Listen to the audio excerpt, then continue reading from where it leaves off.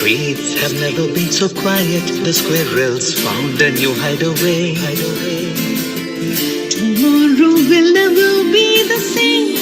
There is so much hope in our hearts. Brick by brick, we shall overcome and walk right into a new start. Welcome to the brand new world. We're the children of a Mother Earth. Reach out your hands, let us lead our earth together. Welcome to the brand new world. We're the children of a Mother Earth. Reach out your hands, let us lead our earth together.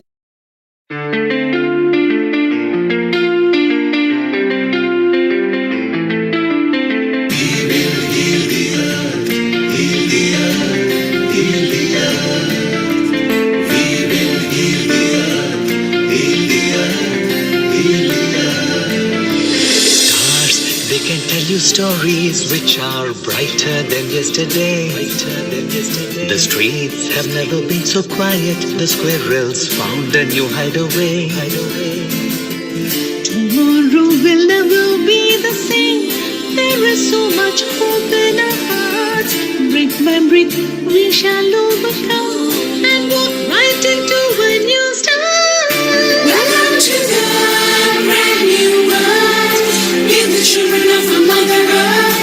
Reach out your hands, let us lead our earth together. Welcome to the brand new world. We're the children of a Mother Earth. Reach out your hands, let us lead our earth together.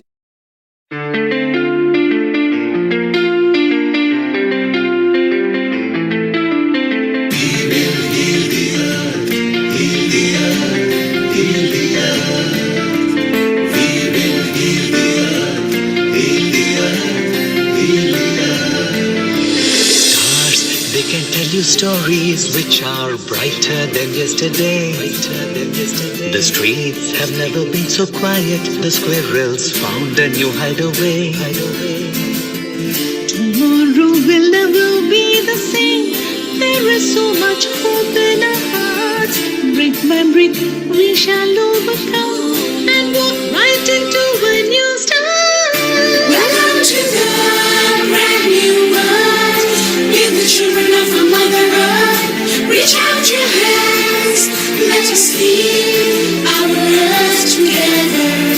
Welcome to the brand new world. We're the children of a Mother Earth. Reach out your hands, let us lead our earth together.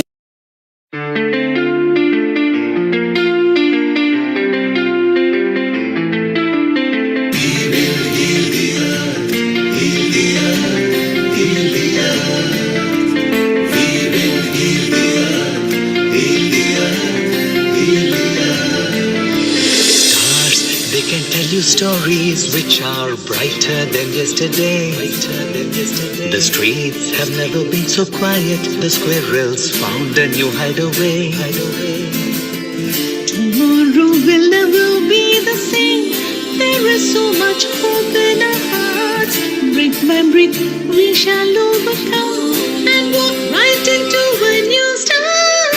Welcome to the brand new world.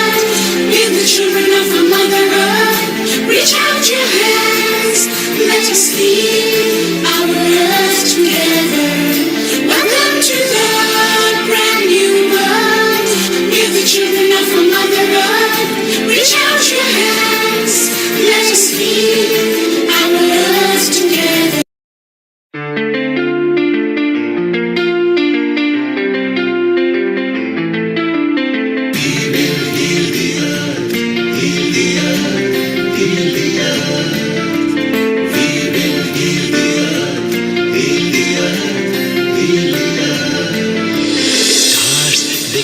Stories which are brighter than yesterday.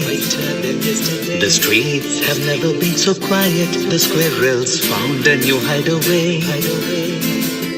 Tomorrow will never be the same. There is so much hope in our hearts. Brick by brick, we shall overcome and walk right into a new start. Welcome to the brand new world. We're the children of a Mother Earth. Reach out your hands, let us lead our earth together. Welcome to the brand new world. We're the children of a Mother Earth. Reach out your hands, let us lead our earth together.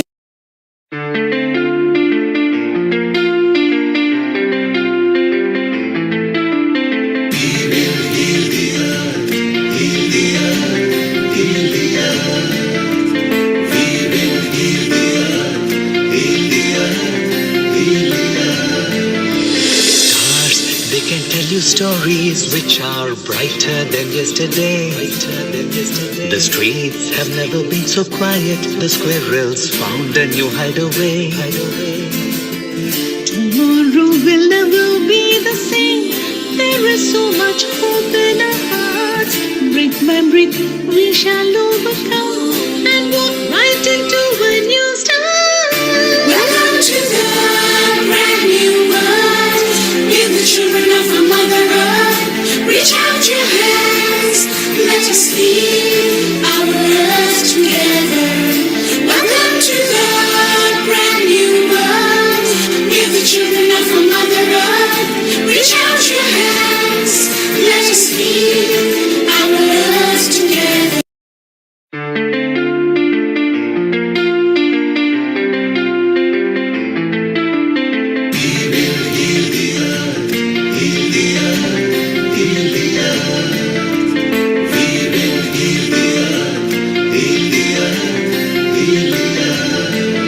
Stars, they can tell you stories which are brighter than yesterday.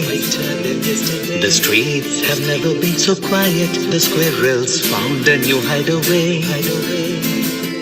Tomorrow will never be the same. There is so much hope in our hearts. Brick by brick, we shall overcome and walk right into a new start. Welcome to the brand new world. We're the children of a Mother Earth.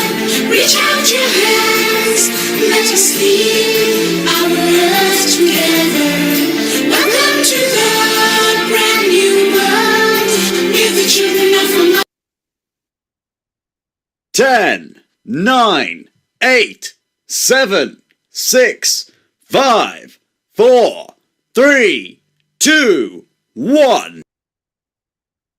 Global Namaste. Good morning, good afternoon, good evening to all the viewers of Feeding Our Earth. My name is Amrita and I'm the host of today's episode.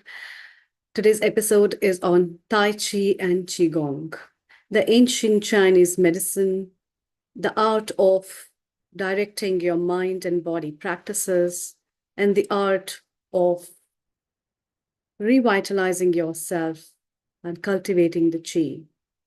To know about it and to also learn the healing modalities of Tai Chi and Qigong and practice, we have some experts who will be guiding us, and also we'll be knowing from the practitioners worldwide how it is practiced, what are the benefits, and how we can benefit ourselves from it.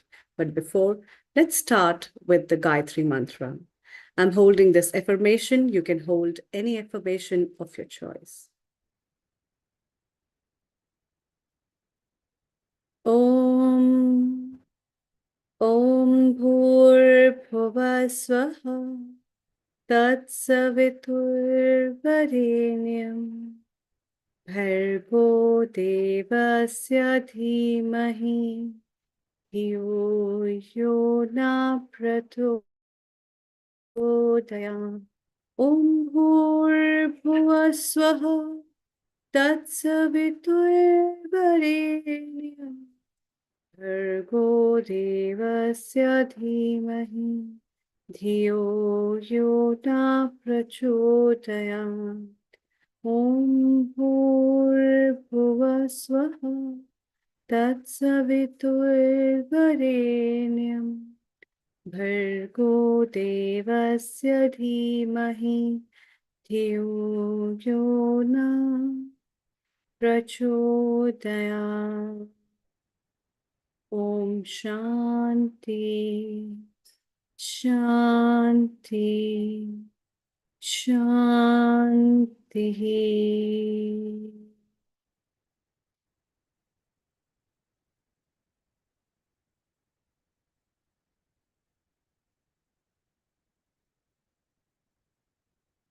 Welcome. It's the 27th anniversary of Tai Chi and Qigong, World Tai Chi Qigong Day, and therefore, to celebrate this anniversary, the 27th year, we are here together to bring to people the knowledge about Tai Chi and Qigong. These kind of traditional systems of medicine, which are very versatile in every culture and different parts of the world, and are practiced in different places in small ways, how these kind of traditional medicine systems contribute for the wellness and well-being of individuals, we will be hearing from a lot of people who will be joining us today. And that's why these kind of days are so special to be made for the public and for the public awareness, so that these medicine systems and practices, which are in different parts of the world, in different sections, can be spread all over the world, so that the aroma of the wellness can be benefited by everybody. For this, I'm very warmly welcoming our episode producer of Tai Chi and Qigong, Keith Sharp. Global Namaste, a very warm welcome and good afternoon. Keith Sharp has been into this practice since more than 30 years and is aiming to get this into the mainstream medicine system with the government accreditation. With all the efforts of people who are practicing Tai Chi and Qigong, there has been a great effort from people worldwide to bring it into the mainstream practicing system so that a lot of people can benefit from them. Therefore, today's episode, I welcome him and also would like to share few things that he shares for people regarding what is Tai Chi and Qigong for everybody to know before we bring in our guests for today. So, global namaste and very warm welcome once again. Thank you very much. Global namaste to everybody. And I want to quickly get into speakers, but I'm still waiting for connections from one or two of them. So I'm going to be rather hopeful that instead of actually starting with Tevye, because I don't see him on the screen here, is that I have a very good friend up here called James McRitchie, guest contributor. Could we open the screen for James? Global James, namaste. good afternoon. Good afternoon, James. I've unmuted. Unmute. You are unmuted Okay. now. You're Can you hear me? unmuted, James. So we can hear you. And as a person who I've known now for some years, I'd like to do a quick introduction with James. Is that he was a co-founder of the National Qigong Association in America. He also spent 30 years in Colorado setting up acupuncture schools right throughout the area. Now lives in his hometown of Liverpool, so he's what we call a true Scouser, but I can't remember whether he's red or blue. Red or blue, Jim? The which? Are you a red or blue? Purple. Liverpool, purple. red. Right, okay. So if you don't mind, Jim, I'm going to hand over to you straight away and see how we can bring things back on course if necessary. Oh, okay. Am I okay now? You can hear me okay? Perfect. Great. Well, thank you, Neil and Keith and Amrita and everybody else involved for inviting me to take part in this event. I should perhaps first say that I'm primarily a clinical practitioner. I have an organization called the Personal Energy Center. From my perspective, I consider that the term personal energy cultivation is the best translation into English of the unfamiliar Chinese word Qigong. So I called my organization the Personal Energy Center. And I should also say I'm not engaged in Tai Chi, but in Qigong. My focus is on Neigong and cultivating the Jindan golden elixir, which is internal practice of meditation, not the Weigong external movement and exercise. And at a rough estimate, I'd say 90% of what people see as Qigong is external, what's called Weigong, and 10% is probably the internal practice. I've been in practice as my primary profession since 1977, which is 49 years now, which amazes me. It's just like I'm getting the hang of it. I'm beginning to kind of like get to know how to do it.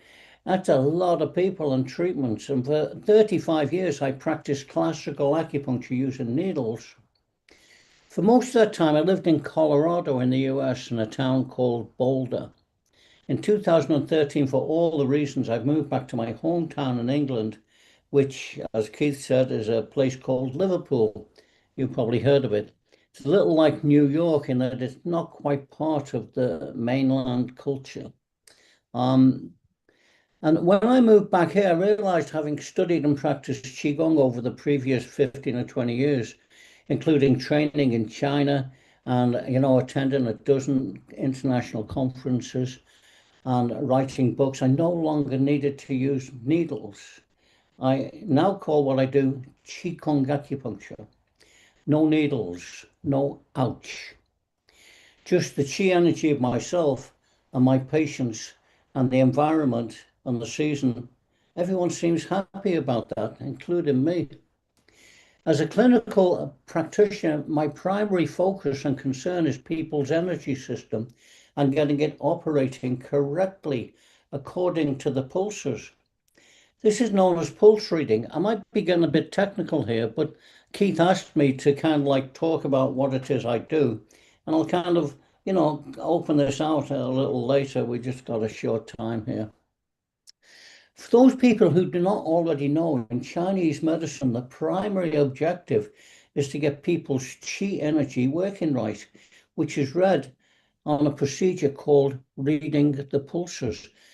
This is described in the Huangti Neijing, the Yellow Emperor's Classic on Internal Medicine, that was published in 240 BCE. That's 2,250 years. That's 100 generations. It's not a clinical trial. It's provided first-line healthcare for a quarter of the world's population for the whole of recorded history. So, how is a person's qi energy read and measured? Well, there are 12 pulses, 6 on each wrist. And if you're not familiar with this, I'll just say there are 3 positions, the front, the middle, and the rear on both sides. And there's 2 levels, the surface and the deep. And so what you feel when you read pulses is you can read and diagnose and measure someone's energy system and how it's functioning.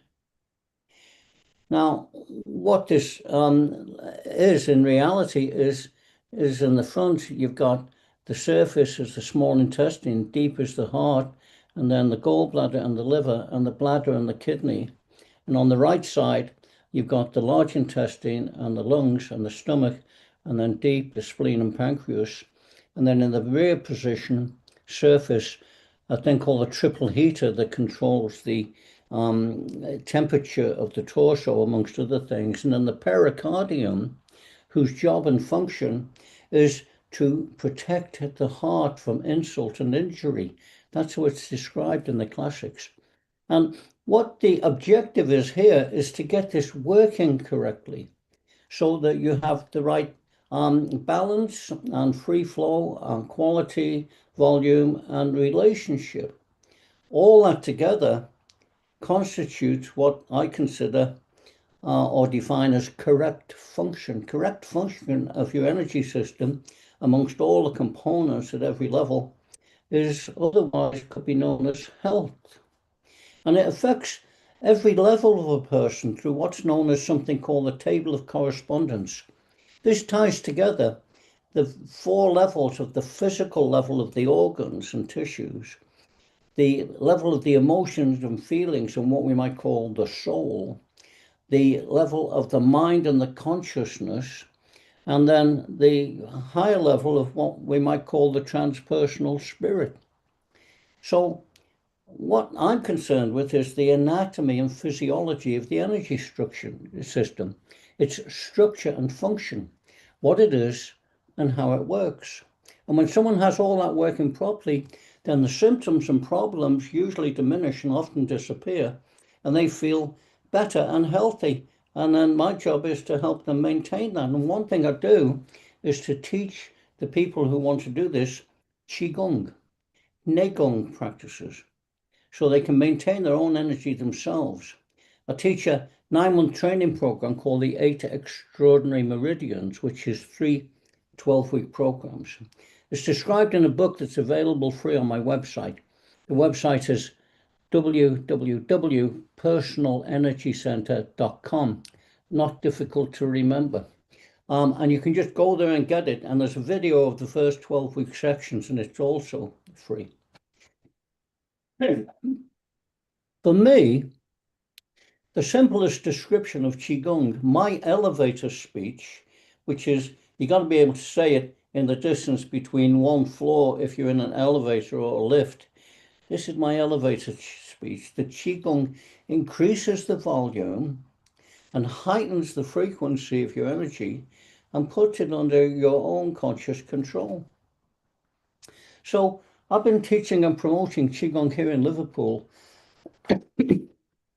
I've done 22 programs of 9-month classes in the past 13 years, a couple of classes a week. But England is a different environment than the US, I will say that. It has not taken off like a rocket ship, like things do there, with the American renowned entrepreneurial spirit, but it's slowly seeping out like a tea bag in a teapot, and it requires patience and compassion. And I've written 5 books on Qigong, 3 with publishing companies, which are available through my personal distributor that's called Amazon.com. You may have heard of them. But the other 2 books are available free on my website. One is a clinical autobiography for any interested clinical practitioners. So that's a kind of like background for where I am coming from.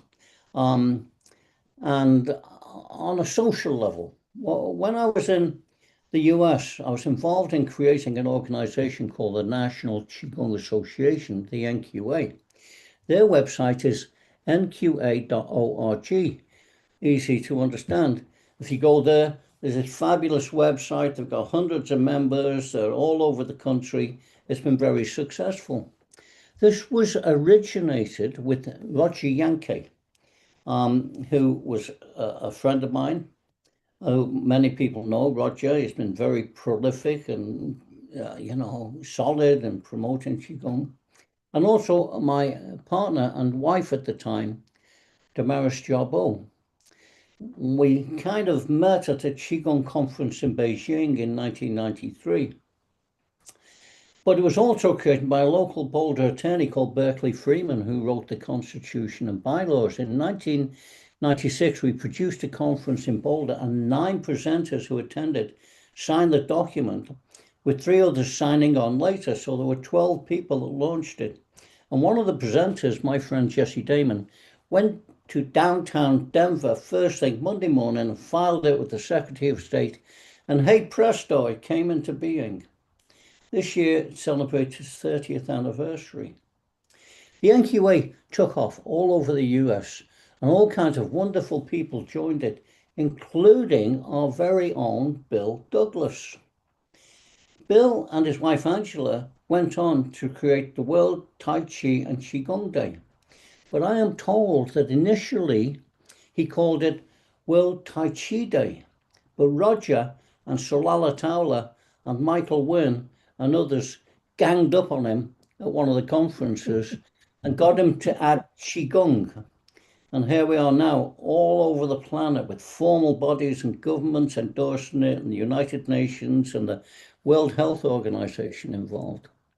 Global Transformation Project is one of the offshoots, which just goes to show that if you have the right vision and you weigh it, the world aligns with you.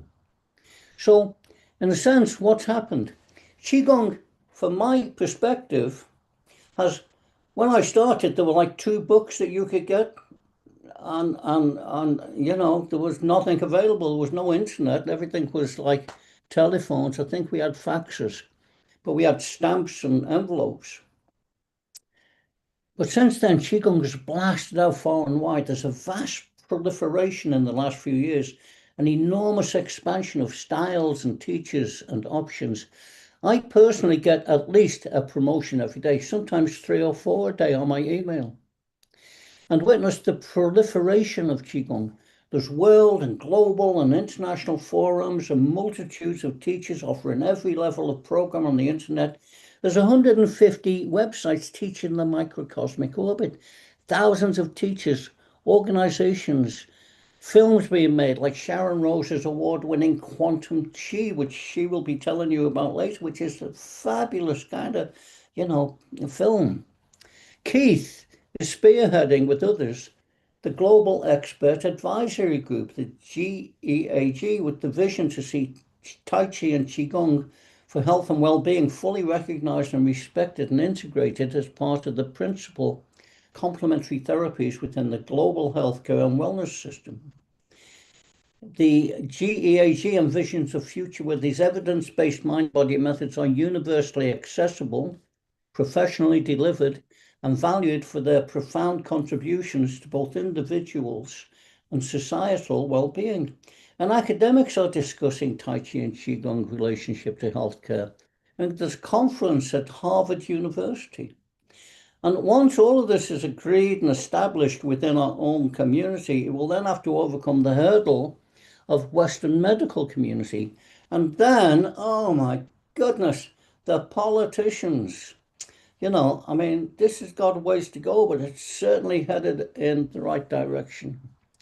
In the meantime, I have a proposal which I think would expand Qigong multitudes of times, maybe add 100 million people today. There's a style of Qigong called Lulu Dao Yin. It's described as letting the body move in response to music, allowing it to move in whichever way it wants to. It's otherwise known as spontaneous Qigong. In the West, it's called rock and roll.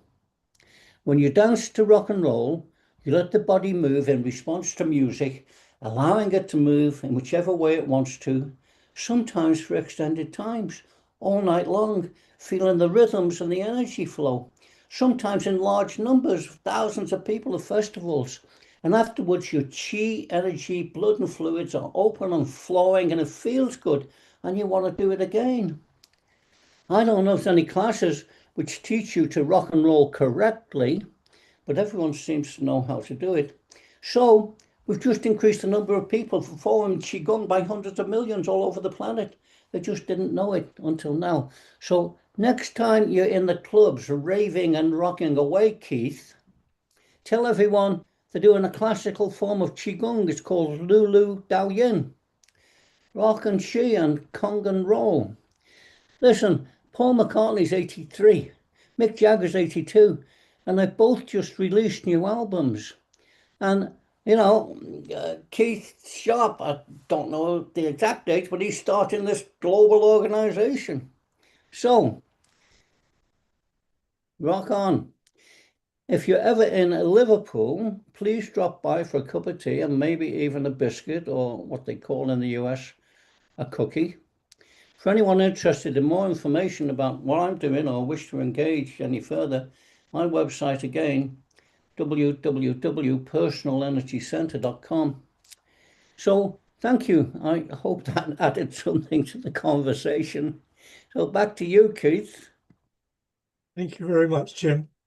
And I want to share a screen with you, and as much as I take a lot of pride in being able to talk with people like you, Jim, in terms of my visions, my aims, which sometimes I query myself, but with your backing, your support, advice and guidance, mentoring, I find absolutely wonderful. Thank you very much. And I'm sure our friends on Healing Our Earth have really, really enjoyed this view into Qigong, Qigong, the NQA, and where we want to go with healing our Earth. Thank you very much indeed. I've not got any response back from Tevye. I think Malcolm is coming on a little bit nearer 3 o'clock. And so I'm hoping that I can fill in a few words at the moment regarding standards, if I may. Would that be okay, Amrita?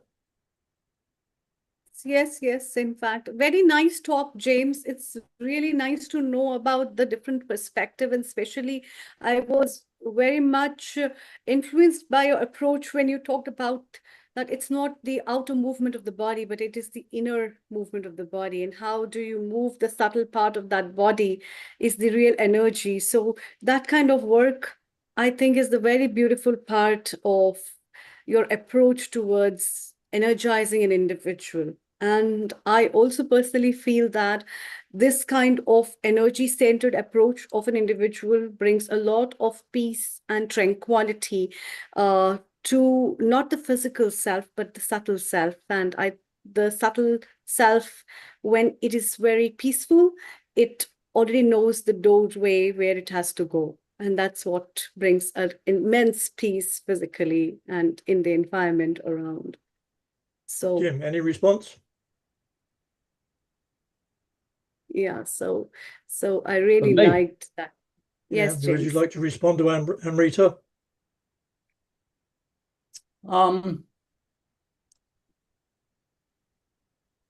I have this little thing that I do with the cab drivers when I'm taking a cab, which I do to go into my office, because I have an office, it's in town.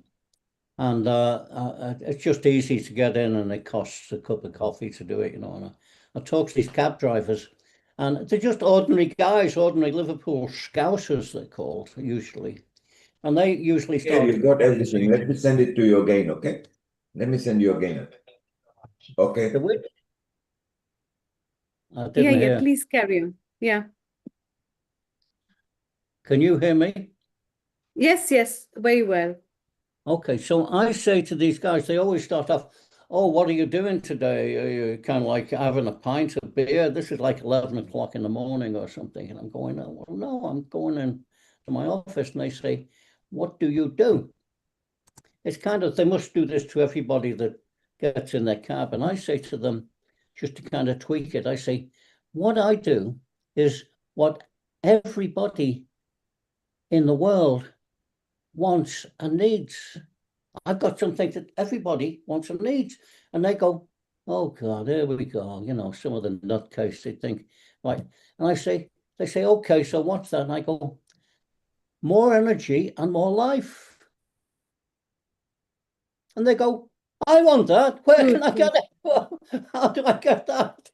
Give them a little flyer and say, "Okay, well, you can sign up, give me a call, get a free consultation." But I think that, more energy and more life, and the better your energy and the better your life is the kind of, normal language that I have to use here in where I'm living. I also have one more question from you, James. Do you think this chi, the energy, is derived from the same energy is in the plants and the animals and the nature as well?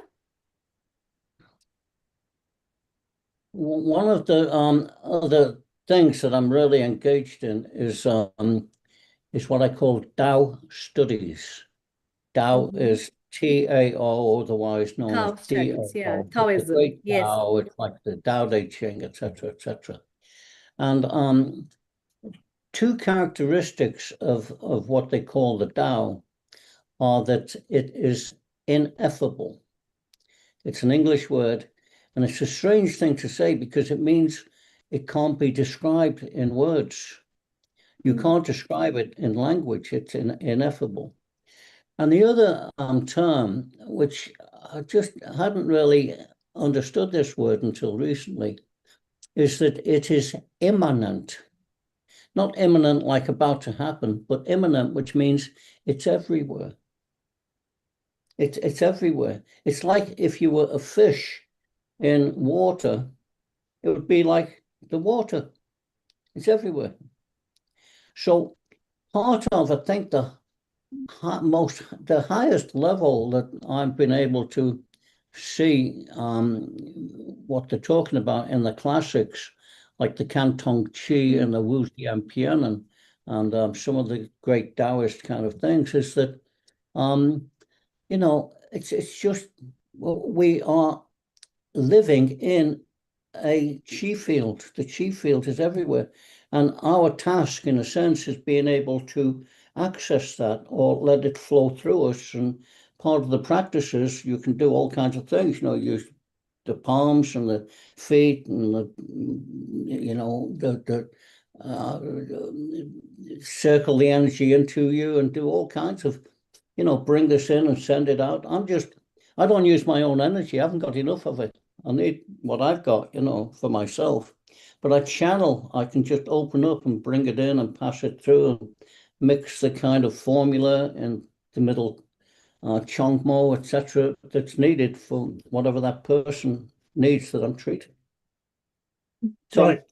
it's everywhere. Yes, it's in the plants, and it's in, what it really is in, and I've been so blessed to have this happen to me recently, is little children. I've just had a little granddaughter, and she's like, I can't believe, how did this happen? That someone she's just like sunshine, Jim, But anyway. Oh, great. I just Thank you. received Let's that. welcome. Yes, let's welcome our founder and director, Neil Kumar, and see what he has to say. Global Namaste, good afternoon, and a very warm welcome to you. And a global namaste to each one of you. Thank you, Keith. Thank you, James. Keith Tevia is here, but like last time, he cannot put his video on. Maybe just say a quick hello to him and we carry on with the others. Tevia, you can unmute yourself because I can't spotlight you without video. Hello, and how are you? I'm good. Thank you for having me. Thank you. Hello, Tevia. Hello. Good to see you, Keith. The platform is all yours. You're ready to go. The shotgun is fired. Keith, he cannot do that because he's not put the video on. Oh, dear. Just say hello to him. We skip Hello. and move forward. Maybe Tevia can say what his specialty is. We can't even spotlight him without video. Okay. So we have White Tiger Qigong. We specialize in Taoist medical Qigong. We've had White Tiger now going on almost 20 years. And I've been focusing with a specialty in medical Qigong, particularly Taoist medical Qigong, for a very long time. And we have over 70,000 students around the world from many different countries and continents. And we have over 200 instructors currently. So what we do is we have ancient Taoist Qigong that we worked with neuroscientists and sports scientists, as well as education experts from Stanford University and Harvard University, to put together a university-style curriculum of ancient Taoist Qigong fused with cutting-edge science. And so we have over 40 courses currently, and our main base is in Vietnam, but we're worldwide currently. We have a cancer program that we've developed. We work with a nonprofit out of London for cancer, as well as Jennifer Golden, who's a cancer survivor, a White Tiger Qigong teacher. That's one of our most popular courses, called Thriving with Cancer. And we've been taught in hospitals in the UAE, as well as the US, and particularly for cancer patients.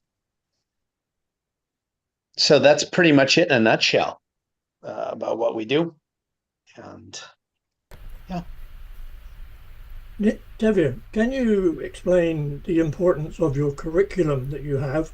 Because one of the difficulties that we seem to migrate to quite often is, well, let's just have a Tai Chi session, and there's not really any guidance on looking at what we can do and how we can actually demonstrate it. If I remember rightly, I spoke to you some years ago and said you seem to have a nice professional curriculum that meets many of the standards, particularly of quality assurance and programs that cover risk assessment and health and safety activities. Would that be right?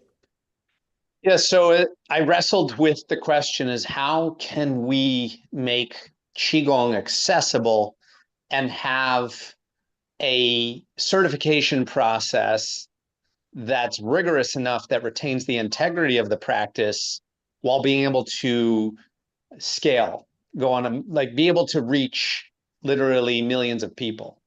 And that was the question I wrestled with for years. So that's why I worked with education experts from Stanford and Harvard.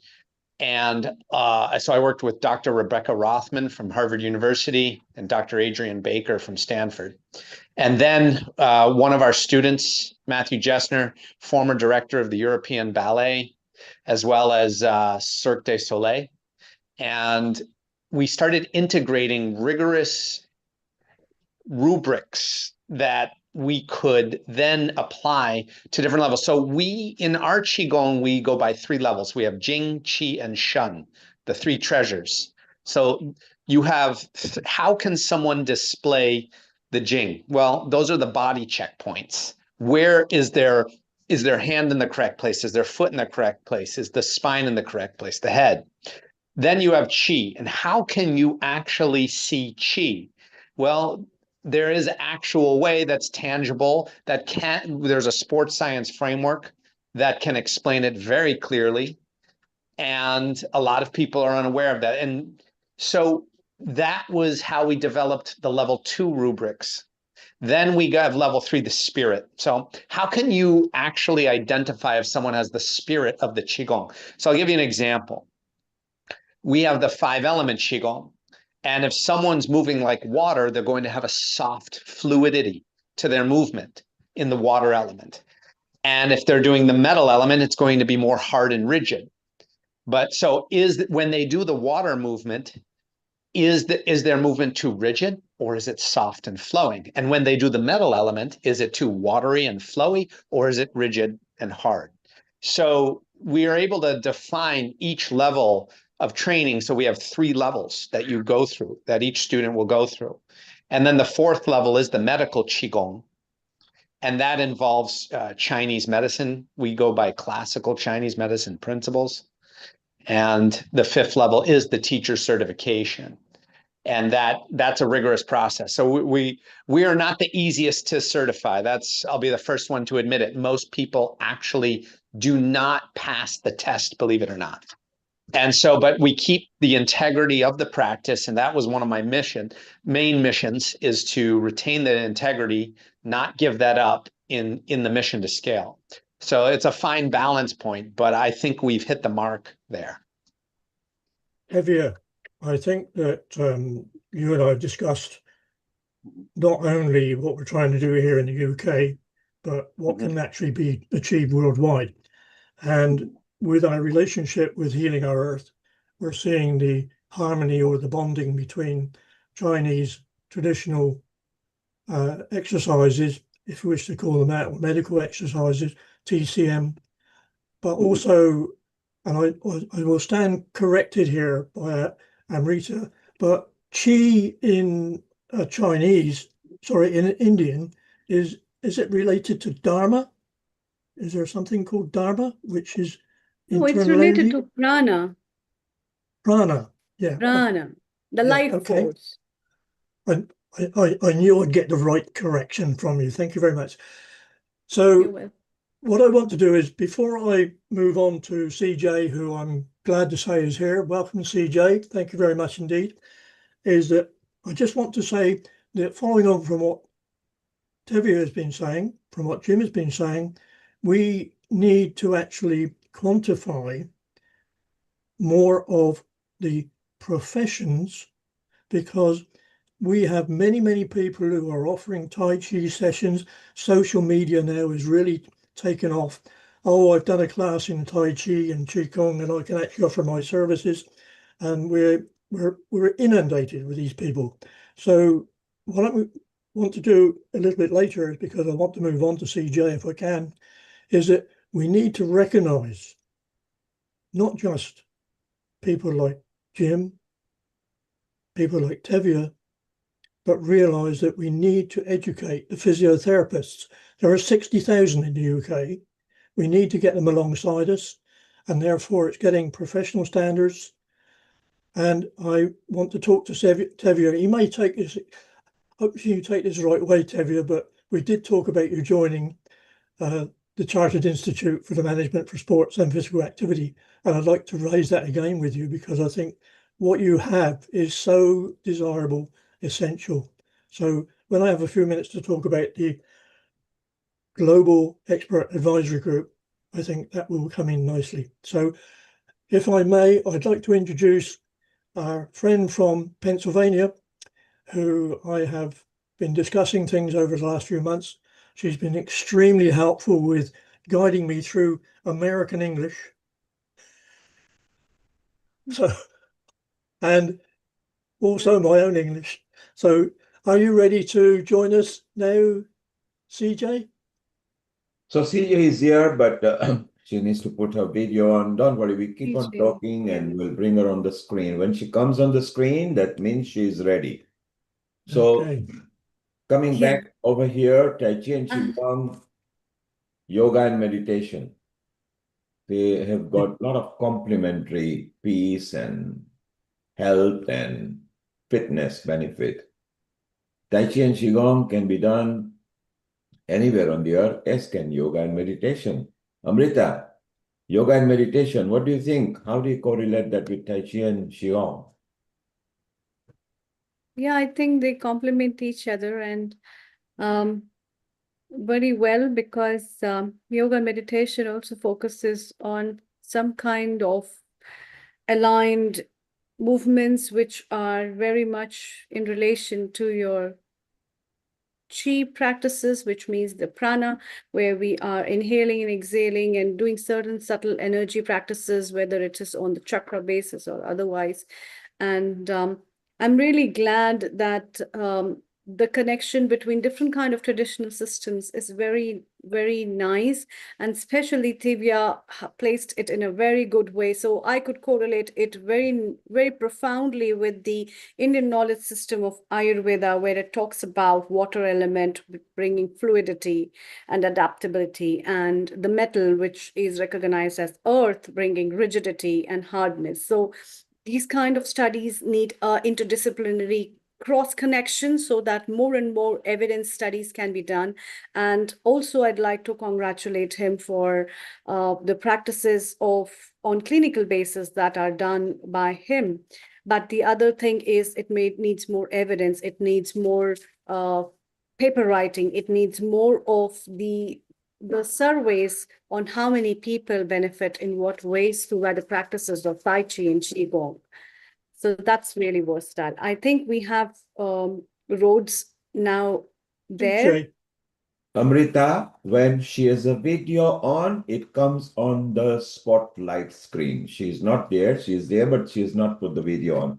Let's Right. welcome Wai Ching meanwhile. Wai Ching, a global Yeah. namaste to you in Singapore. Global namaste. Oh, global namaste, everyone. And Wai Ching will be here for quite a long time because she's part of Tai Chi and Qigong. She's a resident contributor at Healing Our Earth on a multifaceted episodes. Wai Ching, how was it for you yesterday? Oh, for World Tai Chi and Qigong Day? Yes. Yes, wonderful. It was so beautiful converging with everybody and learning from each other as well. And I really stayed almost all the hours that the very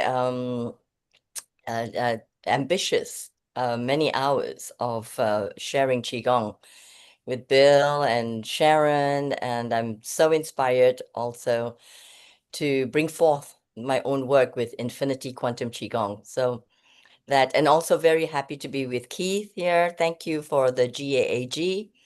And from this side of the UK and then to US, and then we are enveloping the globe like this with our chi and our love. Let's So keep on chit. so good. Let's keep on chit-chatting. Kit, CJ will be here shortly, and when she is, we'll put her on and we'll know more about it. So it's beautiful. Well, Kit, while you're here and Wai Ching is here, the new setup that we are planning for a world authority, global authority, tell us a bit more about it and what it will achieve. okay. Well, one of the challenges I have are based on my training, I suppose, in engineering and management across the world, specifications, recognizing what are measurable outcomes. Does this system work? Does that system work? No.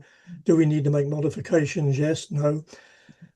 When I've been involved in promoting Tai Chi as opposed to actually teaching it, I made a presentation in 2016 which said we have in the UK nearly 20% of our population are over 65s. And I've been running classes for over 50s, over 60s. And it was not really about teaching, it was about sharing. But as I delved more into it, I then became aware that we needed some professional recognition. And rightly or wrongly, I chose the Chartered Institute for Management for Sports and Physical Activity. And we then discussed, and I have to say that Mark Peters was due to be with us, but he's taken his wife on holiday for personal reasons, I believe, is that we then not just allocated or recommended SimSpa in the UK, but we said, well, what we need is some professional standards. And we produced these in mainly by work through Mark. We produced these in 2022, but it's like most things is that we get involved in diplomacy, we get involved in politics and egos. But most importantly, I have come to the conclusion, and forgive me, please, if anyone takes exception to this, is that I have become terribly, terribly concerned about the number of studies, the number of reports, the number of dissertations that university degree people make, but I don't find the conclusions. I do not find the evidence. People keep telling me, we know it's good for us. We all know, of those that are involved in Tai Chi and Qigong, it's good for us. But really what I consider to be evidence is, where is the actual scientific evidence against particular medical challenges? And where is the financial evidence that it makes worthwhile funding it? Yeah. And we have done it. And I'm pleased to say that one of my colleagues here, Malcolm Calvert, I go to his class now because I don't run any classes. Malcolm and I have been together for, I don't know, over 20 years now, trained at the same martial arts school. But what we are trying to endeavor is, we're cascading information, but how do we quantify it? So the idea of the Global Expert Advisory Group was in a discussion between Roger Yanka, Dr. Roger Yanka, and myself, and we came up with the idea of having mission statement. What is it we're trying to do? And the aim and the visions are to have approved, accredited, reliable Tai Chi and Qigong, approved initially, I would say, by the UK government, but anywhere in the world. So in discussions in the last week or so with CJ, it is no longer just Global Expert Advisory Group. It is now the Tai Chi and Qigong Global Expert Advisory Group. And with this wonderful movement and guidance, I now see that CJ is on screen, And if there's no objections, I would like to introduce a friend of mine who I think, if she doesn't mind me saying so, she finds me a challenge. We do. And Good. of course but we love challenges. And I love that CJ is here with me, and I just came on. If you don't mind, I'll just intercept CJ just for a moment. And you were saying that, Keith, that yes, we came together for this purpose of creating guidelines, which are necessary. But also we have to be not so uptight about it. We can just be more relaxed, and we have to be sung and let it flow also while we do this.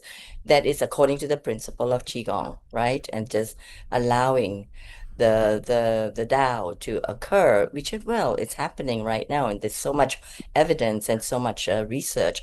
The most important thing would be the results that people are receiving, and that's what we want to focus on. And as someone who has been teaching doctors and nurses in clinics and hospitals and the Pacific Cancer Center in Singapore and elsewhere, I mean, that is what the most heartening thing is to really see and feel the results that people are receiving. And then, that would speak for itself while we create the guidelines for professionalism. That's just a comment that I want to make. Yes. Appreciated as always, my dear. Well, thank you for welcoming me both. Thank you Hey, to Nils Jay. and everyone else for putting on this fabulous event. I do appreciate it. Sorry for the little bit of a delay. I juggle a lot of balls. If you don't know, I juggle a lot of balls, and I was juggling a university ball this morning that I had to take care of. It was unable to get on right away, but I'm glad I was able to make it now. So, as Keith said, we have had many discussions about the level of research, the level of proof for integrative health practices such as Tai Chi, Qigong, yoga, meditation, all the wonderful things that all have basically a very similar mechanism that they use to heal the body. And there are some modalities for which we have a huge amount of scientific proof. But proof is in the word proof is the issue here, because the way scientists do it, at least the way modern Western scientists do it, is first you have to have a whole bunch of studies. And then you have to do a systematic review of all those studies. And then you have to do a systematic review of the systematic reviews of all those studies. And then finally, after many, many, many, many years, we come to the conclusion that, maybe this is a good idea to add to our standard practice of medical practice. And we haven't yet achieved that level, certainly not for the broad capabilities of the integrative healthcare arts, but we have achieved it. We have achieved that first level for a few fall preventions, pain relief. There are quite a few that lowering blood pressure. There are quite a few for which we have the first level, but we haven't quite gotten to the third level, and we certainly don't have doctors at this point prescribing Tai Chi rather than statins for things, or lowering blood pressure medication or whatever. So, and part of that, at least in the United States, it's part of that is because the pharmaceutical industry and the device industry, surgical device industry, have a lot of money, and they lobby the government, and so as a result, it is very rare to allow. They don't want low cost practices like Tai Chi, Qigong, and yoga to be able to threaten the amount of money they make in their surgical devices and prescription drugs.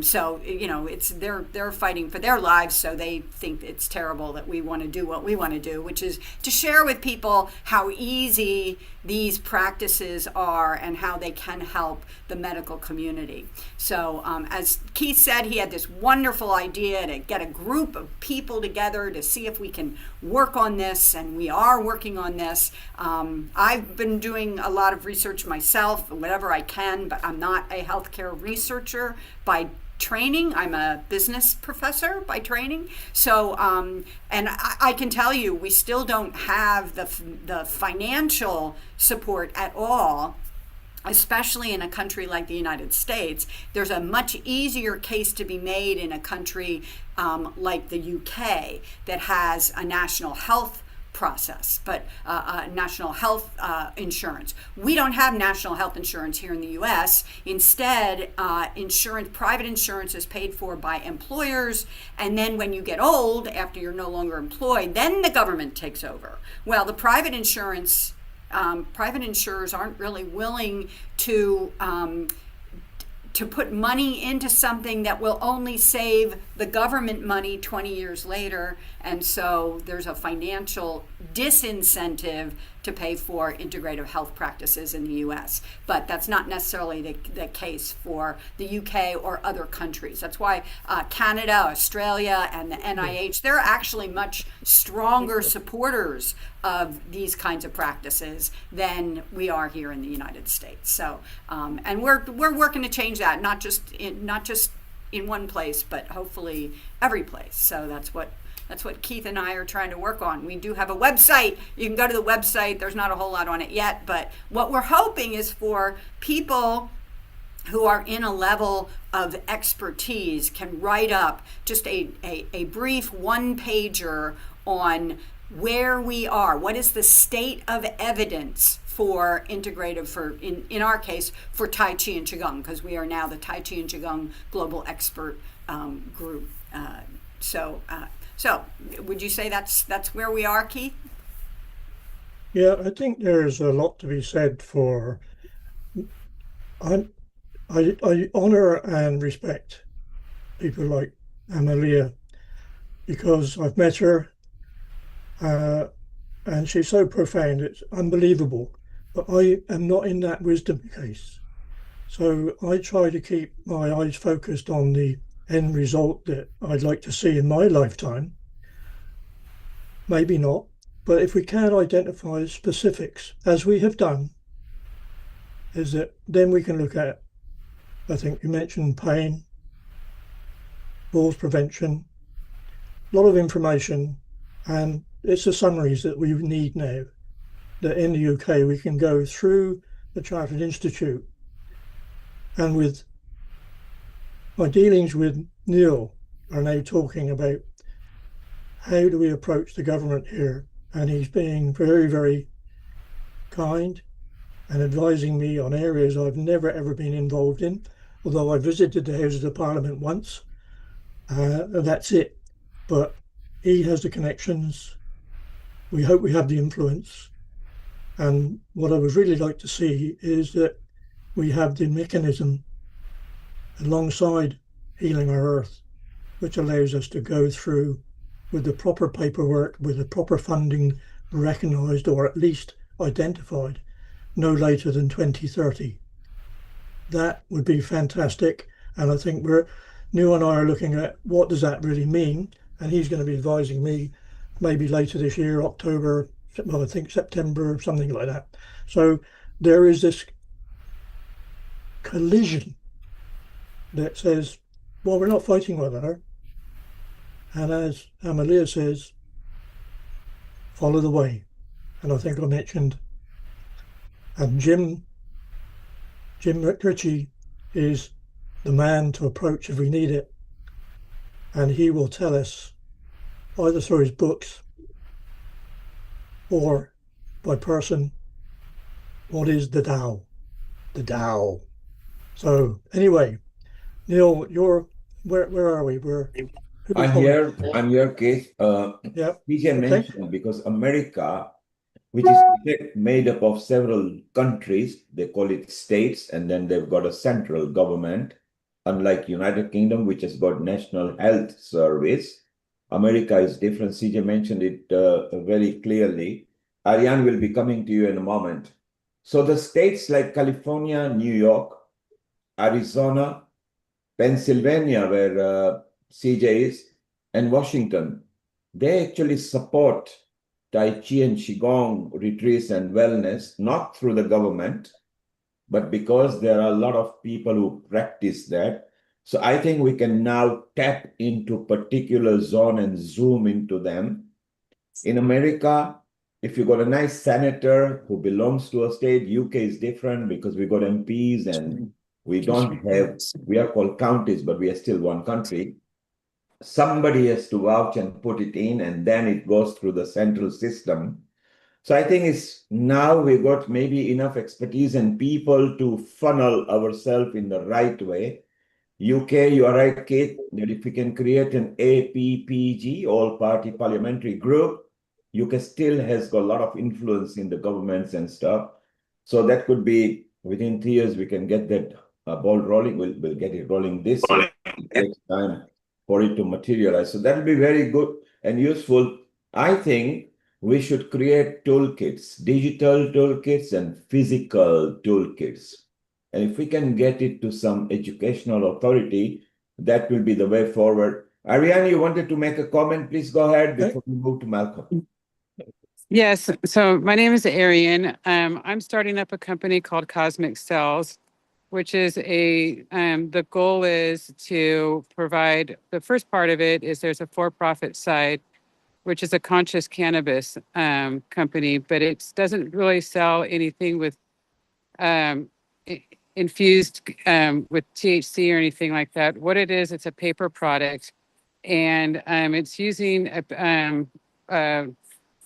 rolling papers and tips, but it turns into a rolling paper tray.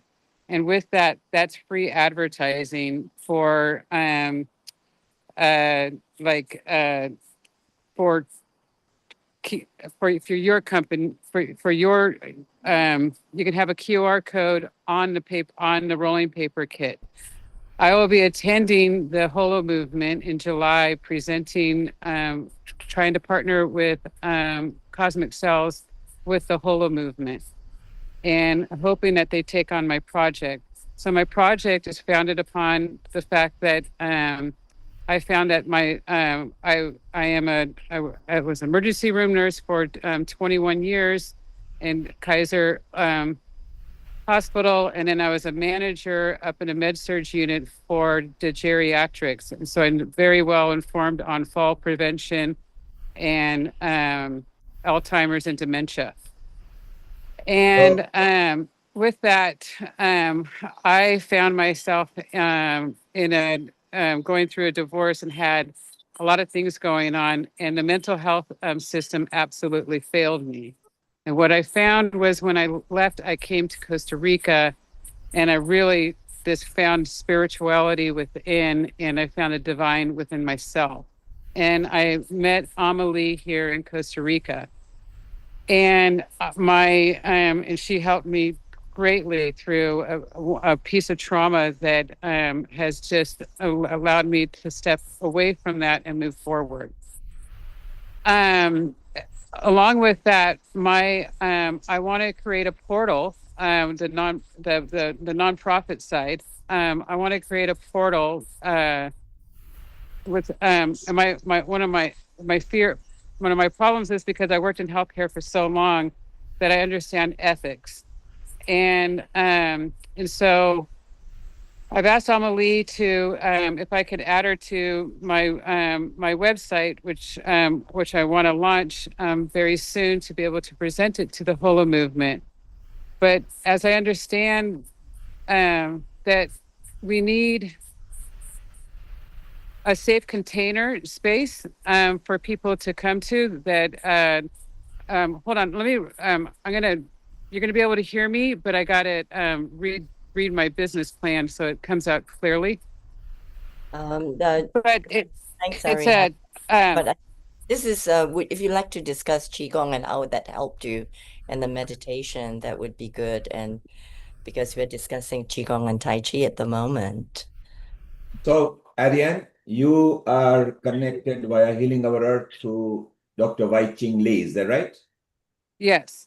Okay, so if you could, she will put you in touch with me, Keith, and Amrita, and we will guide you. Yes, you could be good. At the moment, we are Tai Chi and Qigong session today.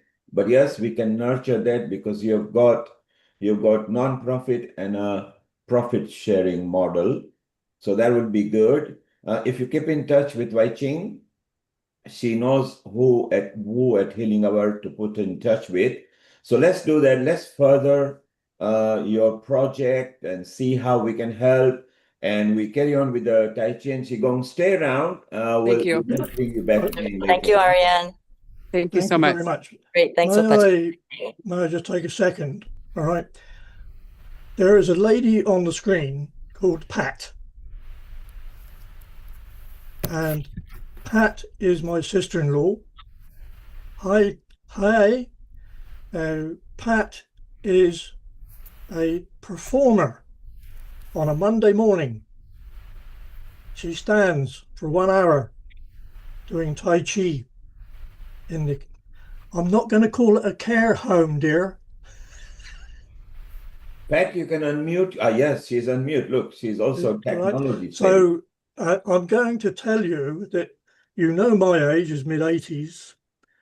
This lady who is now studying particular activities is now 4 years short, I think, of getting a card from the King. Pat, do you want to say something? Yes, okay. Yes, we have an hour on a Monday. Can you hear me? Yes. Loud and clear. Go ahead. Yeah. We have an hour on a Monday of Tai Chi, and we're a mixed age group. And I am the eldest, but we find it's very beneficial for those of us who join in. And apart from beneficial, it's enjoyable as well. And we just exercise every part of our body, and it's a worthwhile hour. But Wonderful. But I'm the eldest there and hope to go on a bit longer. Right. Thank you, Pat. And I hope to see you when we come off the train next time. Anyway, if I may, is it all right, CJ, if I move on to Malcolm? Sure. I mean, Okay. you know, if you want me, because you had asked me to do the pain-freeing qigong, which I'm happy to do, but I can do that either later or not at all. It's fine. Well, we're going to see how much buffer time we have, but I'm going to introduce you to a good friend of mine. We were both students at a martial arts school, and when asked by the Malay Chinese person why I was not interested, I said, I've had my heart attack. I really want it only for health and well-being. Malcolm covered for me on a few occasions when I was away teaching on cruise ships. And I'm delighted to say that this gentleman actually runs classes, courses for people over 50 mainly, with a wide range of medical problems. And I am delighted to say he's making a healthy living out of it at the moment, which means he's probably been on the golf course this morning. Malcolm, over to you, if you may. Hi, Keith, and hello, everyone all around the world. It's great to be able to talk to you for a few moments. Keith and I met in the mid-80s at Wutan International Martial Arts, and I went on to train with Master Tai to be able to teach. And I'm glad to say that I've been teaching now for about 25 years, and I love it. It's Tai Chi and Qigong, they mix really well together. It'll always, to me, it'll always be a mixture. I think it's important that, first of all, in classes that you warm up people's bodies and minds before you get into the moving part of the Tai Chi. I use a mixture of Qigong in that I will use some just some warming up exercises, a bit of arm swinging and head turning and things, just to get their bodies in motion. And then do part of the Jamjong sequence. Then we use the Tai Chi that I use for teaching is a Yang style Tai Chi. Emanates from Chen Man Ching. the 37 form, there are lots of variations, and ours is probably not pure, but it's as close as it's going to get. People find it very enjoyable. It's interesting listening to Pat. Most of my students will be over 70, although we have recently had quite a lot more younger people joining in the 40s and 50s. My oldest student until a couple of years ago was 102, and she was with me for 22 years. Absolutely loved it. And unfortunately, until she died, she always seemed much younger than all the rest. She had much more energy, but she told me that she did it every day. She did the sequence every day, and also her Qigong. I think that with regard to, we've worked a lot with like falls prevention. The unfortunate thing for here in the UK is that the NHS, as much as they're tremendous, their idea of falls prevention is actually falls aftercare, not actually teaching people how to not fall over. So I think for me, it's a big responsibility to me to try and teach people a different way of moving, and that's what we use the Tai Chi and the Qigong for. When I first trained, my initial interest in the healing aspect of Qigong and Tai Chi was for asthma, because I had really bad asthma. But latterly, I've now realized that it's good for all ailments, physical and mental. There's people have a lot of problems with mental illness now, and it's certainly very good for that, as well. The structure is the most important thing, I think, for the Tai Chi. Certainly with regard to my students, we do spend a lot of time with sort of spacing, stances, and body posture, because I think that's very important. Unfortunately, as we get older, we lean forwards, and that leaning forwards does lots of things. Firstly, it puts you off balance. Secondly, it's not good for your back or your knees. And as we get older, because we're not so mobile, it's because we're not so active in our daily lives. As Keith said, I didn't actually play golf this morning, but I played yesterday. So I try and play golf 2 or 3 times a week.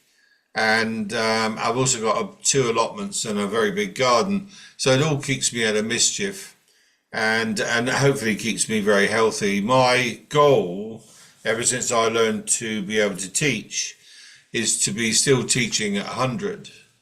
So that's my sort of long-term goal. And the other benefit for teaching is that it's a double-edged sword, because although I'm trying to teach people how to live longer and be happier and be healthier, it also keeps me healthy as well. And it may well be, my partner teaches as well, and we were talking about it the other night, and she did say that if she didn't teach, she probably wouldn't do as much Qigong and Tai Chi as she does now. So it has another side to it. I've certainly helped 2 or 3 people to become teachers, and I'm happy to help anyone else who wants to help. They have to learn, I would say, more traditional teaching, but what I actually teach is an adaptation. Firstly, to make it safer for the participants, and secondly, to try and slow it down a little bit so they can get to understand it, and hopefully over a period of time be able to do some at home. To this end, we produce some videos which I put on my website, and also I work with cancer patients and dependents, and we put them on the Wessex Cancer website as well during lockdown mostly. These are very popular, and they were only meant to be a short-term thing while we were in lockdown for 8 months, but actually they've proved so popular that we've left them on now. We've actually added some more videos, different videos. So I think there's lots of different ways of reaching people. Certainly Zoom is a good medium, both for teaching and keeping in touch, but also for practice, so that people can practice their arts, various arts, without going to classes every day. They can put the screen on and they can stand and just either listen or follow. And as I say, they do work really well. We've certainly had great response from them, and all my students use them. And I know they use them because they tell me, they point out the odd little mistakes that I've made on there. But there was a very quick, we made them the day before lockdown. I made 4 15-minute videos, 2 of the warm-up and the Qigong, 1 standing, 1 seated, and then 2 covering half of the Tai Chi itself, the Tai Chi movement. That also had some of the Shabasha exercises in, which I've been training with Fabrice now for 5 years, and we're just in the process of finishing set 8. Shabasha is a very interesting technique in that it's very modern, but it's health-based. It's not martial-based. Most Qigong systems, certainly old systems, are martially based. But the Shabasha that Professor Lin has designed has taken on board lots of different systems, a lot of Shaolin stuff, and also Jamjong, and various other techniques that they've taken on board. Plus, of course, they've mixed it in with Yang style Tai Chi. It's also very popular. Everyone seems to enjoy it a lot. It's about movement and motion, matching the breath to the motion. And the movements are also designed to free up your body as well as your Qi energy and your systems. But the main thing is that they're enjoyable. And I think certainly, I'm sure you'll understand as teachers, that if your students don't enjoy what you do, they won't come back. And if, like me, you've used it to make a living for the last 20 odd years, it's important that you retain your numbers and that the students really enjoy what they do. Otherwise you just can't teach full time, and you end up in what would be the traditional way of working during the day and just teaching in evenings. And that's how I started. And the first probably 4 or 5 years I taught in the evening. It's at adult education classes in 3 or 4 different institutions, and worked during the day. When Keith and I started working with the Primary Health Trust with daytime classes, in them days we called them over 50s classes, and it's really progressed from there. We identified that professionally there was a market during the daytime for people that had more time, A, to come out during the day, B, who didn't want to go out at night particularly, especially in the winter, and also had the money to be able to pay for classes. A lot of the youngsters now, especially in the UK, it's probably the same in other places, they don't have a lot of money for to pay for extras, so classes of any type. And certainly as I worked in adult education, and in this country the attendance in adult education has dropped off tremendously. Welcome. Yeah. Well, mate, it's a fantastic way that we've developed and you've developed particularly. But when we spoke the other day, I thought it might be a good idea. I don't know if you have enough room there just to show maybe the first few moves of the Yang style. Yeah, I can do that, Keith. Yeah, I can do what we call grass bird's tail, which is from ward off to the left to single whip. You should be able to see all right. I'm just going to go to the other side of the room. Yeah. Now, one of the things that I will not insult this gentleman about, but he does admit that he is of a rather large frame, but his balance, his coordination is something to be admired. Malcolm, grass bird's tail as we understand it. Okay, so grass bird's tail as we understand it goes from ward off to the left to ward off to the right, roll back, press, open, push, and then turns into single whip. So the important thing for this is the spacing between your feet, at least the width of your hips or your shoulders, both feet pointing towards the front if you can. Some people as they get older their feet turn out, as long as you're not too bad, as long as it's stood like Charlie Chaplin, because it's not good for your knees. Your knees are relaxed, shoulders are relaxed. So this will be the start of the posture. And then you're moving your weight forward. So I'm going to step forwards with my left foot. So I turn my right toe out slightly and step forwards with my left. Now my weight is on my left, but I'm not leaning from my chest. I'm moving from my center. I've got a waist that's in there somewhere, hidden away. And my left hand is in the center, facing the center of my chest, palm open, shoulders relaxed. And your right hand pushing down by your right hip. So this is ward off to the left. Now you're going to turn to the right. So my weight's on my left, pick up my right heel, put my right heel where my right toe was. So I've recreated that space between my hips. And as you turn to the right, turn your left toe in, right hand comes up, left hand touching your right wrist. So you're almost back in the same posture, just your hand has changed motion here. Now roll back is about turning your wrists, and as I move my weight from my right foot to my left foot, I turn my waist and drop my hands down towards my left knee. So a nice round shape with your arms. Again, shoulders relaxed, most of your weight is on the back foot. Now as I move back to the right, you turn your wrist, left hand on my right wrist, and as I move my weight back to the right, you turn and press to the right side of the room. Now you move your weight back and just open your arms like you're putting your hands on someone's shoulders.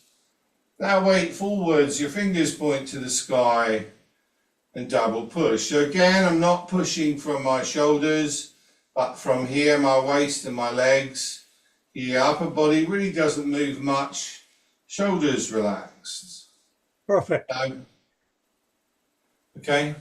Can you just explain maybe the challenges that we have with regard to the sort of percentages that you put on one foot as opposed to the other? Because none of it is straight legs. It's always nice and relaxed, but having the posture is absolutely crucial, as you always explain, but people may not realize that when they're moving forward, they're upright, but their knee is taking maybe a higher percentage on the front foot than it is on the back foot. Yeah, so when this posture is, when you're 1 foot ahead of the other, I'll do it this way round. So when you have 1 foot ahead of the other, they call it bow or bow and arrow stance. And in this posture, you have about 70% of your weight on your front foot, 30% on your back foot. Both knees are relaxed and both knees are in line with your toes.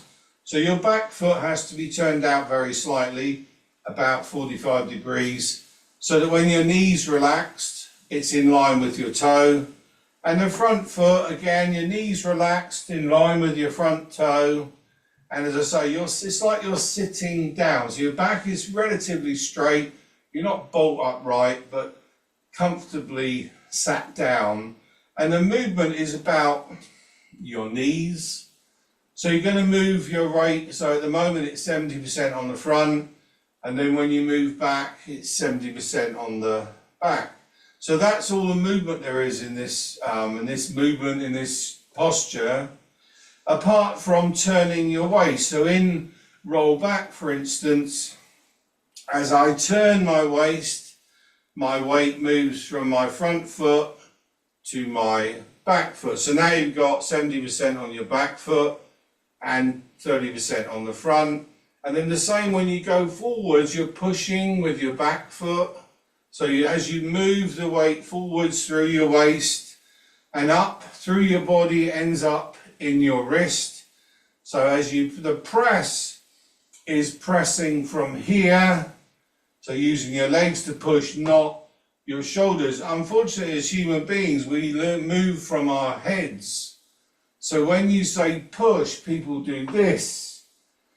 But in reality, I always use the notion that if you were going to push a car, to be able to push with just your upper body, you'd have to be built like Arnold Schwarzenegger. But if you push with your legs, what you're doing is, as you push down to the ground, the energy can't go down, so it comes back up through, and you get this return like a spring energy, and all the energy finishes in your hands, which happen to be in front in this case.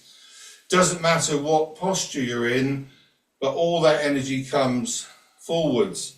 One of the commonest faults when you're teaching with people is that at the start of the sequence, your feet are open. So when you tell them to step forwards, their natural way of moving is to step directly in front of the back foot. In this position, firstly, it's not good for your balance. And secondly, it's not good for your posture either, because to be able to get your shoulders and your hips parallel, so your chest is pointing to the front, motion is all going forwards, you have to twist your lower back. So the hardest thing is to get people to step forwards and have a space, keep this space between their feet. This then allows them to keep their shoulders and their hips parallel, and therefore their back is relatively straight. No strain on the lower back. It should engage the correct muscles when you do this. You're not just using your thigh muscles, but also your calf muscles as well. And it's very good exercise for strengthening all the ligaments and tendons as well in between. And I always ask people if they're going to practice this at home, they just need a line on the floor.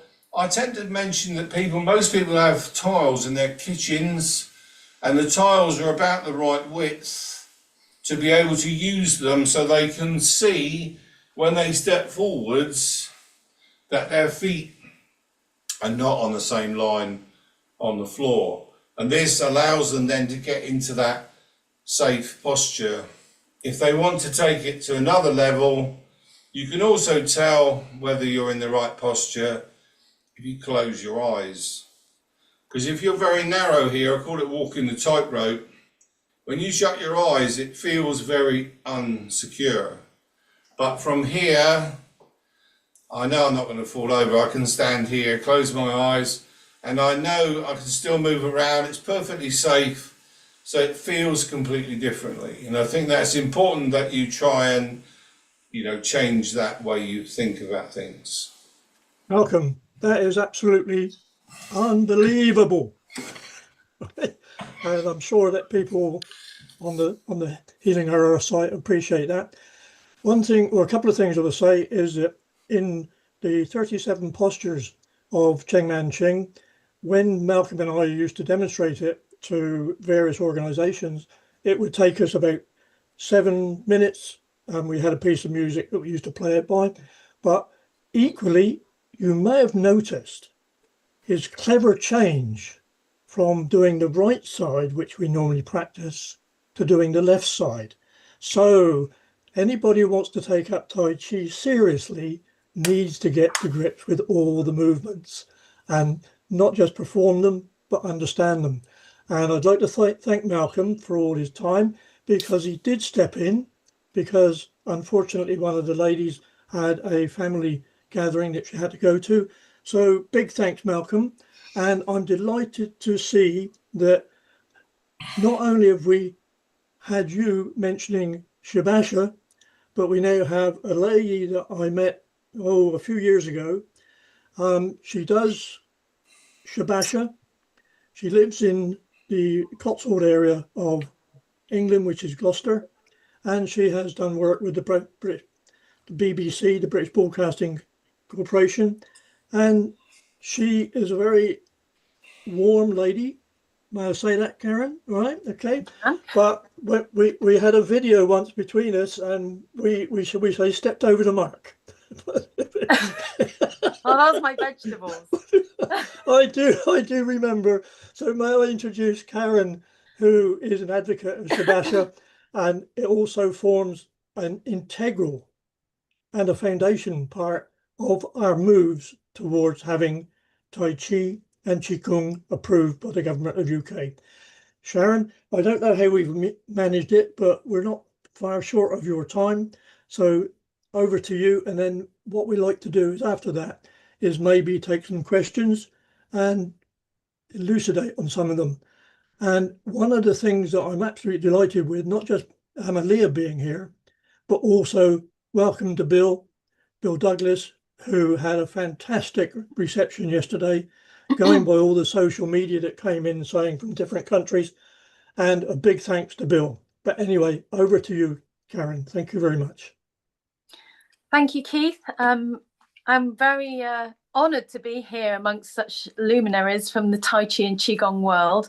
And I would like to offer a very deep bow from across the ocean to Bill Douglas for being here, and also for all your work for World Tai Chi and Qigong Day, which we've just had yesterday. It was absolutely fantastic here in Cheltenham. We had well over 100 people turning up. And excuse me, I take inspiration from your T-shirts that you bring out every year. Unfortunately, as I've tried in the past to get them shipped over here, it's always been a bit too difficult. So I take the inspiration from the colours. And I said this year, because I saw the colours were maroon and white, or looked like maroon and white, I said to everybody, well, the colours this year are maroon and white. And almost everybody came in maroon and white, which was amazing to see. So everybody had their colours on. Everybody was out in the sunshine. We were very lucky as well to have our mayor join us and offer an official proclamation of World Tai Chi and Qigong Day this year. And so it was a great event. It's really starting to raise the exposure of Qigong and Tai Chi within my hometown of Cheltenham. So I first of all have to say that I have great gratitude and admiration for everybody here and the work that they're doing, in terms of the different projects that they're doing, in terms of the GEAG, the Healing Our Earth, and all the different things that you're doing, White Tiger, Qigong, etc. I'm really coming from a very much of a grassroots place here in Cheltenham and in the work that I do. And I work very much with community. So I came into Tai. I ought to say just a little bit about my background, so that you have some idea. I was introduced to Tai Chi by my grandfather, who I saw practicing in the garden from a very young age. I was a very young age. He passed away when I was 8, and I knew that he did these, Grampy's exercises in the garden. I didn't get into any formal training until 1991, when I traveled to Taiwan as a teenager. I was just 18, and I came across a Tai Chi and Qigong class in Taiwan. And all I can say is that I didn't speak a word of Chinese. The teacher didn't speak a word of English. Nobody in the class spoke a word of English. And I walked in there not knowing what to expect. And the teacher was indicating that he wanted me to hit him. And I thought, this is very impolite. I've just come into this new class. I don't know this teacher. He's looked like an older man, and I thought, I don't really want to go and push him around. So I tentatively gave him a little push. I could feel he was very solid. And he kept laughing and kept doing, no, push me harder, push me harder, push me harder. Anyway, after several attempts, I thought, right, okay, you've asked for it now. And I actually took a run up at him because I could feel he was really strong. The next thing I know, I'm on the floor looking up at him. The whole class are around laughing. And he's laughing and laughing and laughing. And I just looked at him and I just thought, I want some of that. I want some of that power and that energy that I've just experienced from what I thought was a little old man who was actually like a mountain. And so from there, I did these classes with him. I didn't know what I was doing, couldn't speak a word, ended up going to Thailand, and I learned the Chen Manching 37-step form from one of Chen Manching's students, John J. Shelfer's school, which was called Heart of the Dragon in Thailand on a small island called Koh Phangan. It was a very intensive course, a month long, and it was roughly 3 hours in the morning at sunrise, 3 hours in the evening at sunset, and just practicing all day in between. After 30 days of that, I had the form very clearly in my body, somatically in my mind. And I then subsequently just practiced it every day by myself. I came back to England, couldn't find anybody that did Tai Chi, didn't know anybody that had heard of Qigong. And there was nothing in those days in terms of internet. All we had was the yellow pages, and there was nothing in the yellow pages about Tai Chi or Qigong. So I was basically left alone after having this very intensive teaching in Thailand. I was left alone with my form, and I was left alone with my form for many years.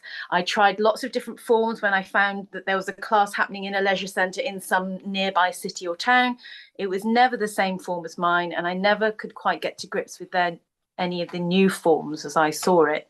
So for decades I practiced alone, and I decided that that's the way it was just going to be. And then I came across more and more of the Qigong and Tai Chi happening in the last, probably I would say in the last 8 to 10 years. It's become more and more popular. It had become more and more popular. And I managed to find teachers and other people that practiced the same form. So how I came into sharing Qigong and becoming so sort of community led was not my plan at all. It's happened so organically that I feel that this is the Tao. This is the Tao working through me. And what happened was I was practicing Qigong with my parents, as we always did, every week in their garden. And one day they said, well, why don't we practice for a change in the park? Two of our neighbours want to join.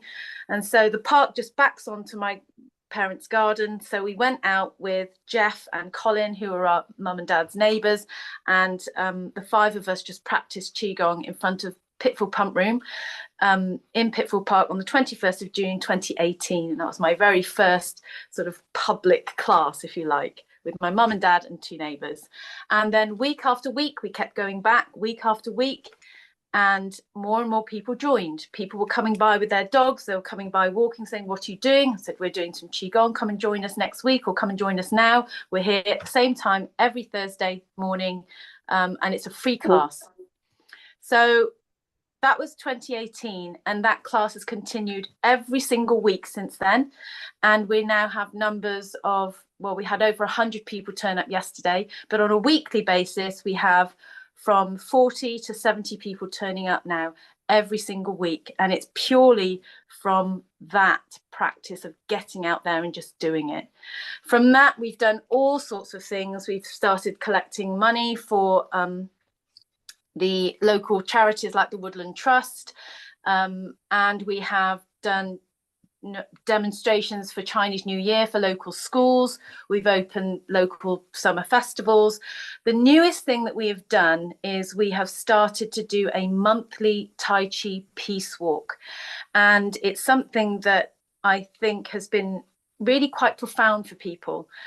Ever since the news about, and I'm not going to get political here, but just talking about what's in the news, not that I watch the news, I stopped watching the news in March 2020, but people hear things in the news, and there's lots of stuff about what's happening in Gaza. So I think you'll probably remember it's all off the news now because now it's Iran, and before that it was Ukraine. But what happened was all of this footage was coming in, and people were coming to me and feeling very anxious. They were feeling very helpless. They were feeling very upset, and some were very angry. And we didn't know, we started to think, well, what can we do? Because people were feeling so helpless about it. We were practicing our Tai Chi walk in our class one day, and my mother said to me, and another lady said to me, wouldn't this be lovely if we did this in the park, all of us together? It feels so peaceful and it feels so calming. And that's when the idea was hatched. Okay, what we're going to do now is every week on the first Thursday of the month, instead of doing our usual park class, we're going to do a monthly Tai Chi peace walk. Everybody is invited to wear white. Everybody is invited to walk in silence. And I teach them the walk. We do a bit of a warm up. We teach the walk. And then we walk in silence for an hour. It depends on how long the warm up is, but we have an hour session with a warm up and then the walk. And people have found it to be so profoundly helpful and supportive for them. I've had so much feedback from these peace walks of people coming up to me at the end of the peace walk and saying, I feel so different now. I feel like this profound peace has come over me, and that's going to carry on into my day. And people turn up, and because people are wearing white and everybody's doing the same thing, and we're all with the same intention of being in the present moment and finding the peace within ourselves so that hopefully the peace can radiate out to the world, it has become something of it's become something of a monthly support for people. And so I encourage people who are on my online classes, because they can't join us, to actually do it in wherever they are at the same time, if they can, to build this energetic frequency of peace. So that's the latest thing that we've done. I've also started to notice, when you're talking about bringing Tai Chi and Qigong into our health systems, and Keith, the wonderful work that you've been doing, I have noticed that in the last month, I have had 3 students coming to class who have been recommended by their GPs. They've been recommended by their general practitioners to come to class. Not necessarily to my class, but they've been told to find a good Tai Chi or Qigong class locally that will help them. And we also have this thing, and you've probably heard of this if you're in the UK, called social prescribing. And that is something that is becoming more popular. And I've also had several participants coming to me under that social prescribing system, where instead of being given medication, that they are encouraged to go and do some exercise, go for a walk, go for a swim, or come and do some Qigong or some Tai Chi. So things are changing. Things are slowly changing. I see it just within my classes. So I can tell you from the ground, from the grassroots place, what's happening, because I'm doing several classes a week. Another thing that I would say that I wanted to mention as well is that people often say that it's, very difficult to make a living and so on with teaching Tai Chi and Qigong, and, can it be a sort of full-time profession? Well, we've heard from Malcolm that it certainly can be, but I have heard from others that they struggle. So what I found is that if you have the right intention, for me, if you have the right intention to begin with, and you don't think about the money as the first thing, my mission statement is pretty much, I'm wanting to really help to empower myself, my friends and my family, and the community beyond, the wider community beyond, to become healthier and happier in whatever way that might be. And before I go to every class, I say this statement, I say this affirmation: this is my intention, this is my intention. And I find that if the intention is pure and clear, that the universe brings opportunities to you so that you can do more of it. And that seems to be what's happened with me. So I haven't had to do any advertising. I haven't had to do any kind of marketing, really. I've just had the intention always of helping people to empower themselves to be healthier and happier. And also I've now gone on to what's called the gift economy, which is where people donate rather than myself saying, right, I'm charging you this amount for this class and this amount for this class. I'm now saying, and my mother was really against it at the beginning. She said, well, if you say that it's just donation, people are not going to pay you anything. And I said, well, let's just see what happens. She's very traditional Chinese, very business minded. And so what I did was I made a suggested amount for donation, and certain people can't afford it. They'll pay me less or they'll pay me nothing, and that's fine. But then I find a lot of people are paying me more. They're paying me more than I'm suggesting. And isn't that just absolutely amazing, really? My mother has been quite surprised by it. But I found that that's the way I'm operating now. So really all I wanted to say here was that from the grassroots level, from where I'm standing, the Tai Chi and Qigong world is expanding. It's expanding and it's becoming more popular. And even some students have come to me recently and said, oh, it's really popular on social media now, Tai Chi and Qigong. It's kind of the in thing now. And that's great. That's really great to hear that. But I think that the practice sells itself. Once you try it, as we all know, once you try the practice and you actually do the practice, it speaks for itself. You feel natural. You feel like I've come home. You feel like this is how I'm meant to be standing. This is how my energy is meant to be feeling. And it feels so comfortable to do these exercises. The body, you're always working with the body. You're never working against the body. There is no force. There is no strain.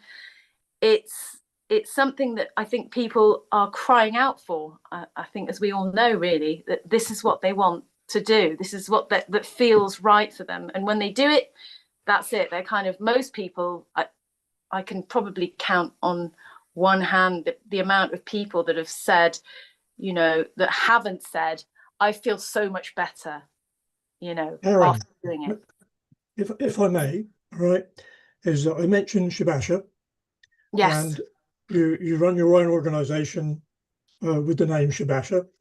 Could you just, we've only got a couple of more minutes left before I open up to any questions, etc., and follow up.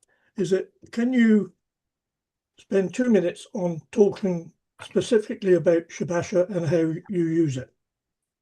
So Shibasha, I came across from my Qigong teacher many years ago, and I found it to be very simple, very gentle, and very beneficial. I found it to be excellent in all ways and practiced it myself.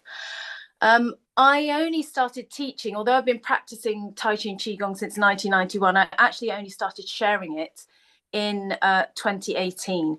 And I started with Shibasha. And the reason I started with Shibasha was purely because of its accessibility, its gentleness, and the way it appeals to so many people, as Malcolm said. And I studied with Sifu Wing Chun to begin with, and this was before I kind of knew the history about it. So I was studying with Sifu Wing Chun. I did set 1, set 2, and what he called set 3 at the time, which is now actually, he has actually changed that and called it Neigong. And now I'm actually studying with Fabrice, who Malcolm also mentioned, who is the student of Professor Lin Ho Sheng, who is the creator of Shibasha. So I'm always learning, and I'm always sharing what I learn. But for me, Shibasha has been the sort of cornerstone, has been the foundation of what I share, simply because I find that most people can get on with it. Most people find it highly beneficial.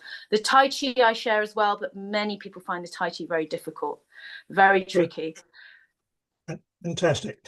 We're just coming to an area where we identify as buffer time, and I value very much the 5 people that have been so kind to stand up and be counted, and may not have been used to being on these type of international worldwide Zoom activities. But I got the impression that CJ would like to say a few concluding words. Maybe I'm presumptuous, but would that be the case, CJ? I'm always happy to say a few words if you want me to say a few words. First of all, seeing everyone, not just today, but also yesterday, has just been amazing. The fact that we are able to work together and speak together online is really great. There are also lots of opportunities in person. There's a festival in New York in June, if you're interested. That's the festival that I run. But even more importantly, in Boston is the Osher Conference, which I just found out, Wai Ching, that you're not going to be able to make it. I'm so sorry. Wai Ching is one of our one of our presenters, and would be presenting at that if it were possible for her. But as many of you as possible, I would love to see you in person as well as on these online events. And I keep talking to people about how we love Tai Chi and Qigong, and we're here to honor World Tai Chi and Qigong Day, which was yesterday, because that was a fabulous day, both in person and online. But also, there are many, many other things like yoga and meditation and shabasha, which I want to learn more about now. And although I did see Fabrice yesterday on World Tai Chi Day, so I don't know if that has anything to do with it, but just being able to share with others, most importantly, insurance companies, governments, health organizations, whatever, that this stuff has a valid mechanism. It can improve your life. There's nobody, I think, whose life does not get improved in some way, shape, or form, whether they're very sick and need to get well, or just okay but need to get better. These practices are extremely helpful to everyone. So if I had to have a final word, that's what I would say. Okay, thank you very much. Before Neil actually interrupts me, I am delighted to see the creator of World Tai Chi and Qigong Day here, Professor Emeritus, if he wants to be called it, bearded car driver yesterday. I saw you on the car. Were you driving and with your lovely wife, Angela? So, Bill, you've been kind enough to listen to the few speakers that have collectively joined me, individually spoken, but we have a few minutes. Would you like to say a few words and then maybe get a few conclusions from my speakers as well? Okay. Directed at me, Keith. Now over to you, Bill. Okay. Yeah, I just wanted to say a couple things really quick. Malcolm is such a great teacher. I was really, the way he describes things and explains things, that was so brilliant. And when he was talking about, moving from the dantian instead of from the head, I catch myself doing that all the time. And I realize what's happening when I do that is I'm like worrying or rushing. And then when I correct my posture and I sink back into my dantian, it has this whole emotional and mental component where all of a sudden I notice, oh, look how beautiful the sky is. You know what I mean? It puts you in this whole different space. And so we could be teaching just that simple thing that Malcolm was teaching, how to walk. Yep. And it would change the world. And then, Karen, I just wanted to say, yesterday and today, I'm just overwhelmed by the wisdom that is in the Tai Chi and Qigong community. It's really something to be able to sit here and listen to it. And before I move on to that, I just wanted to mention CJ Rhodes, Dr. Rhodes is doing a presentation at Harvard on the science for mind-body practices for children. And so that's a very exciting thing that's going on. But Karen, I just wanted to mention, you were talking about how it was like you were flowing in the Tao. It was like your whole journey was like this Tao flow, but you were able to surf it. It's like when we kind of follow that flow, it'll just lead us to places. And I think that's the whole thing that's going on in the planet. Everybody is trying to find how to surf that Tao. They don't all know it, and that's where we come in, is to kind of share our stories. But I had exactly the same experience. I never planned on teaching Tai Chi. I was doing it in my backyard, and one of my neighbors came over and said, "Hey, what are you doing? Can you show me how to do that?" And then that's how the whole thing started. And then we had a hospital class, and then the doctors were healing from things, and then everything just exploded from that. But Malcolm was talking about economics and what young people are facing and the difficulty it is to pay for an extra class. And Karen, you were talking about War and Peace. And so I just wanted to mention real quick, our goal is to get every mind-body person in the world chatting with other mind-body people about the Global Transformation Project. Have you heard about the Global Transformation Project? Oh yeah, they have all this science that shows that if we were teaching school children how to do this in public school, it would save society trillions of dollars year after year, year after year. And, as some American politicians said, trillion here, trillion there, pretty soon you're talking about some real money. And then also it would empty our prisons. All this science is there. And so we just want this to just become just an ordinary everyday discussion that, when people talk to each other, oh, have you heard, if we just put mind-body teachers into public schools and have a mind-body class teaching kids how to, work with their mind and body, it'd save trillions of dollars, and it would advance world peace all over the world, because the amygdala, the fear and stress part of the brain, shrinks physically when people practice these practices, so children could maintain that as they get older. And then you see less crime in cities that bring in meditators. It's all science. All the science is there. So it's just been quite a journey, just beholding the wisdom in the Tai Chi and Qigong community. Right. I think that we've got a few moments, but I started off with our Scouser friend from Liverpool. Jim, is there anything you want to say as a conclusion to this very informative group of people and the actions that we're actually trying to get together across the world? From today, we had, although he's not been able to show images or himself in videos, Tevye from as far away as Vietnam, through Singapore, which was an added attraction. Thank you very much indeed, Amalia. Right the way through our UK areas and over to the States. And I believe if Roger is available, he's going to be talking later on through Sharon Rose's activities. But Jim, a couple of final words from you? I'm just astonished to be here with all these beautiful people. It's a wonderful radiance. I mean, that's the deal, isn't it? You just kind of like, it's just radiant chi. You bring it in, you turn it into gold, and then how did I get into this? I don't know. Because this silly person in Southampton Bill. called you one day. Nice to see you, Bill. Okay. James. Anyway, right. Bill, you Seems like mentioned we just met. Seems like we just met a couple of days ago. It's been decades. Anyway, when I first met the sites for Bill Douglas, I remember obtaining and printing off, before I finished full-time work, a document that was regarding the commercialization and ability to earn money from Tai Chi and Qigong. Do you remember that document, Bill? Yeah, that was that's 2004. Right. Somebody just emailed me about that. We have the proof with people like Jim, Malcolm, Karen, Sharon, CJ. Everybody is working to the same ends for the benefit of our populations. Malcolm, is there something you would like to add to the conclusions?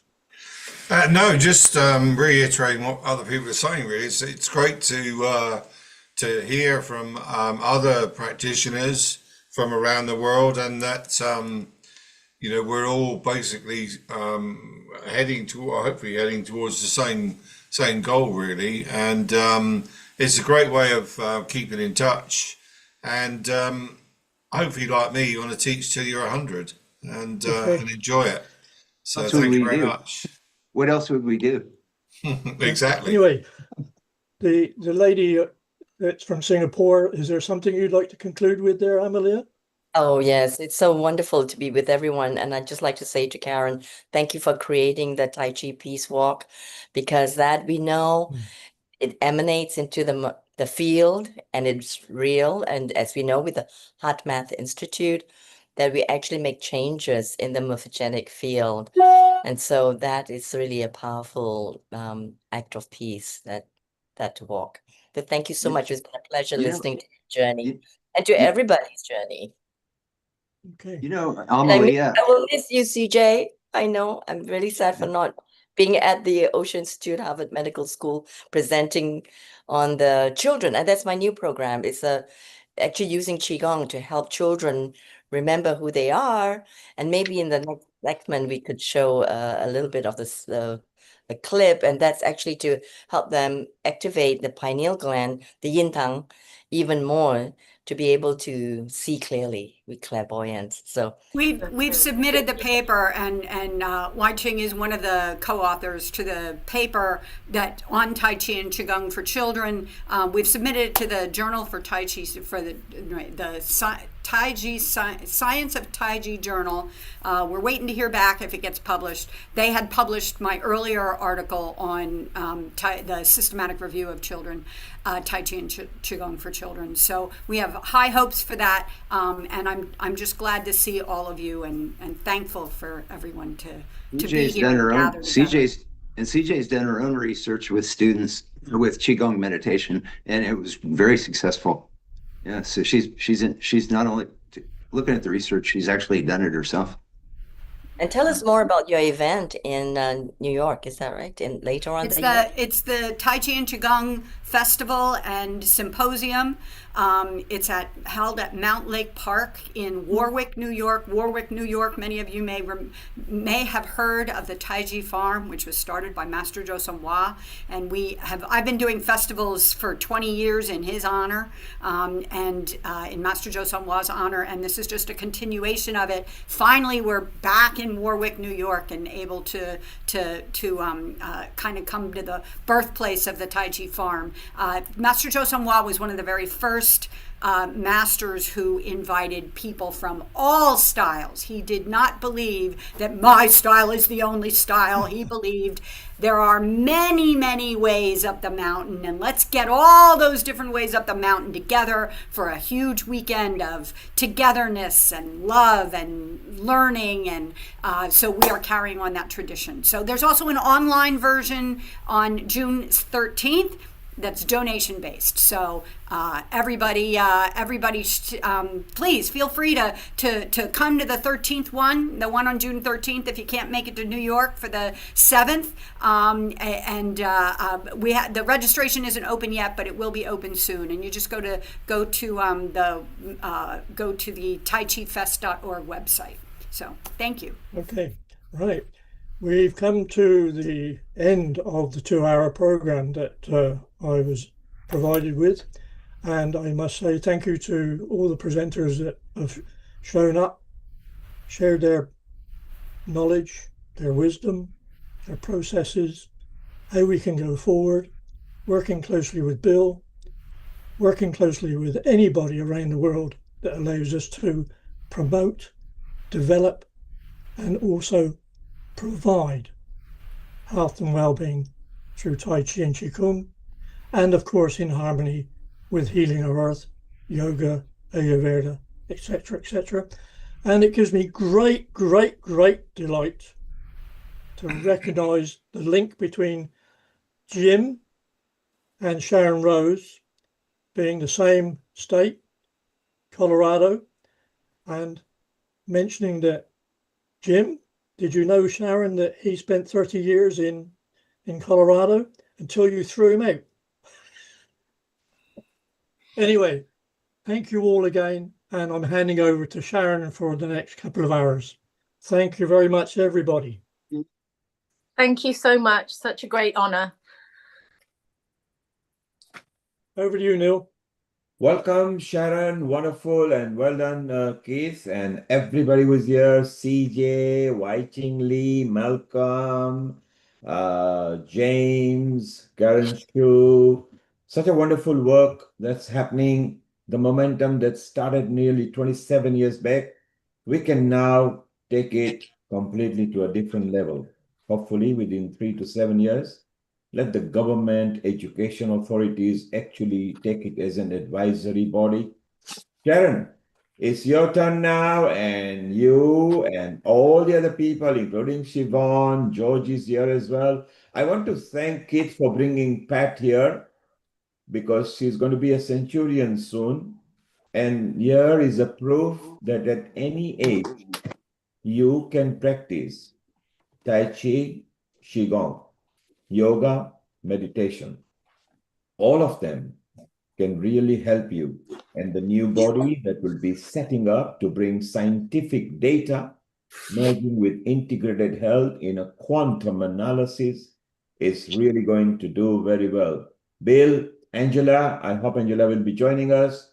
Thank you. You had a wonderful day yesterday. The social media went viral and it was so nice. Sharon, let's welcome and enjoy the next 2 hours with all the wonderful guests. And can you give us the news what happened yesterday between you, CJ, Bill, and Wai Ching, and then we move on with some videos. Over to you, Sharon, and welcome once again everybody to Healing Our Earth.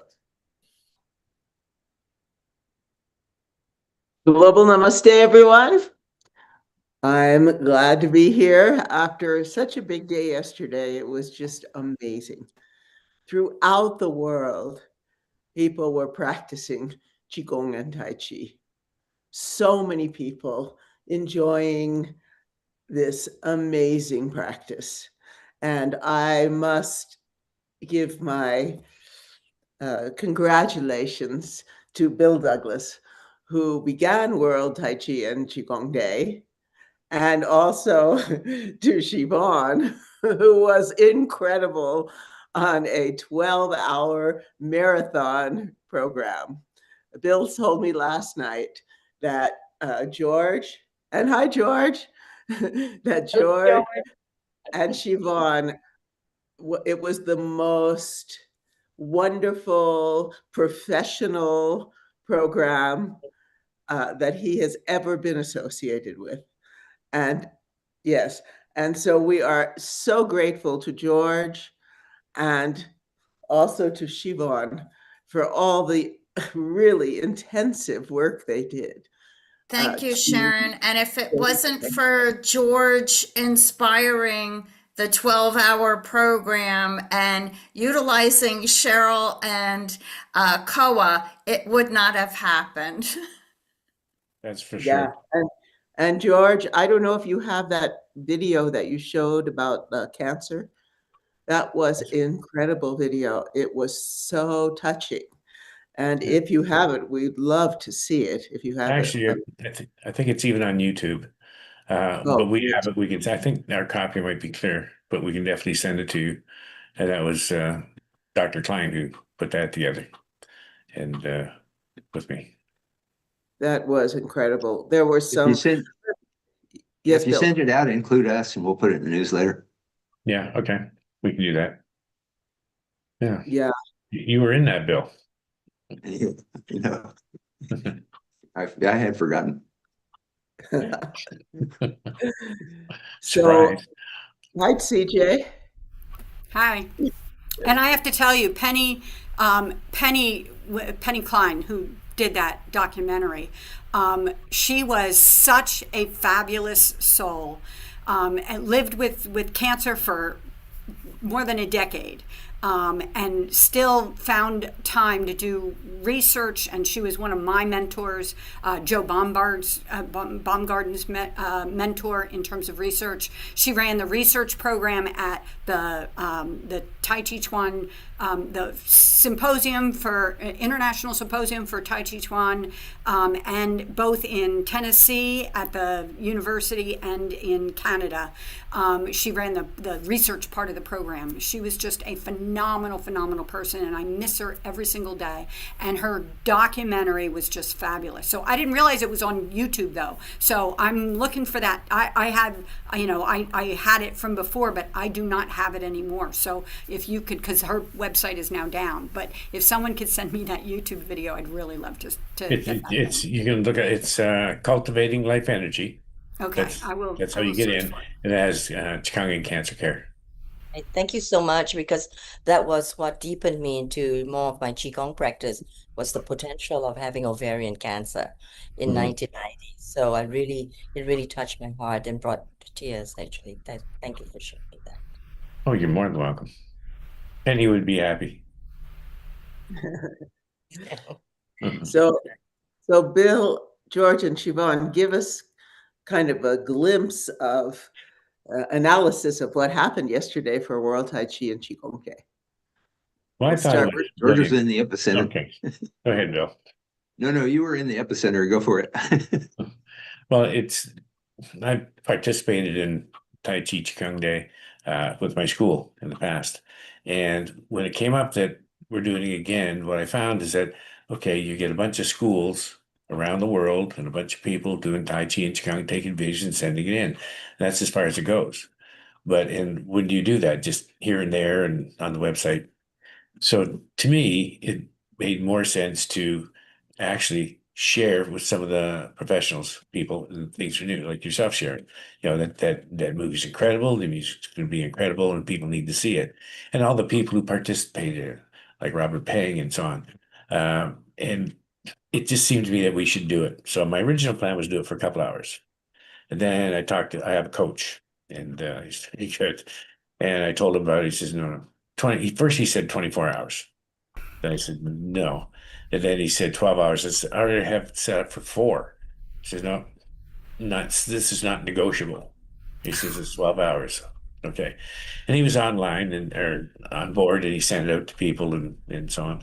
So that's what we did. And I did a couple, 3 actually charity events where it was called Arts of the Ancient East. And all my students and masters that I knew all came in and all participated, from kids right up to top rank, all different styles. And it was to raise money for Hospice Niagara and for Wellspring Niagara, which was a cancer place where people could go for free and do stuff. I taught there for 18 years. Anyway, so we followed that format that we set up for the stage show because it had to be tight. People come off, people have to go in, and so on. So I still had the book of all the pages that we did, and I followed that basic format, and of course adjusted it somewhat. But it just made sense to me that people hear from all these people and get involved around the world. And we got some videos from around the world, from Africa to India. We got some video from. So it just made sense where people could come in and learn. And the thought was not just, we know. We're all professionals. We all do Tai Chi and Qigong, so we pretty much know the people, and we're quite depth in our whatever style that we use. So I thought maybe some people that we could share it that'll get to don't know anything about Qigong, particularly right now with the cancer program and heart program and all these things that can help. And it needs to get out there. So that was the thought. And we put it together, and Siobhan was great. We kind of connected right away. And she did her work. Cheryl, wife, did work. It meant tremendously. You have no idea. Sometimes she was up at 3 o'clock in the morning because she was so intent on making this perfect. I said, don't worry about it. It's going to be fine. Anyway, it turned out fine. She's relieved, and a lot of credit goes to her. Joe Baumgarten, same thing. He said, whatever you need. So we go on, and let's touch on this topic and heart and cancer and arthritis and osteoporosis and so on. And so we did it. He's a doctor of physical therapy, for those you may not know. He was actually a student of Penny Klein's, Dr. Klein's. And now he's a doctor of physical therapy. He's also a physical therapist, and he comes to all these things, and he's 5th generation in this particular lineage. So anyway, I thought doing it this way, people did tune in, tune out, and I don't know what the numbers are in comparison, but we had about 500 people that actually touched in and touched out and so on and came in. So that's a little more than normal. So that's good. And I know that a lot of people that in my sphere of acquaintances actually tuned in, and they stayed on. My sister, who was in it, she's teaches Qigong out in Kingston, Ontario. She was on for 10 hours. And I got a message from her this morning. She really enjoyed it, thought it was good. And we're getting a lot of response from it. People think it was good. So I think the recordings, with 500 people that looked at it live, when the recordings are out, people will be going back and forth. And I think you'll see a big skyrocket there because they can do it at their own time and leisure. So yeah, I'm really happy how it turned out. And I think you created it was like an explosion of inspiration and information, just put so elegantly and so approachable, and you know what I mean. And I think it was like a brilliant thing. And going back to what Karen Sue was talking about how the Tao kind of flowed her into what she was doing. As I hear you describing how, yeah, and then we had this thing already prepared that we could use as a template. It was like you were like surfing this Tao thing. And I got to be honest with you, George, when we first started talking about doing this, I kind of hesitated because I was real busy with a lot of stuff. And when you organize something like this for so many years, you get approached by a lot of people, and a lot of times, they've got a big idea, but they don't really realize how much grunt work it's going to take to do that. You know what I mean? And so then, you know what I mean? So you get in kind of weird position, where people bring you ideas, and then you'll kind of think, well, I don't know if I want, you know what I mean? And I was kind of like that. And then I don't know, I was just sitting there, maybe meditating in my backyard or something. And it was like this voice that said, yeah, do this, do this. And oh my God, then I sat back and watched you and Siobhan and me and Angela have been amazed, watching all this thing develop. And, I mean, it was the most gorgeous production. And, I was overwhelmed by just the again the incredible wisdom in the Tai Chi and Qigong community. It's awe-inspiring. It really shows me that there's something happening all over the planet, because there's these incredible teachers all over the planet, and people are getting healed from things they're not supposed to be getting healed from.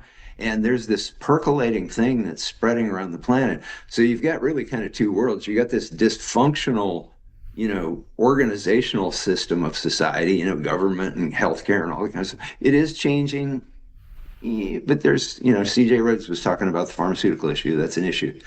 So it is changing, but the world is changing beyond that. It's like those structures aren't containing what's going on here. This is big and huge. And but I did want to, one thing about Malcolm mentioned, about the changes after the lockdowns and the pandemic. It is more difficult to get people to slow down since the lockdowns. So that's something that we're all dealing with. But it's getting better. It'll get better and better and better and better. And we'll figure out new ways to teach because of it. But yeah, there's just something really amazing spreading across the planet, George, and you really put it all together yesterday. Well, there's a lot of spirituality behind this that made this happen. Because when you get an idea and you just know it's right, and you go through it, and everything fell into place. Siobhan and Koa, my tech guy, and Cheryl, and it just fell into place. And same thing with you. You just had a sense that this should happen.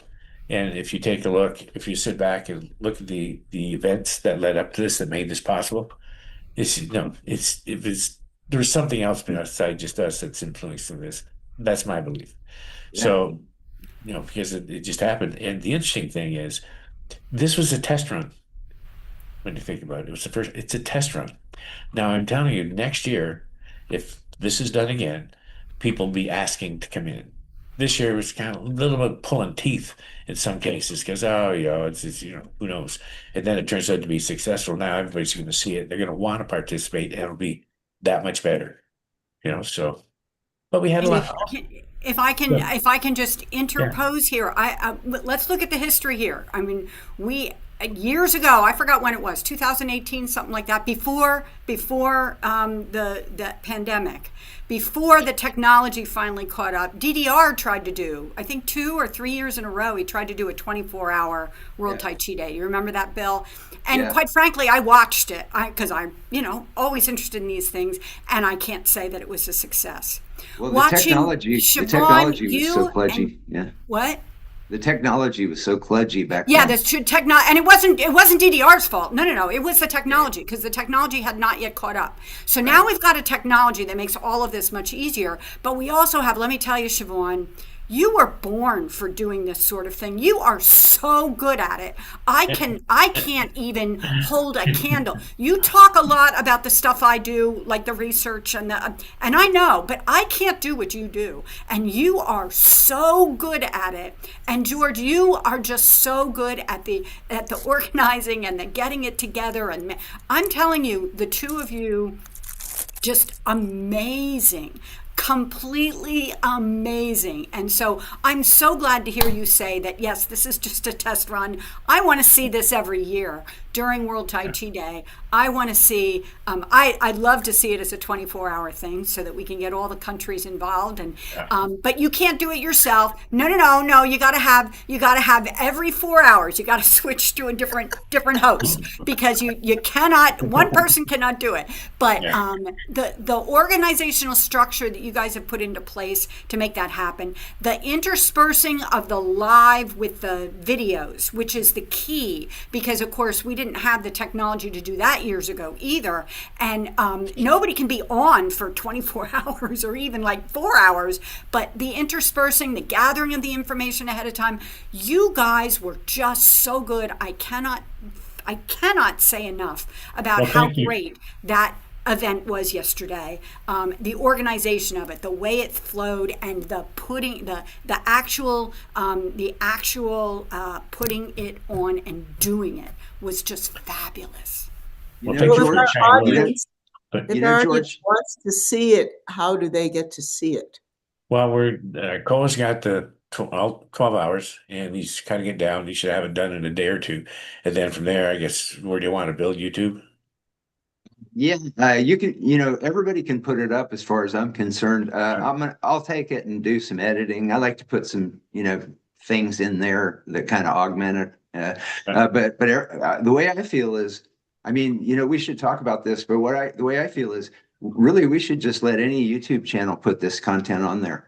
Anybody that wants to put it on there, because anybody that's in it might want to put it on their YouTube channel too, and just get it out like that. But one thing I just wanted to mention, now that CJ's talked about, this gargantuan effort that you've done, George, there is an International Day of Tai Chi in March. You could do it then too. Send him an email, tell him to join us. Yeah, right, exactly. Yeah, good idea. So I want to get to Siobhan, but I also want to mention that Clara Apollo here also did her own event prior to that in the UK. Tell us about it, Clara. Well, I got inspired by you guys. And I thought, what a brilliant idea, because, it is an international thing, and there's only so many people in this area to do in-person things. And because I've had quite a few Qigong players on my podcast in the past, it just felt like a no-brainer to me. Well, to start with, it was like, have I got enough time? Because I think it was only about 10 days before I thought, well, why don't I ask them? And then if people say yes, then it's meant to happen. And so that's why it went on a little bit longer. I was only going to do 2 hours, and it ended up being 4 hours, 40 minutes. Because the people you don't want to edit folk out when they're in their flow and their wisdom's coming through, and there's so much joy in sharing this too, and the different angles coming in. But I was absolutely fascinated by the common threads that were being spoken as well. And I had thought, would it be good to sort of drop some music in by people who I know use Qigong to help them with their creativity, but I thought not this time, Claire. It was only me. I thought I did them on pre-record, and so at least that they were locked into a certain parameter, and then I had the order just came naturally. It's just like there was a flow there that I didn't have to think about that. It was just wanted to be like that. But I did feel that this is a great beginning. What else can we do here to engage people with the varied amount of Qigong, but also the key components that we all share? So I love that. And the words common unity came out of me at some point, and I really feel this with you all. There's a community and common unity around what we're doing here. So thanks for inspiring me. Well, I got a good idea. Why don't you do the first 12 hours? We'll do the second 12 hours next year. Yeah, but I'd like some help, please. I'm not doing it on my own. We should find somebody in Oceania, to what I mean. You break the world into thirds. So you got Oceania, Asia, and then you got Europe, and then you got Wai Ching. She's over there. Yeah.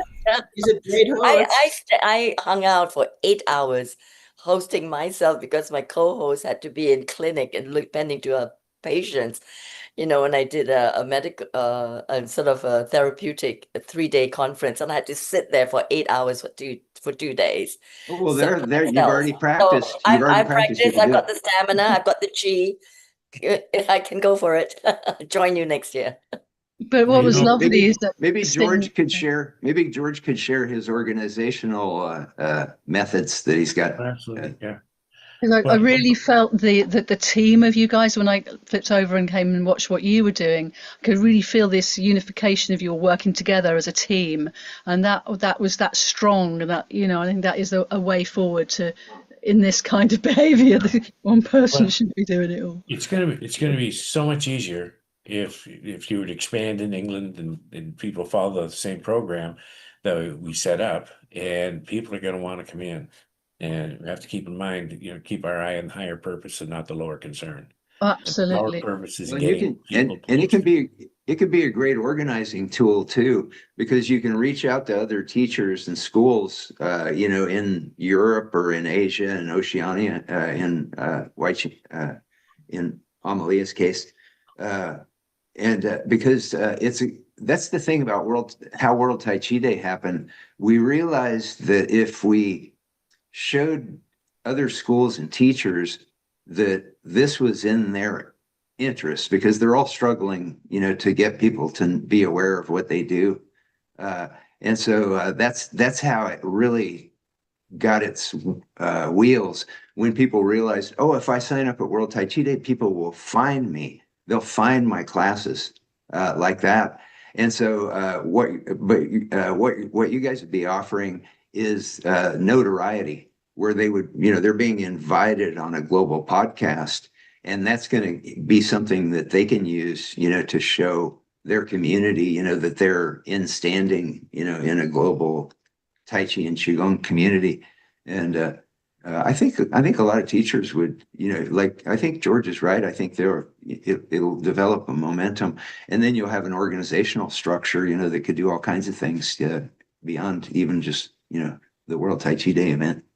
And I also think that we should consider how World Tai Chi and Qigong, which are absolutely fabulous, and we all, of course, love it, are really only one of the many similar integrative healthcare mechanisms that work. And someone like Neil, who has all of these connections with the yoga world and the Ayurveda world and all those other stuff. We really do need to kind of work together to make all of these things working together instead of working against each other, and being able to enable everybody to recognize the underlying mechanisms so they can choose their own practices, which are, because I do them all. I don't know if you know this. I do Pilates, I do yoga, I do Tai Chi, I do Qigong, I do meditation, I do it all, because they all each give a little bit slightly different benefits, and I need them all because I have a lot of health issues. So I'd like to see the Tai Chi and Qigong grow as absolutely much as possible, but I'd also like to see us working together with a whole big group of integrative healthcare practices, which is one of the reasons why I love going to this conference in Boston, because this one is the science of Tai Chi and Qigong, but they have others that are just as powerful for all the other integrative healthcare. Well, I think it's important.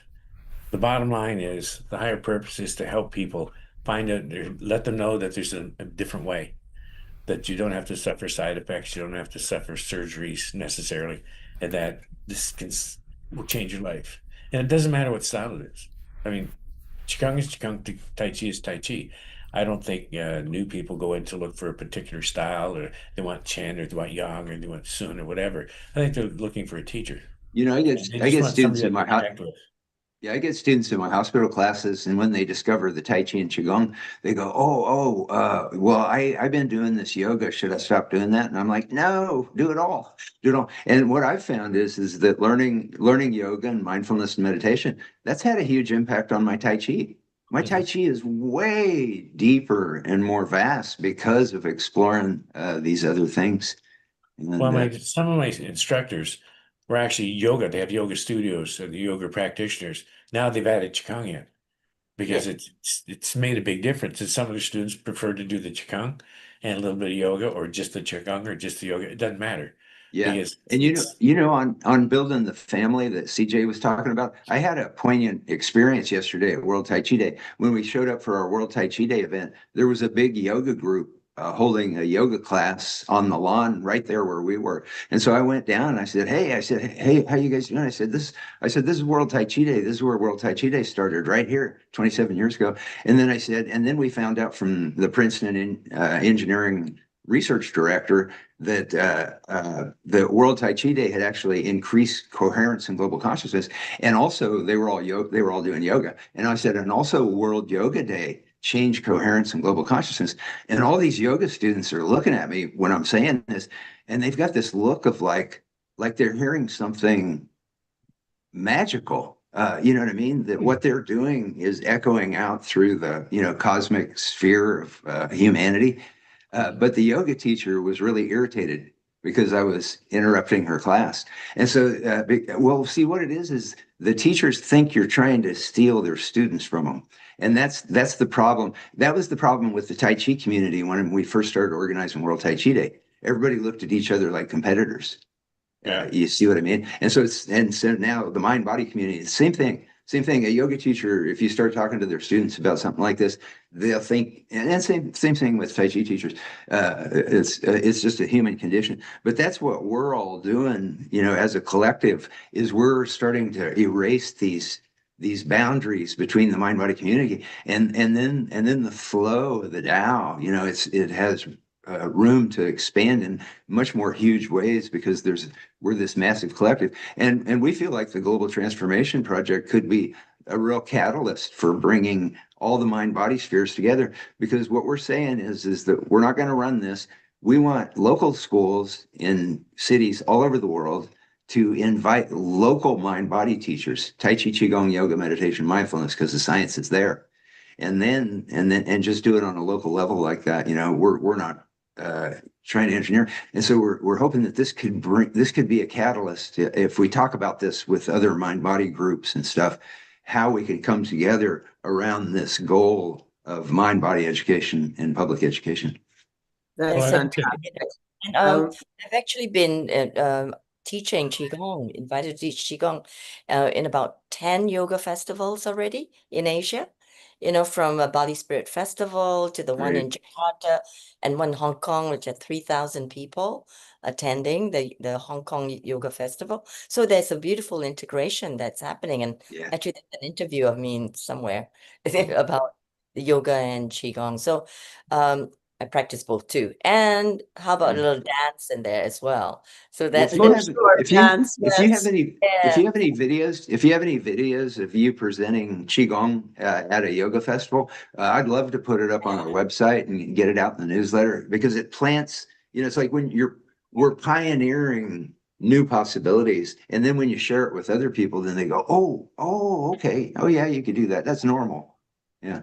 Well, I'd like to get to Siobhan, but I do want to say that Bill and I, and watching most of the people here actually are planning a really big international mechanism by which teachers will be able to have films and other events throughout the world. We want to start with quantum chi.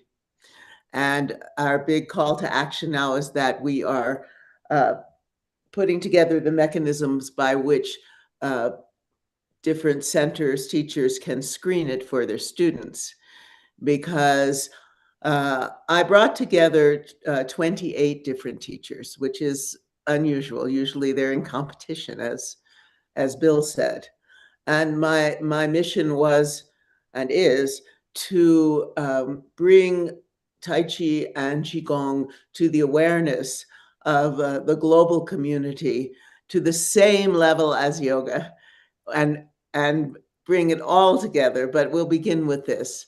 So if any of you out there in Healing Our Earth are interested in having a screening of quantum chi, and bringing it to your community, we've seen when we screen it, that people of all different ages and all different cultures, etc., immediately want to practice.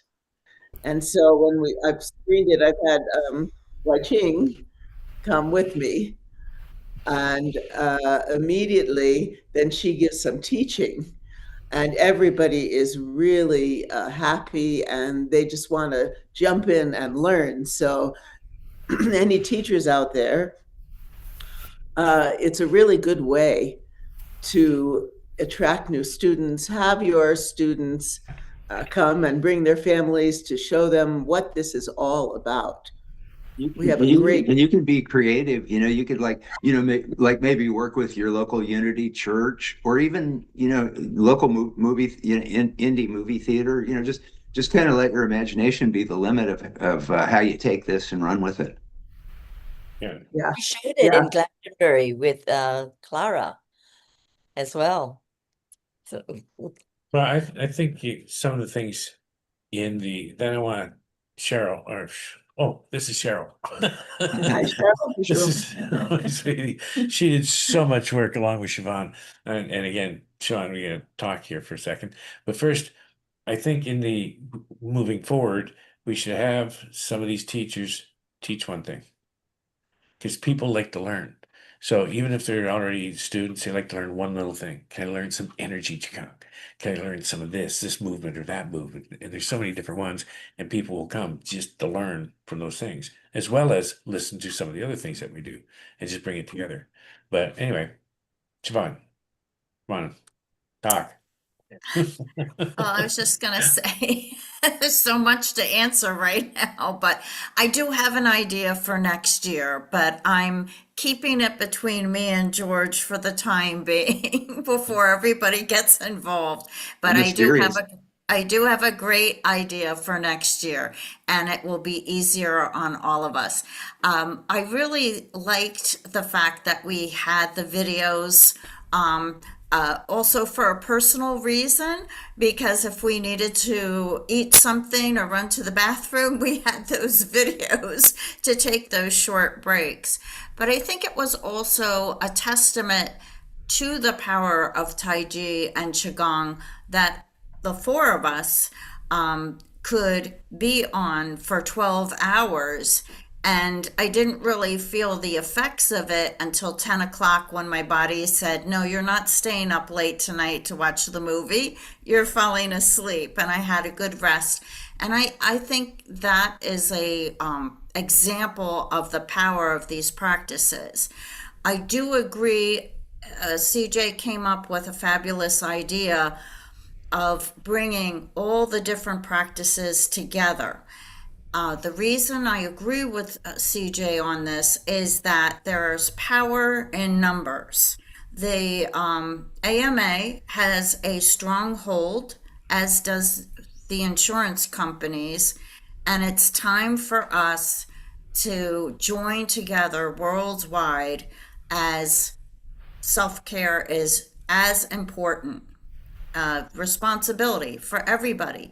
One of the graphs that really concerned me on a personal level, as well as for everybody, was that the decline in the birth rate, okay, and the increase in the elderly. And that's right about the time that I'm going to turn 80, and there's not going to be enough caregivers because the older population's rising, the birth rate's going down.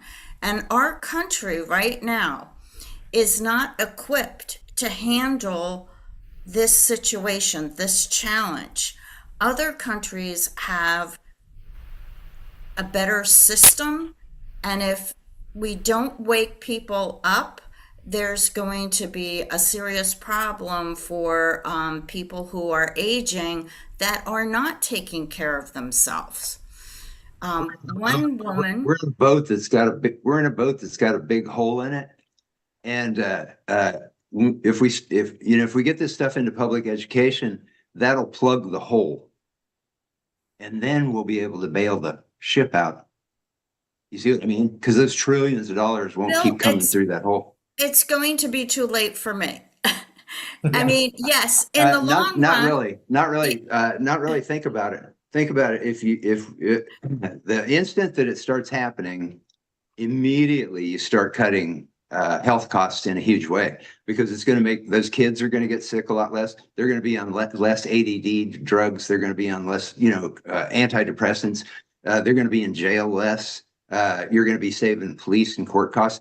I agree with you. This stuff will happen very quick. Well, all I'm saying is, we're visionaries. We just paint the vision. I'm not arguing about anything. I'm just constantly painting the vision so that people realize, hey, there's a big hole in the ship. If we plug the hole, then that's going to stop. In the long run, yes. In the long run, yes. But right now, in 20 years' time, we are not going to have the numbers of caregivers to help the aging population. If you're saving trillions of dollars, please let me finish.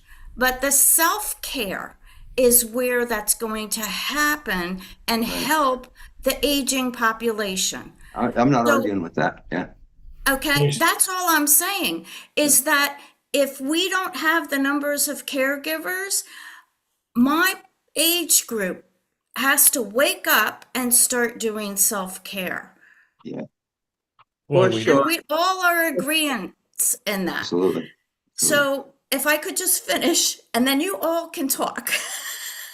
But the only other thing I wanted to say was, I loved the videos that, like George said, that you could experience, like Solalas at the end was such a great boost of energy and happiness. And so we could all partake of that experience. And I think that's important. But I also liked the flow of the whole day. And a lot of credit goes to George's vision of how this is going to be. And of course, we are so grateful to Bill and Angela for creating this, planting the seed 27 years ago. Thank you. Keith, did you want to say something? Oh, yes, please, if I may. We learn so much from these wonderful activities, but we're talking about how do we join up with other modalities.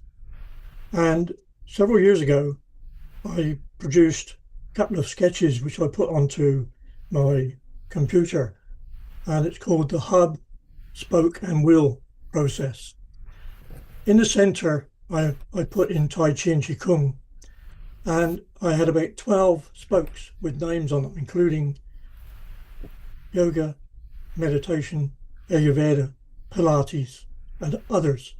And if this can help, I'm only too pleased to reconstitute that, because I have had the feeling that we've been working very, very closely towards integrated care health through not just Tai Chi and Qigong, not just yoga, meditation, Chinese and Indian. It's about everything coming together. And if that will helps, it's just another engineering procedure that I thought might be of use. I've never ever released it, but if you think it might help, I shall dig around in the old files and see if we can save some time. Because in the UK, we've done the thing with Zumba, and I can't recall if I've mentioned that a few years ago, a guy called Simon Stevens was head of Public Health England, and he spent £1 million on Zumba classes for NHS personnel. Where does the money come from for actually promoting Tai Chi and Qigong? And this is what we're actually leading to. We have all the good ideas. We need some mortar between the bricks. We need the wall to be built. We need to have the pyramid. And as you were talking, I recalled many years ago, I was on holiday down in the West Country, out on one of the moors, and there were some ladies with what was a copper pyramid made up of pipes. And I walked into it and they said, "Who the hell are you?" She said, "Because the energy levels went up by a factor of 10. And I didn't class myself as anybody expert, but it gave me the recognition that said, there is something in this. If I can help in any way in terms of organizing, I am trying to cut down. Siobhan, you are a youngster. You are a youngster. That's the Qigong coming through. Is it Pat, is still listening in here. She has 4 years to go to be a centurion. I have 4 years to go to be a 90. So I don't have too much time. George, I couldn't watch all of it yesterday. Let's share. Please, let's share. Okay. Absolutely. Thank you very much indeed. Thanks, Sharon, for letting me interlude. Oh, of course. So thank you, Sharon. I'm sorry to interrupt, but thank you so much for explaining to George and I the different people on your movie and to have them invite them to be a part of the program. So we appreciate your support and your recommendations of esteemed teachers. So thank you. Oh, you're welcome. I had a call from Dr. Paul Hanna. I love was so thrilled from being on, and he really wants to maintain contact with us all. He's such a sweetie. He is. He was so inspiring. Yeah, I'd like to take a moment and show the trailer for Quantum Chi. That'd be awesome. Yeah. You'll see in the beginning. This is a new trailer for a lot of people because it has the some of the awards at the beginning. Right. I think that's a huge addition. It's great. I couldn't believe it. It was a whole page. Yeah, they keep. It was interesting because when I was, downloading all the laurels, I noticed that I had thought that it had won in Shanghai for the soundtrack. But then I noticed that it won both for the soundtrack and the documentary as best documentary. So that was very exciting because just like all the work I've done with India, I like to reflect back the beauty of the culture as I've experienced it. And so to have the film festival in Shanghai acknowledge both the film and the music is just wonderful. And okay, so I'll show you this. Then I have some other things I would like to. Let's see. Let me know if you hear the sound because.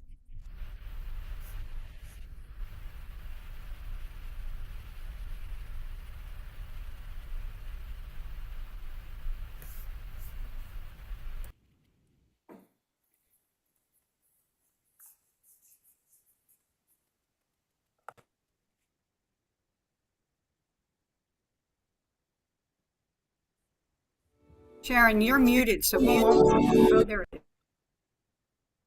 It's okay. No, we can't hear it.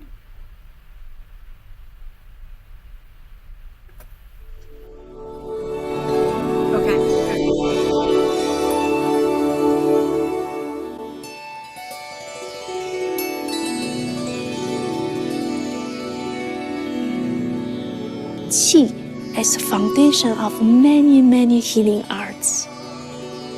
Qi is foundation of many traditions in China. Life is from energy. Life is from Qi. What is Qi? Ask back what is not Qi?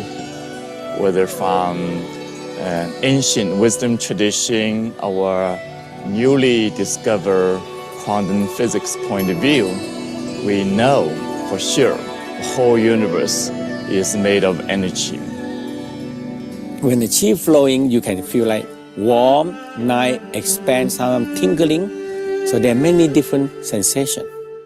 Because qi, when it moves, it also have a power to heal. And therein lies the ability of practicing Qigong to build up incredible force in the body for rejuvenation, for longevity, for self-healing and for healing others.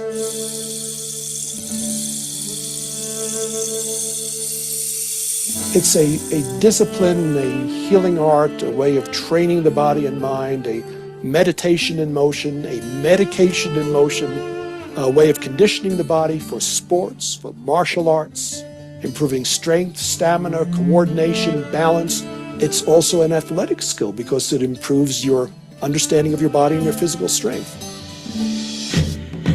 It's interesting that the Chinese came up with this array or spectrum of practices that starts with very internally focused meditation and then moving up into gentle Qigong practices and then continuing on to Tai Chi practices and then ending up over in Kung Fu and gymnastics and so forth. The warrior of Qi is about transforming stress, unhealthy power dynamics, the suppression of people, the destruction of nature. The warrior looks around and sees what the world is doing, finds ways that need to be transformed, to be shifted, and holds that vision of a higher practice in their hearts. Martial arts, Tai Chi, Qigong. When you start dealing with energy, you want to know, oh, can I hurt somebody? When you expand and grow in love, can I help somebody? Can I heal somebody? In the end, why do we do Qigong? It's to lead a happy, quality, beautiful life. Yeah? It's to elevate the human experience. So that's more than listening to all the bad news in the world. We can't change everything. We can change ourselves. This is what Qigong can do. It's an empowerment to learn Qigong. It's a true health care system. And this is the opportunity in sharing Qigong with the world.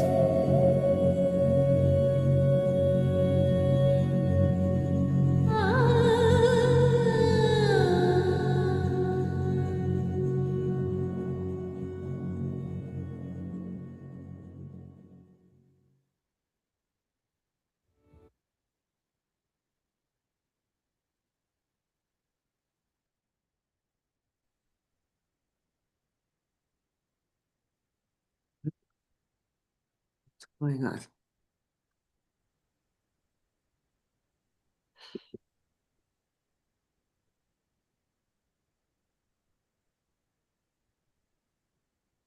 Sharon, you may not be aware, there is no sharing, nothing is happening, so let's chit chat.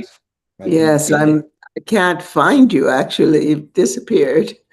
So Sharon, So if while you look Sharon's at doing the- that, I don't know, I can't talk apparently. Just 1 second, Bill, It's please. not the video and Sharon, if audio you is look not in at your sync. screen, you have minimized your screen and therefore you have lost it. So look on the top where you got a cross, maximize and minimize. If you bring it back, you rolled into somebody else's video as well. So we can carry on with the chit-chatting, Bill, and I think you wanted to say something? Why Yeah, change, Bill? You were saying something. Yeah, the thing is, unmute. Okay, here we go. Yeah, the thing about Sharon's documentary, this is such an incredibly rare piece of art. I tell Sharon all the time, you're not going to find any bigger cinema fan than me. I spent most of my life in movie theaters whenever I could have enough money to go to a movie. And this is a rare piece of art. And art has the ability to reach people that we could never reach with intellectual discussions or even teaching or anything like that. It has the ability to get out there. And, one thing that was popping into my head like a light bulb just now, and I hope I'm, not putting anything on anybody, but I'll just throw it out there. It seems like Cheryl and George and Koa, it would be great if they could attend one of your meetings with Doug. Doug is Sharon's attorney, And he has an expert that's really well versed with AI. Now I have mixed feelings about AI, but I feel like if we use it for good, that's good.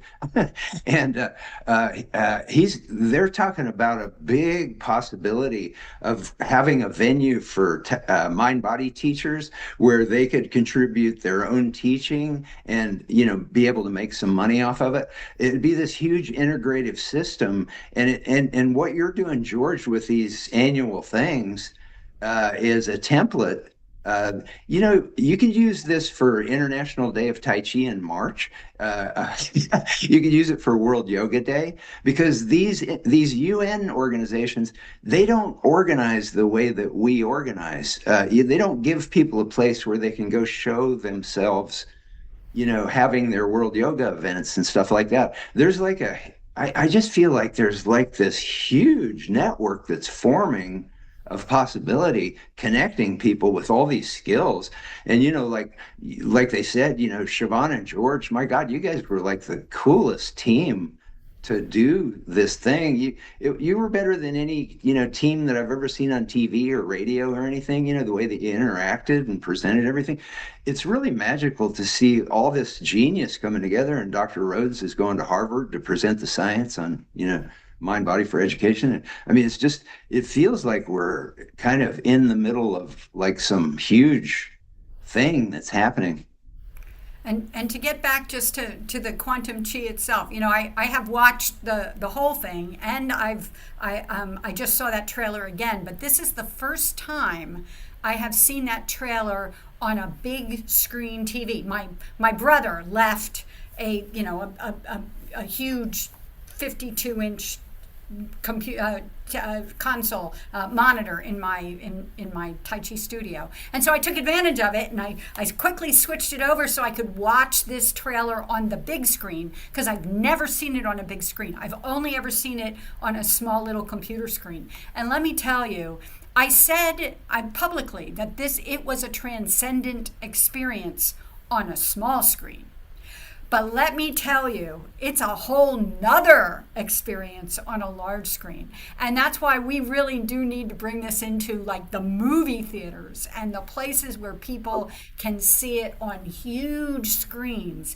The art is such a level that has to happen for you to get the full benefit of this fabulous, fabulous endeavor. So just immersion. That immersion. Yeah. Thank you. Yeah, I'm a kinesthetic, being a dancer all my life, and then training in craniosacral therapy and Feldenkrais, etc. I'm a kinesthetic, and I wanted people. That's why I was so excited this is like 10 years ago when I started this, and when I met a guy here, even in Crestone, up in the middle of nowhere, who was a drone photographer. I said, "Oh, this is what we need." So, I mean, I remember when Amalia Waiching was here, and she climbed this kind of mountain practically of crystal to get up on the top, so we could film her doing her practice in that setting. And so, having that, it really brings in a different feeling. And then we have a lot of animations that show people healing with the chi. You saw that in the. I remember climbing up there, Sharon, like 15, 20 minutes in my 18th century chi bao. Right. So it's been. I remember we were filming in Massachusetts. Who was it? Lorelei Chang, and it was at this kind of reservoir, and then the drone somehow just went down and down and down, and then into the water, and then goodbye. And we had to go buy another one. I mean, the filming of it was quite the endeavor. But the other piece of it, and if we have time, I'm going to show, because the people in Healing Our Earth have met my collaborator in the music, Michael Burdick. And I have like a 10-minute video to show of how we worked on the music, because the music, and I know that everyone in Healing Our Earth is aware of how I work with the music, and bring influences from the world all together. The interlude in Quantum Chi, and John Milton is going to come on in a minute. He wrote the words. It was the information in the film is so intense that I felt we needed a little rest to really experience the flow of the Tao. So I asked Jabing Chen, who's pretty much a treasure of China. She's like a foremost musician of China, playing this gorgeous instrument called the erhu. I'd been working with her on another project. Actually, she plays on my Lakshmi song for all of you out there in India, the Indian, our Indian guests. And her playing was so incredible that I decided to have a little interlude, a music video interlude. And that one also has been winning and lots of awards. It's been very exciting.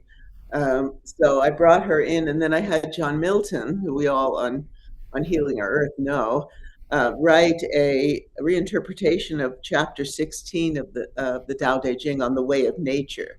John's a Qigong and Tai Chi teacher. He has the way of nature as his that's his what do you call it? I'm a little tired from editing so many things. One thing I wanted to mention real quick is the famous actress Joan Chen wrote a review for Sharon's documentary, and she said she's a huge Chi Bing fan, and that she loved this doc, and that's why she watched it and loved it. Yeah, I really want to send it off to Jet Li and Donnie Yen, because Master Li Chunfeng, who's featured in the film, and he was one of the people that World Tai Chi and Qigong Day was dedicated to. He trained them, and actually I have footage of them as young men being trained by Master Li. Sharon, So, Sharon, yes. if you could keep the 10-minute video ready. So open it in your window. Don't share your desktop. So we go straight to the video, but wait for a moment. Let's break in for a while. Wai Ching, if you could bring a 2-3 minute nice Tai Chi meditation or Qigong meditation, let's break in. So we get a bit of meditation in, and then we will go into the video over here. And while John and other people come, we'll be talking. We really want to know how yesterday fared. What was the highlights from each one of you, from Siobhan, CJ, and everybody? Wai Ching, bring some calm and peace into everybody for a while, just for 2-3 minutes. Thank you. Over to you. Hey, I love your surprises, Neil. It's just, but I think everybody seems to be pretty calm around here. So, are we buying time? Is that right? Is that No, Sharon? Wai Ching, we are I'm not, ready. because Wai Ching, this is a healing hour where the audience are situated in the YouTube, Facebook, and website and everything. So we go by the audience choices because we really want to know how the celebration went yesterday. We want to see the video. It's okay, or you can just give a nice soothing 3-4 minutes, just bit of meditative thing. So Tai Chi and Qigong should also be meditative. It's not just physical. Yes, in fact, that's the main thing, is the practice of Neigong. It's the internal alchemy first, before the Weigong, before the external movement. So yes, thank you for inviting me to do this. And we will just start, as always, with the breath. And if you would like to close your eyes, we will just take that breath in at the time when we were born, when we were being formed as soul strands in the Wuji, which is the illimitable, the void, and the place of full potentiality and nothingness, which is known as the quantum field. And there we will bring in that spark of light, of Qi, life force that is within all of us and in all living things and in all existence. As we breathe in this light from the sun, the solar rays representing the yang, and the lunar rays representing the yin, the beautiful silvery strands of the moon, interweaving together like the double helixes breathing in through the nostrils and into our living chalice, and breathing in the starlight of prismatic light and many colors, the rainbow lights as we breathe in and weave in together, tapping into the atmospheric chi, which is the energy that we came in with when we were born, while we were forming in the womb. And as we breathe in through the nostrils and down the front, to the lungs and to the heart, in the formation of the organs in all the organ systems, we let the light matrix of this liquid light go through all the organs in our bodies, forming on a cellular level this beautiful physical form which contains the chi of the universe. And breathing it down into the navel and breathing in through the etheric umbilical cord, which connects us with the primordial Jing, the primordial energy of the DNA of our biological mother and father, and also of the divine mother and father. We breathe in the light through the navel, the Tantien, the middle Tantien, into our kidneys, holding our physical chi, the Jing, the essence. And breathing down into the sacred creative force, the cauldron, and bringing that up, the energy up the spine to the top of the head, and going through the cerebrospinal fluids and through all the centers into the Mingmen, which is the gate of heaven, the area of the kidneys, and taking the light then, holding the energy there for our physical self at this time as we go through changes in this world. We take this up, the energy to the top of the head and opening up in the byway and opening to the cosmos, again to Shen, or spirit, as we go through the many forms of spheres, the light spheres, through the many layers to the top of the head into a point of light to our source, back to the Wu Ji, and bringing this energy down into the supreme energy, the Tai Chi, and down into our bodies as they separate into yin yang. And we breathe in this light again from the atmospheric chi, the primordial Jing, and the Shen from spirit, and filling our bodies with light and chi light. And we can feel between our hands, if we would, the chi ball or the pearl, and feeling the energy between our hands and feeling ourselves, and taking this energy into our hearts as we send out this energy out into the world, into the places where humanity needs our support and love, and to surround the earth with this light and with our loving chi.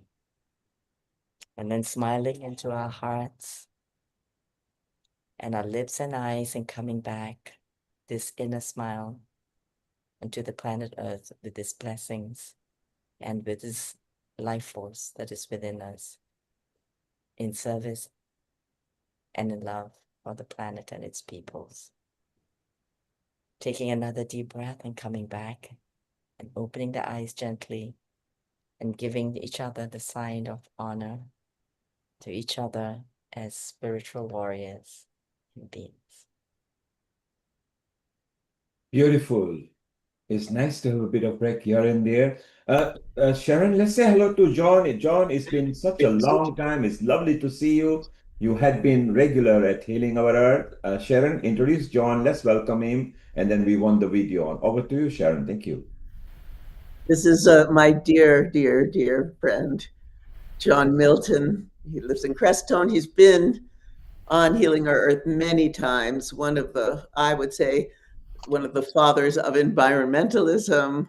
He is a wonderful Tai Chi and Qigong teacher, and of Tibetan Buddhism, and of shamanism, and of bringing you into total contact, immersion in nature. Oh, Namaste, John. Namaste. Thank you, Sharon. Very kind. Where is Faisal?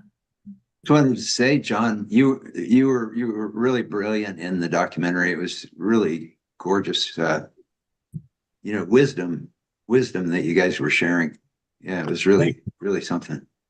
Thank you. It was a great honor to work with Sharon on that on the Dow film and working on the translation of chapter 16, which is the Way of Nature chapter. And actually our organization, our fellowship, the Way of Nature Fellowship, is named after, came from chapter 16 of the Tao Te Ching. Yeah. Yeah. So, John brings people from all over the world and travels all over the world to teach. He brings people into all these teachings, like the Tai Chi for liberation that he has. And, and then he sends them out into wild nature to really experience the depth of nature. Tell us a little more about that, John. yeah, in the context of Qi, our focus with Tai Chi and Qigong is really to work with the energy body as a means of deepening connection to the big family of all living things. Last time I was in China, for example, I was staying with a wonderful teacher in northern China, and we were traveling with her nuns. It was a nunnery that she was in charge of, and they honor Kuan Yin as one of their main lineage teachers. But we were driving along a little road in that country of China, and we came up over a little rise and saw a beautiful field of flowers along the stream. And I looked at my friend, who was the head of the nunnery, and we both had the same idea, and we called out for the bus to stop, and we both ran out of the bus over to the field of flowers, lay down in the flowers, and began to sip the dew from the flowers, the original flower essence. And what a beautiful experience that was, tapping into the ancient flower essence process of China, which was part of the original Taoist system of healing. And it was all done to bond with the energetic resonation patterns of nature that provides us with so many healing capacities.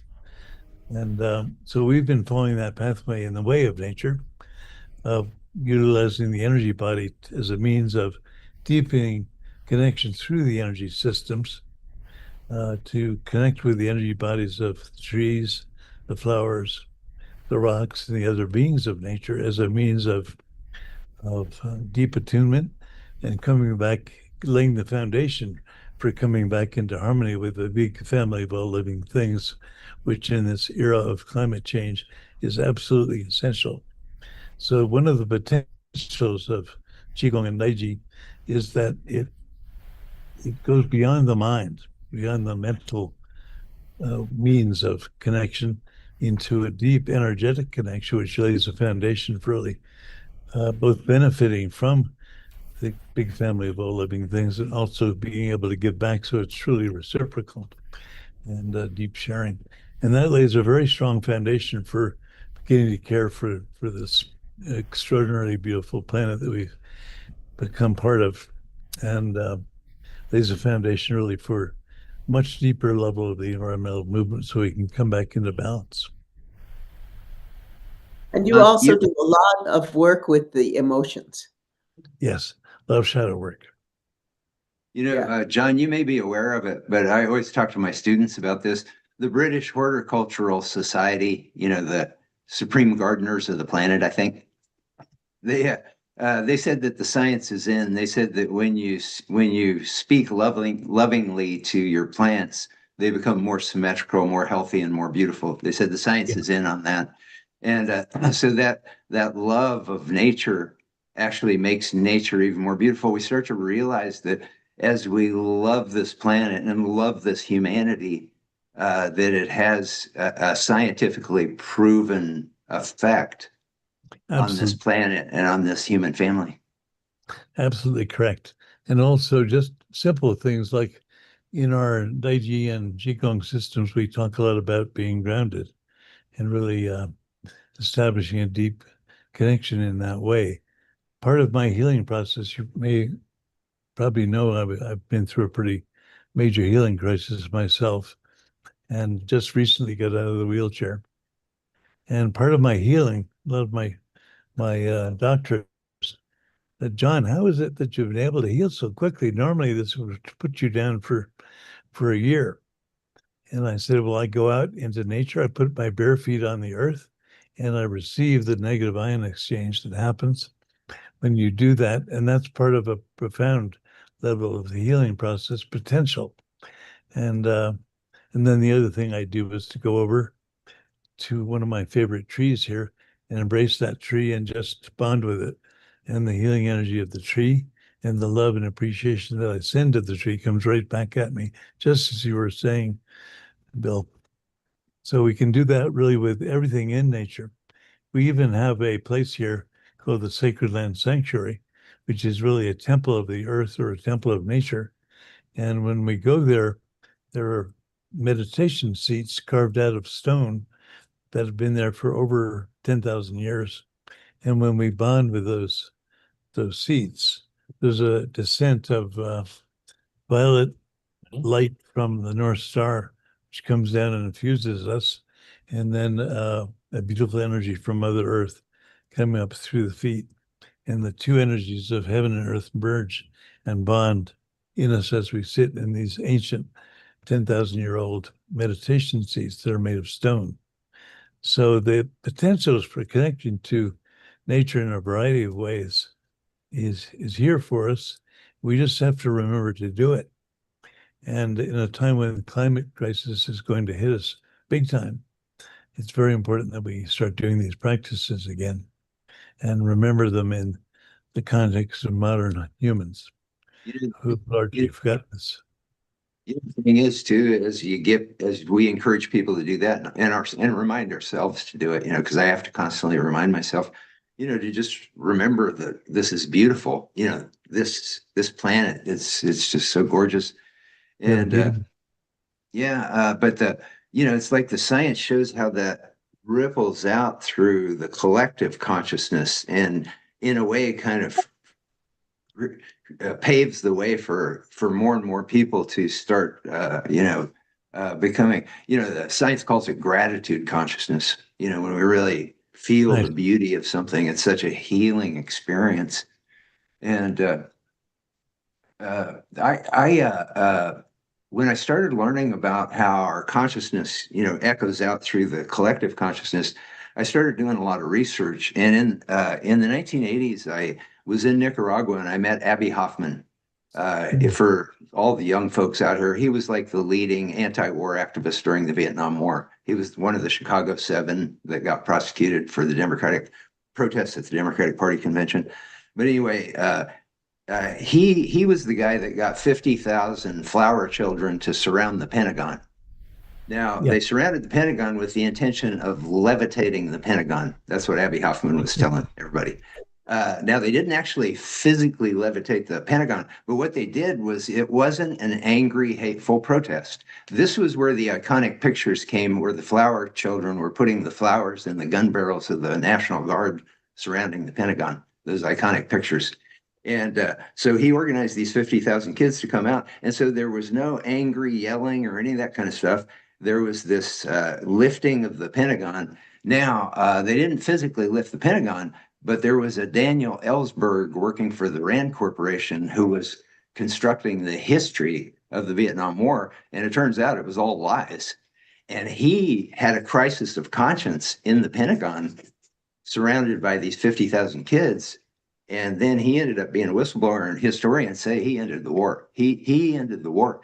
And so these vibes that you're putting out there, through this nature connection work, there's like a huge revolution going on in the planet, but it's never going to be on the 6 o'clock news. Only the people that are in it know about it.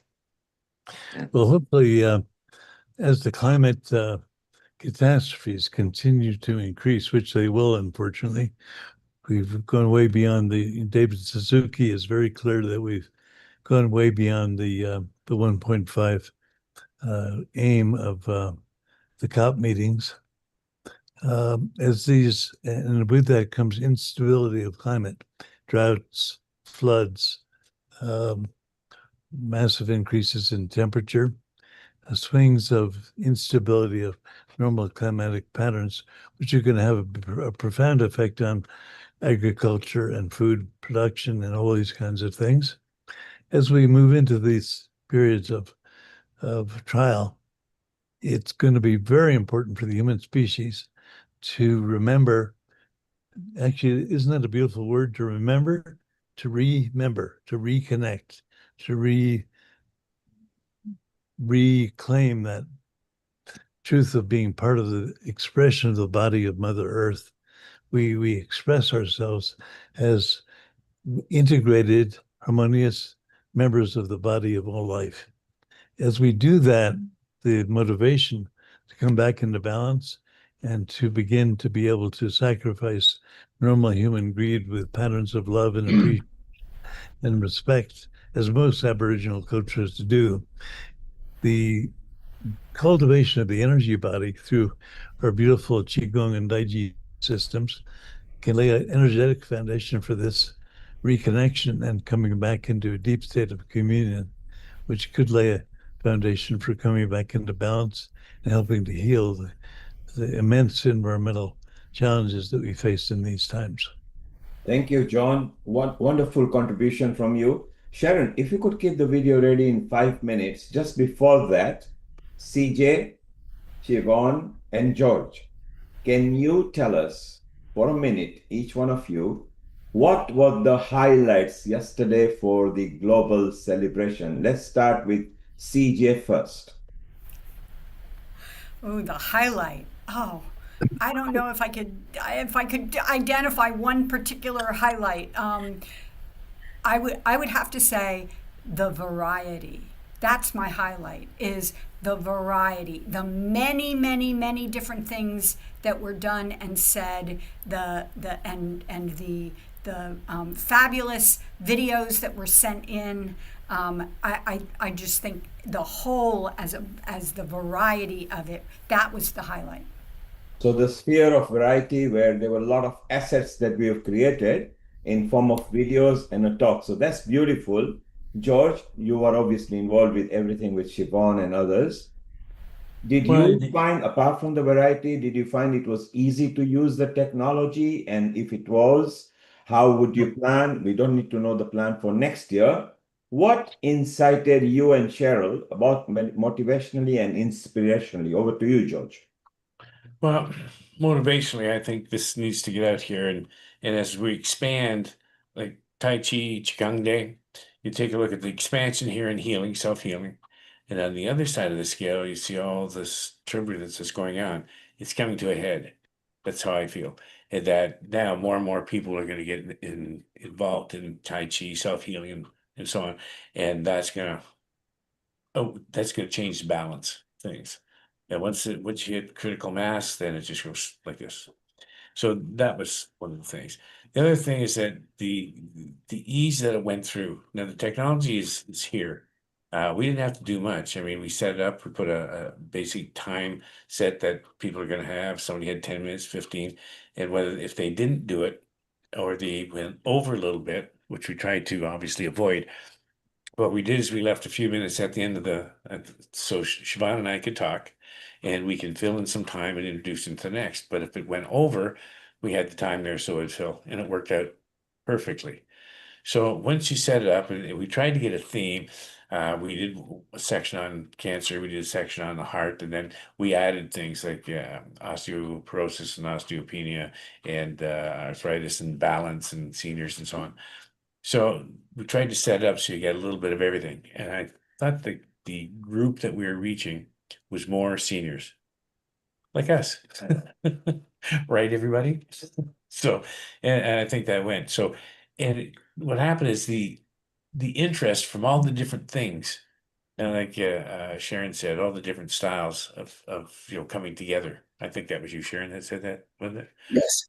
Yeah, okay. So all the different styles coming together, because it's not, now we separate the competition, not only between the different Tai Chi styles, but, the different modalities, like you got Tai Chi, you got Qigong, you've got meditation, you've got yoga, and so on. So they're all part of the same thing. And generally, ego will keep people away from those things. And when you get rid of that, it doesn't matter because we're all living on the same planet. We're all trying to do the same thing. And people will be attracted to yoga, to Tai Chi, to Qigong, whatever. It doesn't matter because it's all part of the same thing. So, and again, the smoothness it went through, we expected it to go pretty smooth, but the whole thing for the 12 hours, it just went from spot to spot to spot. Siobhan was right on. She was doing some of the chats in between, getting information but yeah, she was amazing. And then again, Cheryl was in the background with Cole working on all the technical stuff. There's only 4 of us that did this, and it worked out perfect. Thank you, George. And you mentioned Cheryl. Cheryl, what was your highlight? You were obviously involved. We haven't given you a chance so far. Over a minute, tell us what you loved, what inspired you, and what motivated you. You know what I loved? I really loved all the people, just around the world trying to get in and can you put my video up? Can we do this? Can we do that? And I just loved talking to them. It was really cool, and trying to fit them in at the end as we're going through it. I noticed we had 7 minutes over here, 10 minutes over here. Okay, we're gonna squeeze in, and if we get to them, we get to them. If we don't, then you move on. You just do the best you can in each section, right? Yeah, that was my favorite. My highlight was everybody. Yeah, and it was everybody was like so excited and collective. Oh, it was just so cool. So, yeah. Brilliant. 2 things we have found out. CJ said variety. She loved the variety this year. And George said the similar thing. He said bit of everything. But George, you hit a quantum. When an organization really needs to be a global, quantum analysis is very good. And you hit that there were more senior people. So now we need to find a toolkit how we can get the nursery, the primary, the secondary students, and through education. Bill is very keen that we bring toolkit that we can go to education authority. So we're going to discuss that a bit later. Let's go to Siobhan because she was involved very deeply into this and working very hard.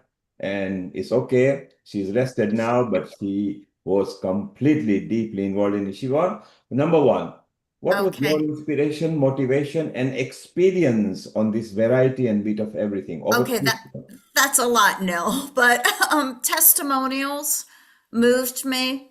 The sincerity that speaks to me. The authenticness of people. The testimonials as well as the speakers. They're very grounded. They're very authentic. They walk the walk. It's not talking the talk. They walk the walk. And George and I also were very prepared for situations, challenges that might happen. So we never really got to chit chat about certain topics to fill in case we had a lull. So I would say the preparedness and looking ahead helped us a lot. Wow, brilliant. So again, deep involvement there. I loved it. We did a bit of assessment at Healing Our Earth that there were 17 organizations which was promoting this. Bill and Sharon seemed to be a member in almost all of them. So it was easy for me to recognize. There were 2,000 and nearly 800 likes between the bodies that were actually sharing this matter. So George, you, Siobhan, CJ, if you can collect some data, hold all the assets, including testimonies, this will all be very useful for us to springboard and leverage ourselves into real global organization, because I think we are now ready to go and hit some of the governments, hit some of the authorities and bodies. Unlike India and yoga and meditation, where the consulate and the embassies sponsors Tai Chi and Qigong, because you are metropolitan Tai Chi and Qigongs. I can't see any indigenous Tai Chi and Qigong people here. So we have to go through a different route to find sponsors and things like that. And over the 3 years, we'll work together. Keith is already working in an exercise given. We will have a webinar with all of us. So we are actually live to the general public, so we don't want to discuss too much. Clara, keep your comments. Writing, keep your comments. After the video will come to you. Sharon, bring the beautiful music video. And then we also want Bill to say, because he was there from ground zero to this 27th. So Sharon, while you're clunking and clicking the video, Clara, you are in UK. So UK works a bit differently. We go via Trafalgar Square, Hyde Park, or Wembley Arena. They are our prime. If you're from America, Times Square, and then you are known by everybody. So it's very important. Sharon, you are still sharing your screen and desktop. Yes. Okay, we are ready. And the sound, please.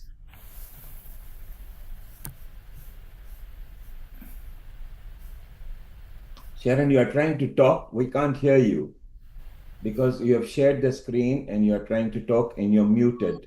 Okay.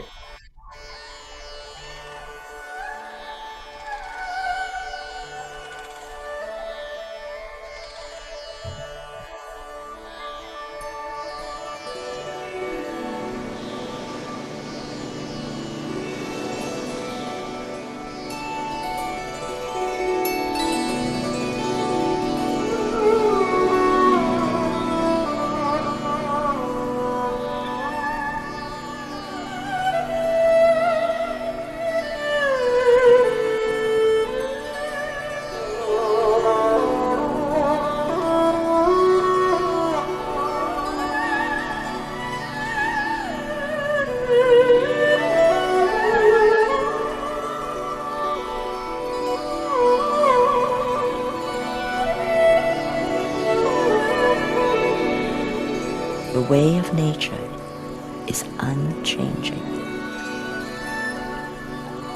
Without certainty in the way, the foundation is obscure. Realizing confidence in the way, primordial source awareness opens. This pristine, clear openness reveals the heart of compassion. A compassionate heart and flowing one with true nature supports true leadership.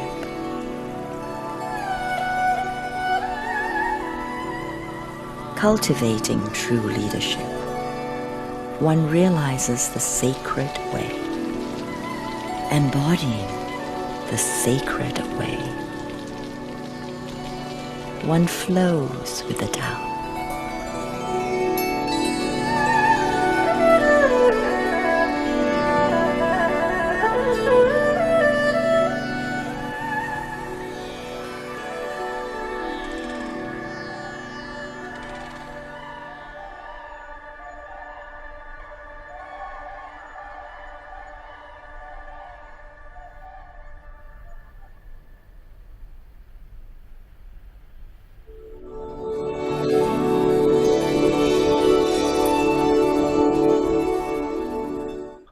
Hello, everyone. I'm Sharon Rose, director, producer, and composer for Quantum Chi, the Taoist Art of Nurturing Life, a beautiful documentary we've been working on for quite a while. And I'm happy to be here today to talk to you about how we work on the music part of the film. This is Michael Verdick, my longtime collaborator. We've worked on a number of films together. And we're working on a huge global fusion music project that will follow this film. So, hi, Michael.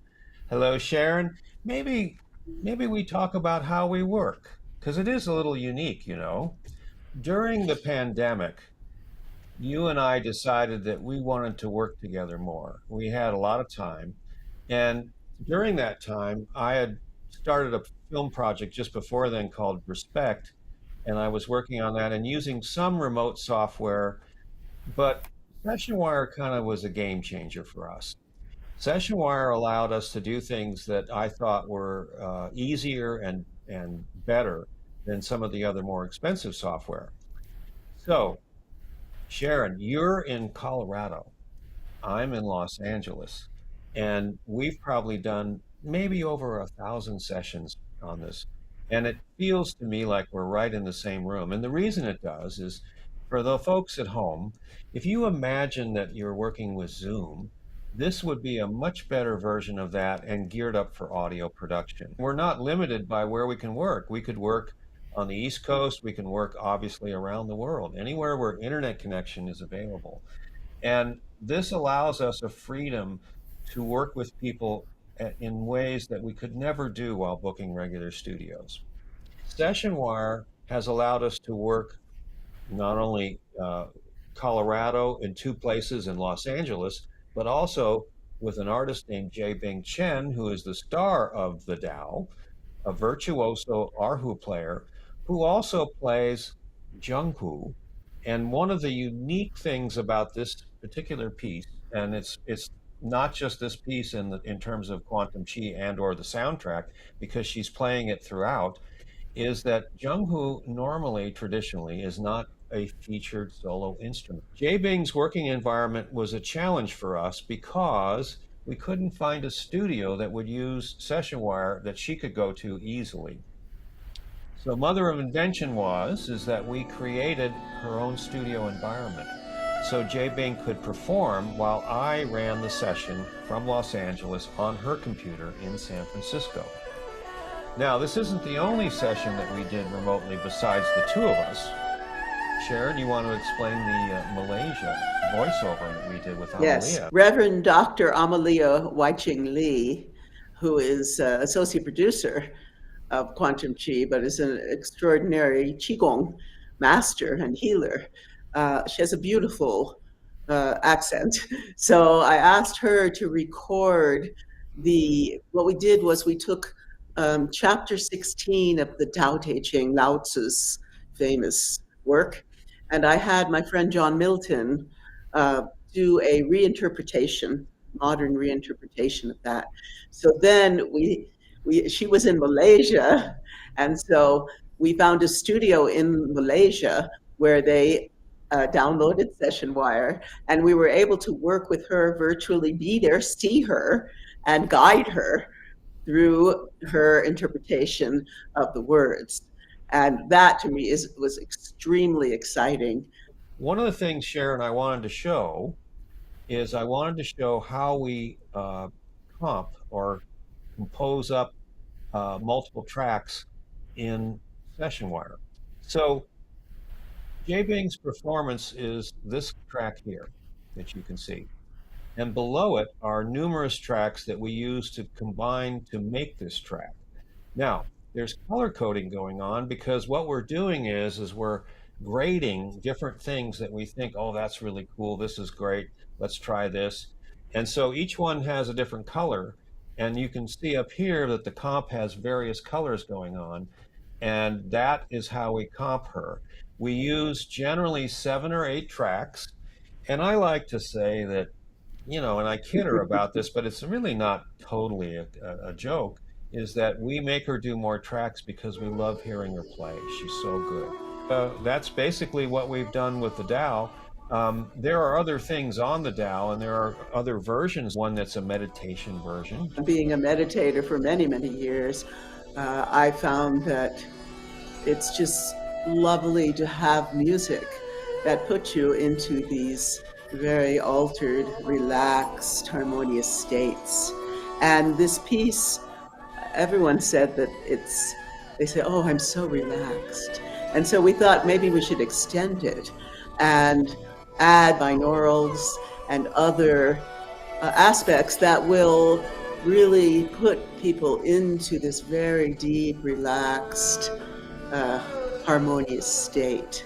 So I'm excited to do that because I'm here for healing people. This is what Quantum Chi is all about. All of your works are essentially that as a goal. One of the things that has made this experience for me working with you so enjoyable, besides our working relationship, is the fact that we are co-creating, exploring new ways of combining different music cultures. And even within the Tao, you'll find there's Indian, there's Chinese, this is not limited to the Tao. This is all through the quantum Qi music, as well as the soundtrack, as well as other projects. We hope that you'll watch the film, listen to the album, and really enjoy all the work that we have done in the last number of years.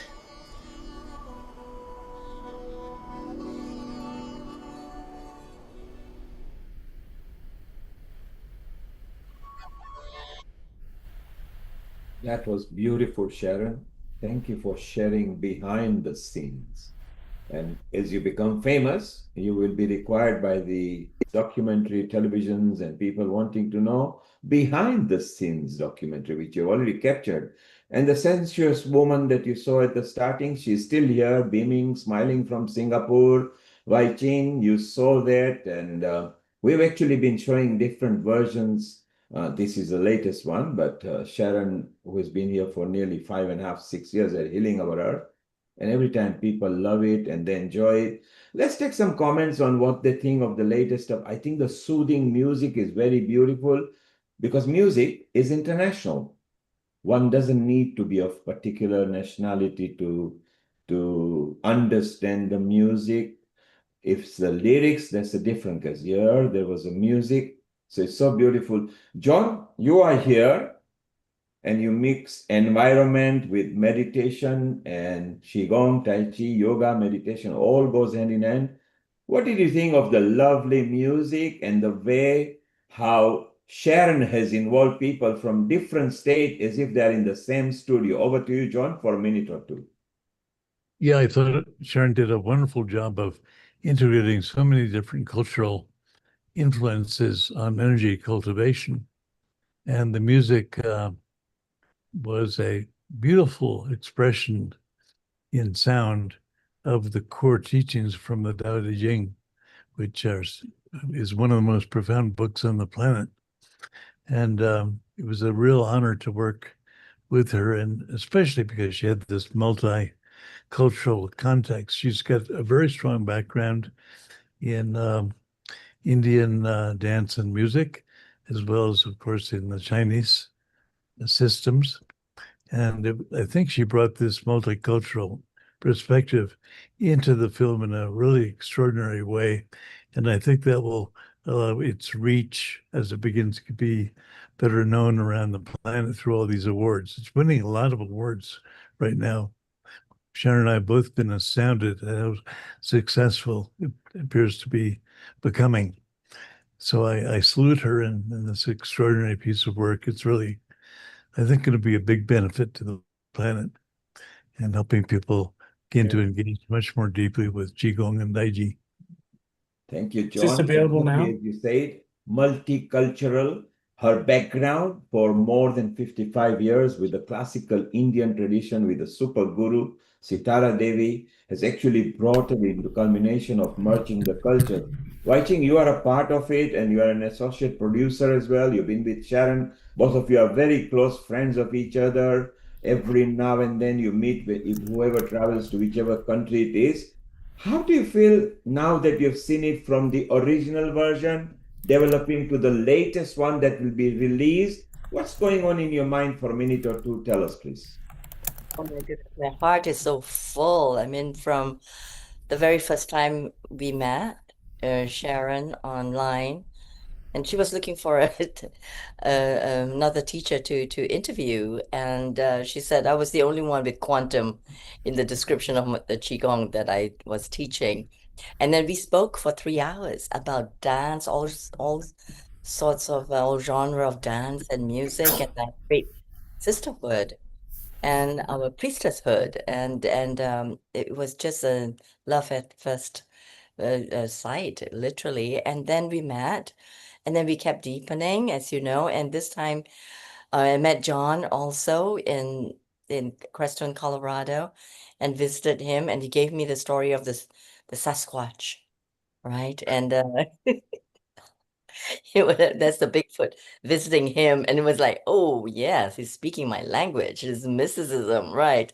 And so he had lots of beautiful advice for me on how to work with the Sasquatch, the Bigfoot, because they came visiting, right? So I had to get the confirmation of sound that that's the sound they were making when they came to visit.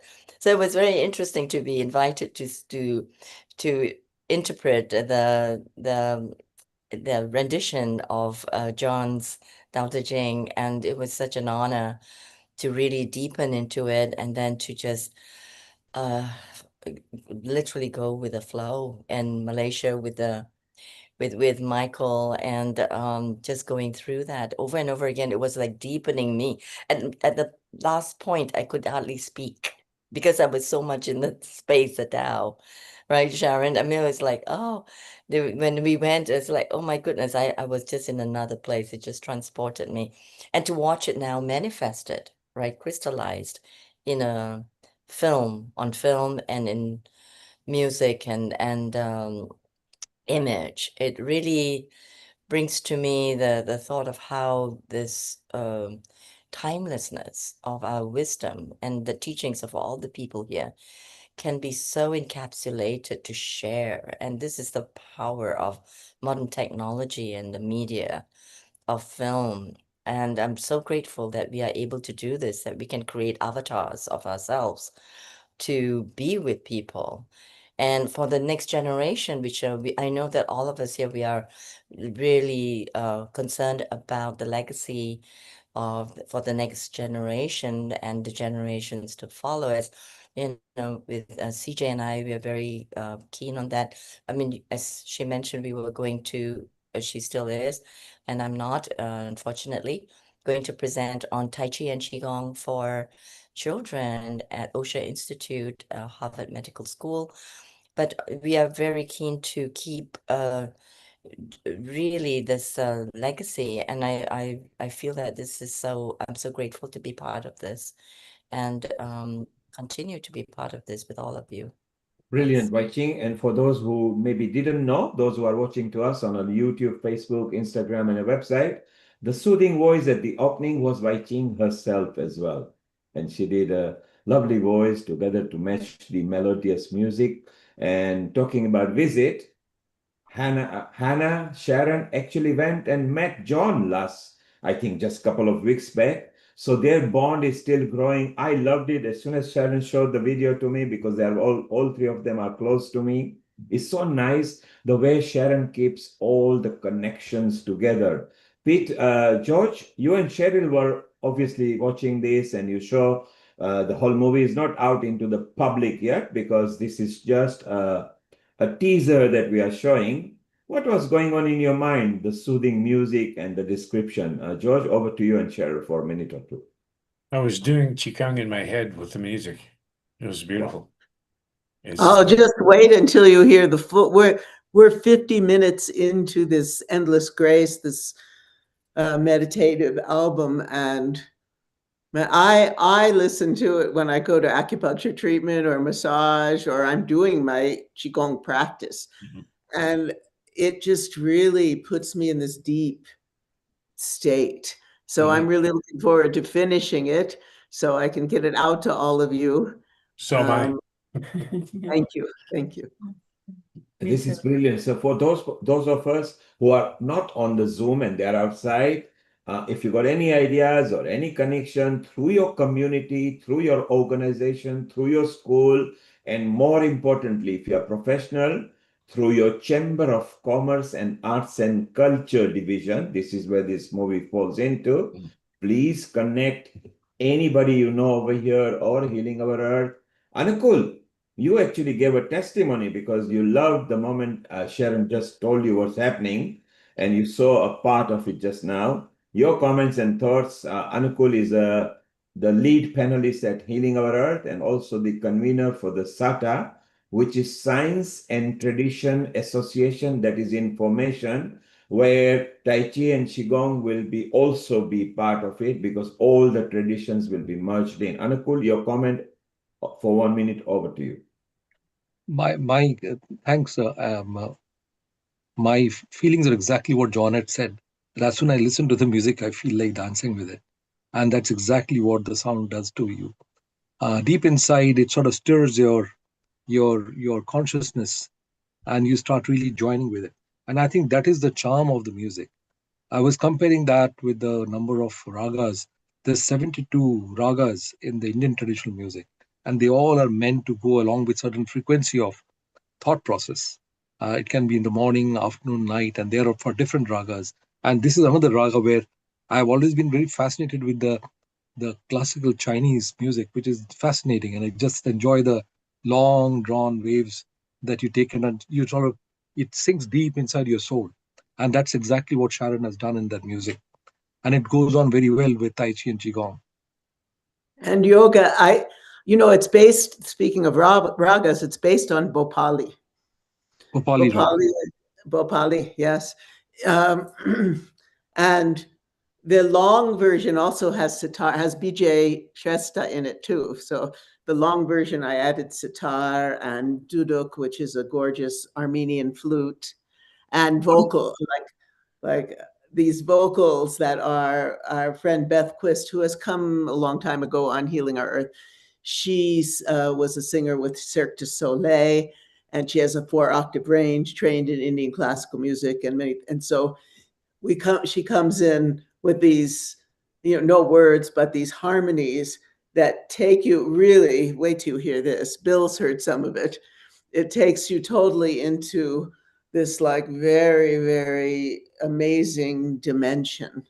And so it's really soothes me whenever I'm feeling stressed out. I just put the headphones on, I lay down, I start doing my Feldenkrais exercises, and it's very, very healing. So we want to do some studies to see how, this music affects people as well, lowers blood pressure. I know it does that to me. So I'm excited to get it finished and get everything out. I also want to say that we have now, Bill and I are working together with, and Amalia and CJ and everybody, Clara, we're working with my attorney and his partner, who is in Poland marketing expert. And we're starting to put the film out for screenings. So for different people in their centers. And so if you're interested and anyone's interested, just go to quantumchimovie.com, and there's information to fill out about screenings. And we really want to bring community together. Bill talks about how during the pandemic, since then, the amount of people coming to the classes, we want to stimulate that more. And so we want to have this film and the screenings as a mechanism, and also help assist. Everyone will make some money from it. So, Bill, would you like to say something about that? One thing I wanted to mention is if anybody who hasn't, if you go to worldtaichiday.org and sign up for the newsletter, our newsletters become kind of like Quantum Chi Central. And so we're preschool school children.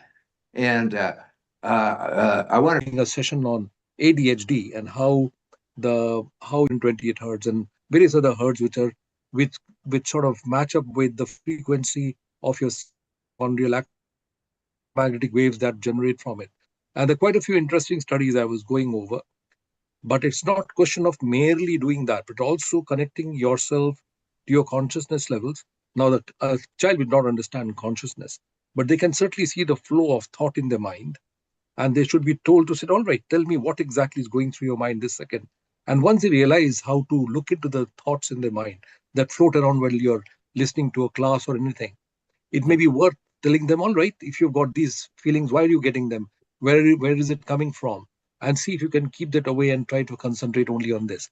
There are various ways of doing that, meditative techniques and things like that, but it's worth looking into it. I would certainly like to know the research that Bill would do in future. Very, very keen to know that. Thank and I you. would also like to have access to the video that you had, because your yesterday's annual the program was absolutely fascinating. I enjoyed listening to everyone. Although at a certain time I was driving, but I still listened to it right the way, and it was fantastic. Thank you, Yes. Anupul. Yes, And I do want to say I'm getting messages about the Mozart effect. So my dear friend, he was a dear friend, and I actually performed with him a number of times, wrote this book, Don Campbell, who's passed away now, but he wrote a book called The Mozart Effect, in which he talked about the effect of listening to Mozart on consciousness. And it was a big, book that did very well in those years. But I do want to tell you that we are also we're going to put this. It was recorded in 440, but we have a mechanism by which we can put it into 432. So we're going to also do that and have both the 440 and the 432 available. So we'll be able to see, hear and sense the difference between the 440, which became the standard. I've done a bunch of research on this, but it became the standard because prior to that, for recording all around the world, when all the recording mechanisms came. But actually, what I read, particularly in India, every village had their own frequencies that they would tune to. And then there's all this research about in Europe, there were all the bells that were in the churches were attuned to specific frequencies.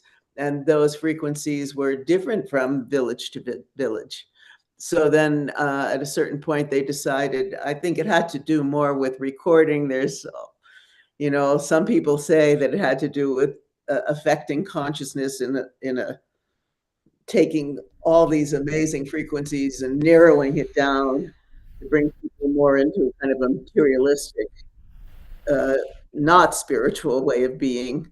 But, generally it has to do with being able to record all over the world at the same frequency. So it's going to be really interesting once we finish and put it in 432 to hear the difference. They say it kind of slows it down a bit and deepens it. So it's been an amazing process working with Michael. Michael is someone who's multi-platinum award winning. He worked with the biggest names in popular music in the United States and on films. So the two of us have just had an extraordinary time growing and learning about all of the therapeutic aspects of sound.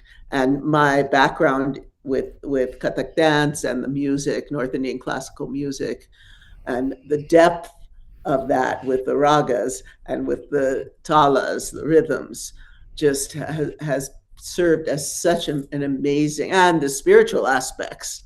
Bhopali is dedicated to Saraswati, the goddess of music and wisdom.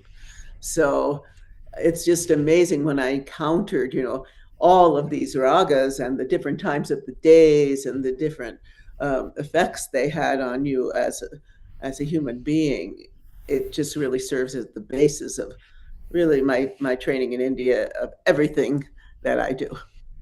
Thank you, Sharon, for bringing this wonderful teaser to us. Let's go to CJ. CJ, she has got a comment, and then we go to Clara, and then go to Siobhan. CJ, over to you for a minute or two. Thank you. I just wanted to talk a moment about the therapeutic effects. And quite frankly, Sharon, I don't know what you mean by 440 and 432, although based on your conversation, I think it's a frequency that you're talking about. Okay. I only know from my own experience that I was when I was in major pain. I was in a really bad car accident 22 years ago, and in one of the things that I tried was because I went to a doctor and they said, oh, you got to do this biofeedback thing, and so they gave me piano music to listen to, and I listened to the piano music, and it was relaxing, I guess, but it didn't do anything. And then one day I couldn't find the tape, because that was back in the days when we had videotape, not video, cassette tape. I couldn't find the cassette tape. So I put on a DVD of a friend of mine, Ronnie Selden, who did shakuhachi music. And one of his CDs was called One Sound, which was Zen Buddhist music from around the world.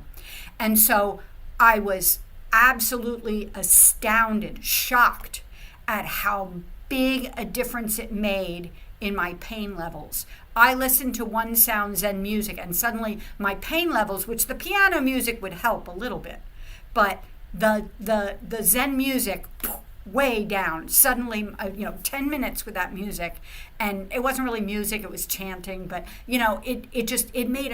I went into a complete, deep, different level of consciousness, and the pain levels changed so dramatically.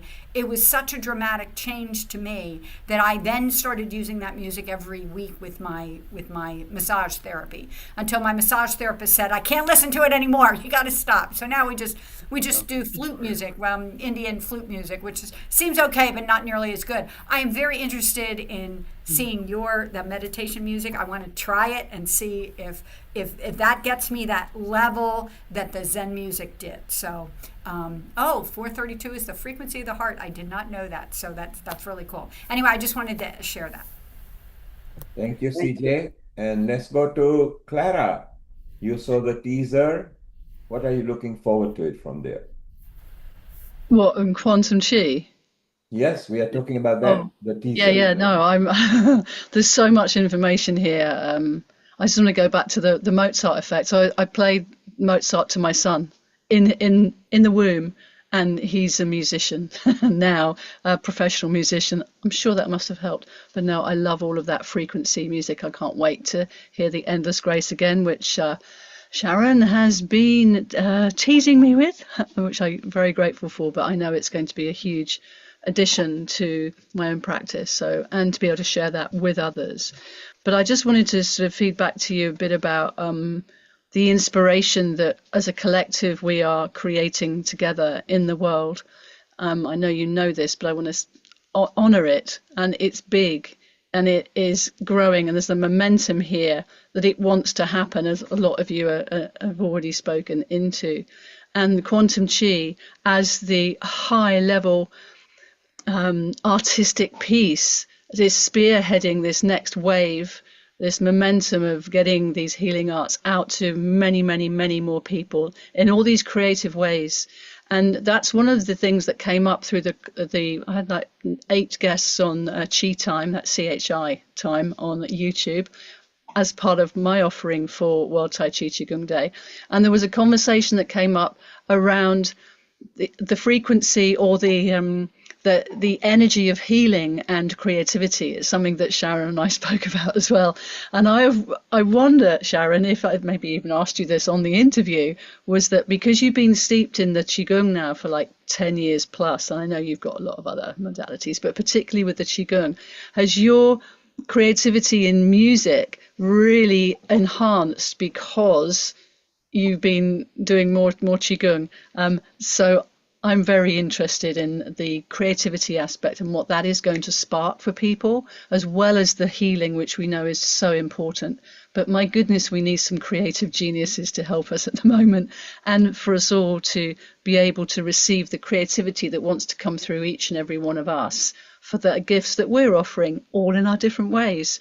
So I think it's a magical time to be part of this community, or common unity, and I'm excited as to what quantum chi is going to be doing. That can't wait for it to actually be released, like a lot of us, because people are going, when can I get hold of it? But I tell you what, when it does, oh my goodness, are you ready for what's going to happen when you release this? It's going to be extraordinary. But strong team. Yeah, my practice, serves as the foundation of everything. And I came to Qigong after years of yoga and many different modalities. But there's something about the concept of flow that exists in Qigong that really, once you're in that flow, the creative energy just it's just like riding on this beautiful wave of bliss, And the practice itself, like yoga, puts you in such a deep meditative state where you become, as Amalia might say, a clear channel, for the creative energy of your being and the universe to just flow through. And working with someone at the level of Jay Bing Chen and Michael Verdick, who are, and Jay Bing, you should all know, has played a lot with Indian classical musicians like at Kennedy Center and, et cetera. So, yeah, the practice, and also the fact that I have had the yoga practice as well since around 1966.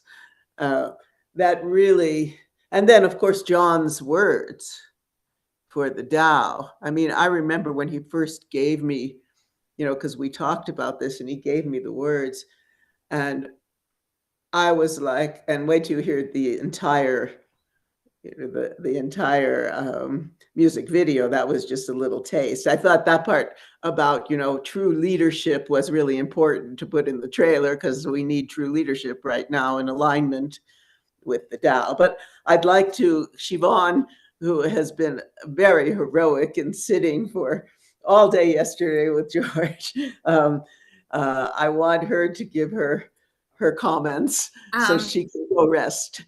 Just very quickly, when I do my practice, a lot of times, not within a minute, but say like a couple minutes after, all these flood of ideas, like almost too much.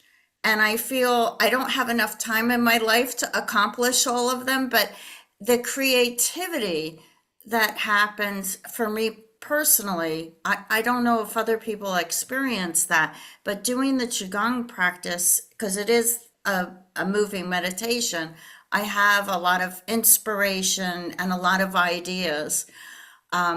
One thing that happened yesterday, I had a aha moment during our program, was that there are so many more things, I know you've heard this before, that unite us, that don't divide us. And some of those things I mentioned was music, food. We keep concentrating on our separateness.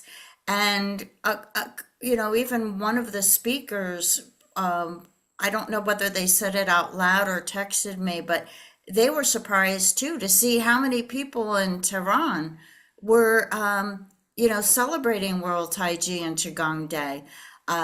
For me, that was like an amazing photo. I mean, we truly are united by these different practices, by art, by music, by movies, by popcorn, by ice cream. We all, if I don't have children, but, if I had children, everybody wants the best for their children. We want to be educated. We want to be happy. We want to have a good life. We don't want to have the stress. I mean, this was, I guess, Buddha's idea of non-suffering, so anyhow, that's all I wanted to say. And forgive me, but I have sat so long yesterday.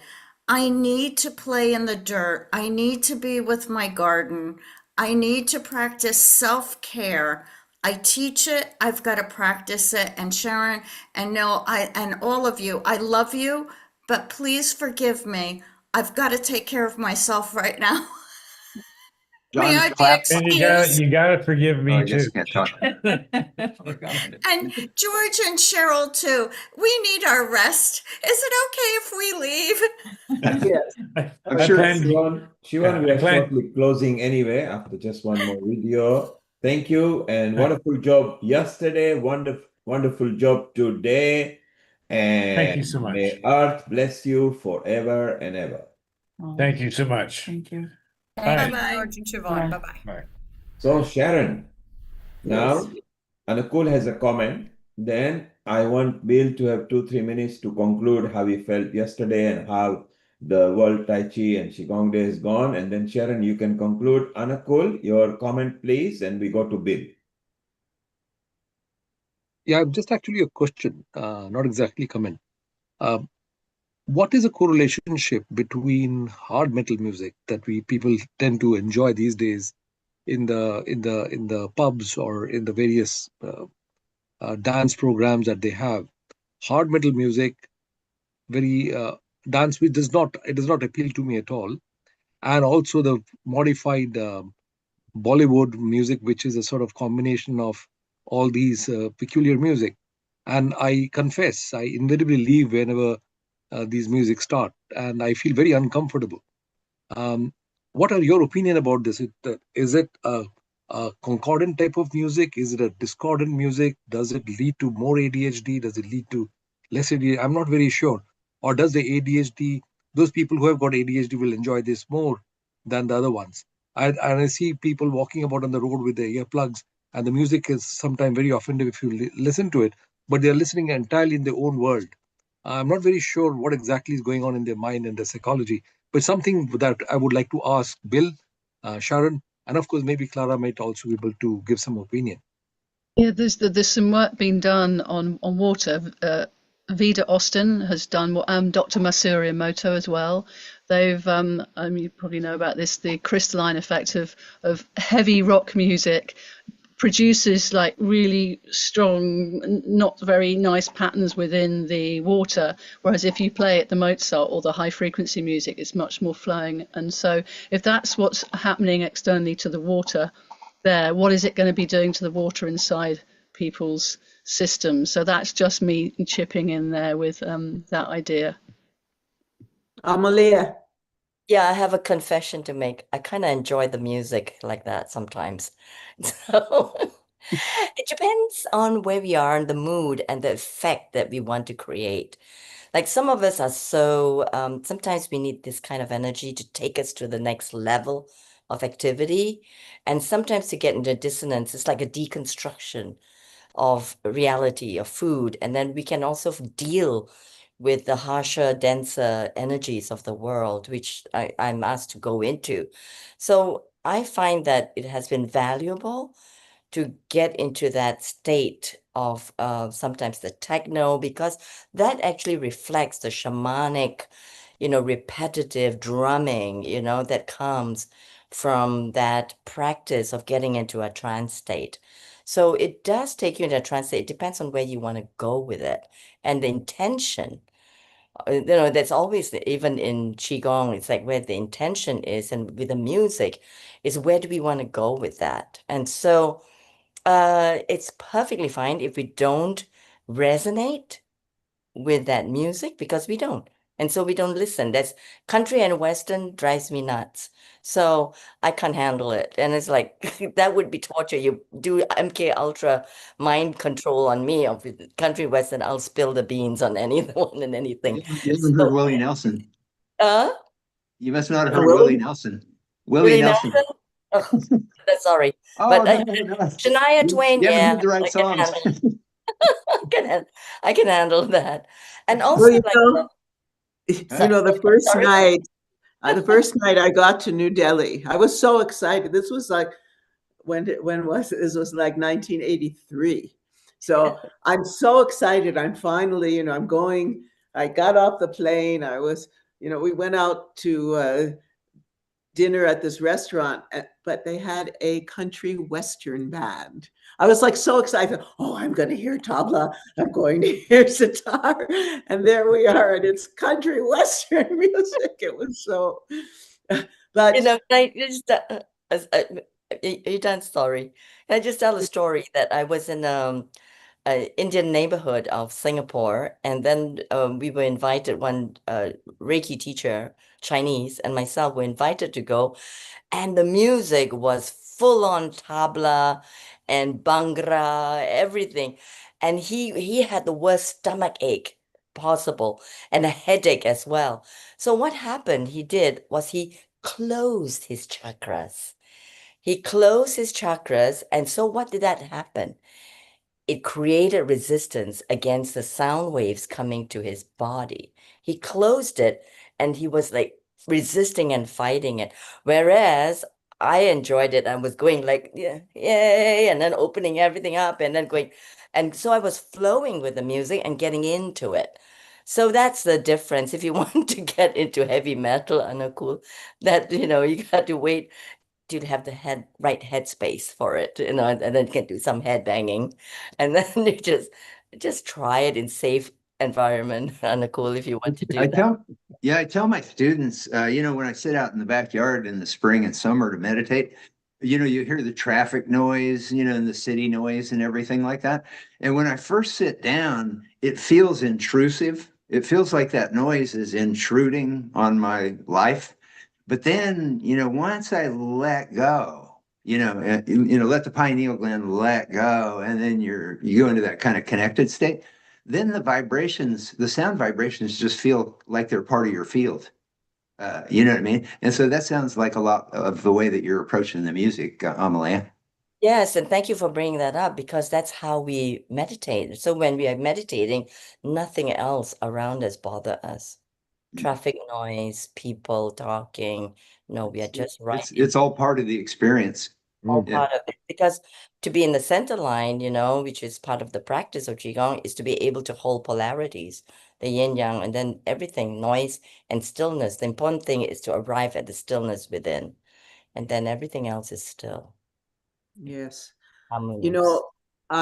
Sharon, let's go to the future episodes and then we'll do. So if you could tell us what's happening.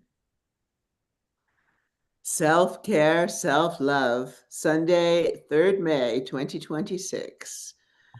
This is a beautiful show where we really talk about how to care for yourself, which is very, very important these days. So it includes hair care, skin care, better sleep, meditation, and so much more.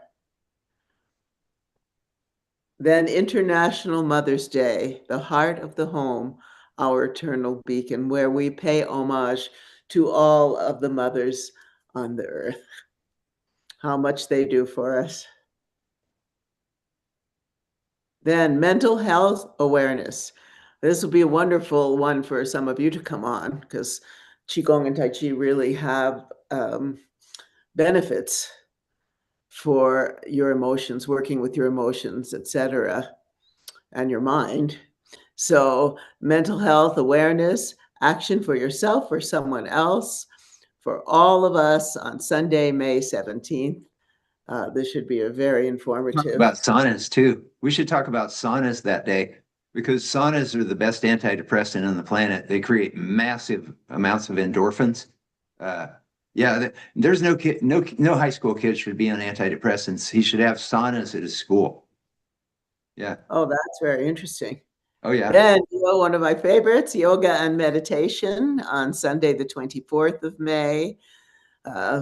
We bring in meditation, yoga, but also some Qigong, Tai Chi, and meditation from many different cultures. Meditation is deep in the Christian culture, in the Hebrew culture, in the Islamic culture. Meditation pervades all of these cultures. But I did want to go back we made a what we call portrait documentary with Jonathan Goldman, who's been on the show, who is the author of Healing Sounds. It's the name of it. And he talked about this with music that you're referring to, Aniko. And he talked about when you're driving, you want this like fast, because it puts you in a beta state. You need to be like in a beta state. He's talking about the difference between alpha, which is much more meditative, and beta.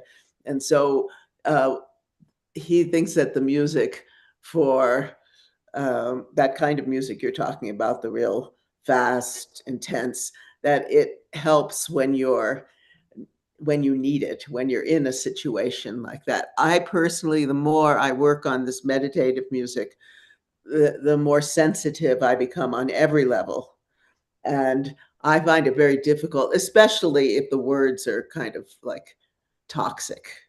There's too much of this, like, well, my ex-husband was the attorney for the management and producer of the New Kids on the Block.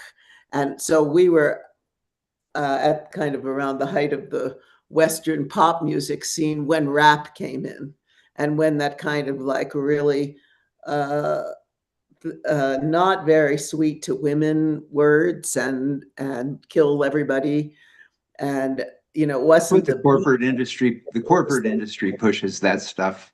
There's a lot of good rap out there. The corporate media doesn't. They don't pick the good rap. They pick that rap. Yeah. True. I was there in New York. It started that way, but then it got corrupted. Right. Right.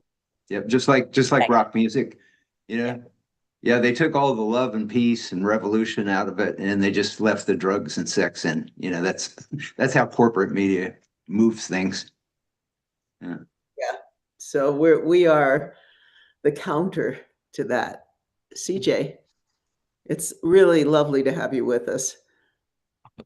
And we're making progress on when we met, we're about bringing everything out and creating this network. And CJ's done this incredible programming for Bill, and we'll be working with her to help bring us all together.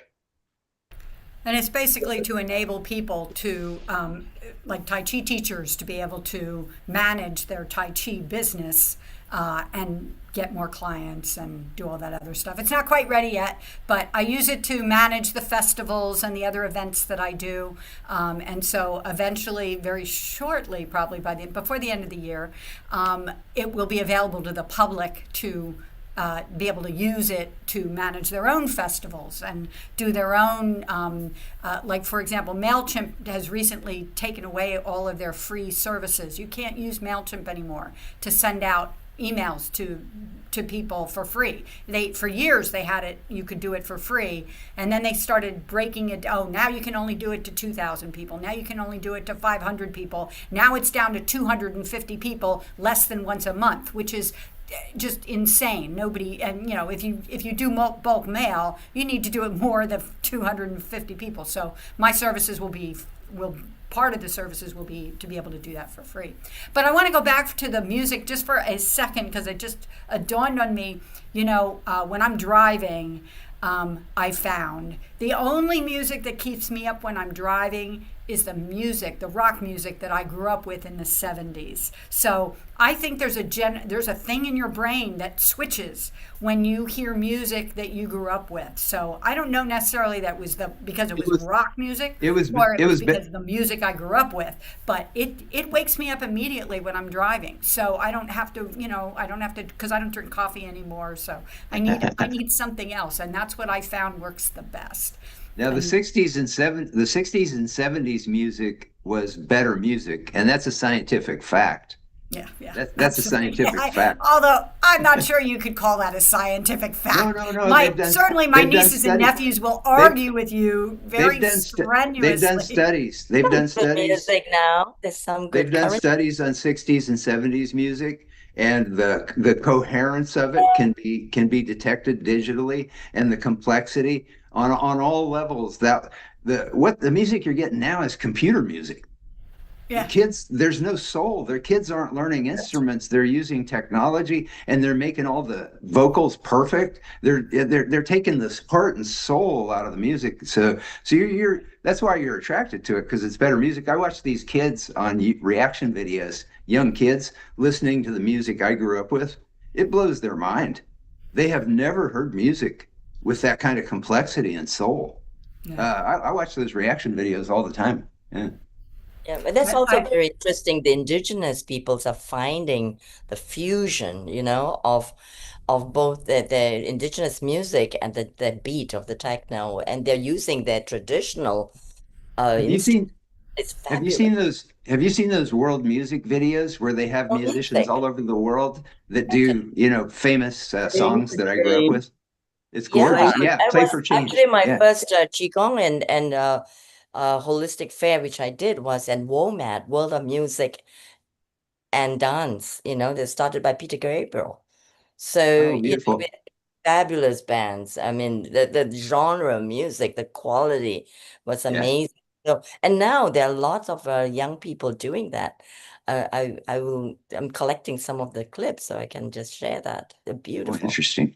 Yeah, that's I am interesting. looking Native forward to it. American, African, Mongolian, or the throat singing together with the techno beats is just riveting. It's just really total modern shamanism. I saw a video of a kind of an ancient Chinese province or whatever, where people, the people been living there, goes way back. And so they kept this music going through generations. And modern music critics, they call it Chinese punk rock. And it is it is the wildest, like primordial, like it's incredible. It's really beautiful. I heard it on NPR. That's how I heard it. Yeah. Oh, share that. Well, Yeah. I'm looking forward to seeing the music that you're producing, Sharon. I think it's going Would to be you like a little fabulous for the taste? world. I can give a little taste of it as a I have closing. to, yeah. Sure. I should say That'd be also, cool. Bill, that I do aesthetic dance, so I had to start really slow and beautiful and very, very drum acoustic, and then I take it all the way up to the techno, and then there's the mic drop, You have to hang that and then bring it down again, and then meditation. So that's what I do in my aesthetic dance. It's called transcend dance. Oh, that sounds fascinating. We'll do it. Well, to close today, I will play you like a just tiny excerpt so that you can get a sense of its power and beauty. Okay. Let's see. Yeah, let's do it this way.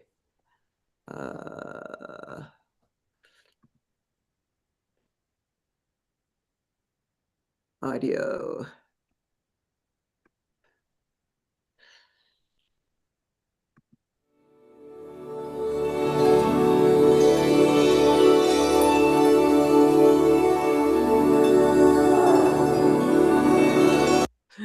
That's not the right one. Sorry. Okay. Yeah. Wait, I'll come back. I'll come back and find it. Okay.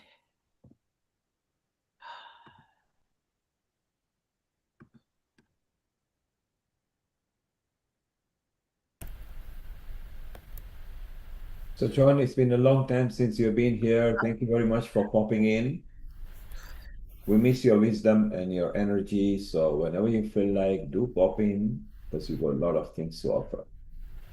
Thank you. My pleasure. Anukul, John can be introduced to Sudhir Sharhan because John loves environment in many facets, which is Sudhir's specialty, and the toolkit that Sudhir has created for the school children, the actual germinating box, maybe can be shared, and John will give an idea on that. John also used to organize retreats, so environmental retreats, and he had a following as well. So we want John bouncing back onto the earth and bring his wisdom as well, which will be very good. CJ, you are doing a wonderful job. A lot of inputs from you. So yes, do keep in touch with everybody. CJ, Anukul CJ will be very useful because she also knows academically how to put presentations up as well. And she's there in Pennsylvania in America. So that will be extremely useful. While Sharon is finding the music, Bill, over the 1 minute, conclude what you felt, how the World Tai Chi and Qigong Day has developed. Over to you, Bill. Yeah, well, it all started because we started seeing students heal in our hospital classes. And then they handed me research. And then I realized that Tai Chi and Qigong teachers all over the planet were having the same effect. And then I thought, well, why isn't the news telling people? Because both my parents died of heart disease. And my mom wrote me a note and she said, I wish I could go back a few years and learn the arts of relaxation that you try to teach me, because I would have loved to have seen my grandchildren grow up. And I found that note in my basement right when I was doing the hospital classes, and they were handing me all the research. So I started sending all of the media, because I knew there were people just like my parents all over the planet who needed to know about this stuff, and the media wasn't interested. And so then this thing flashed into my mind: if you can get a mass of people to do Tai Chi together. It'll be too visually spectacular for the media to avoid. And it was. The media just incredibly covered it all over the planet, all the major media. We reached over 1 billion people, media viewers with information on Tai Chi and Qigong over the course of the 27 years. And then it all culminated with George and Siobhan and Sharon's documentary. And it's like being in the middle of some kind of huge, beautiful healing explosion.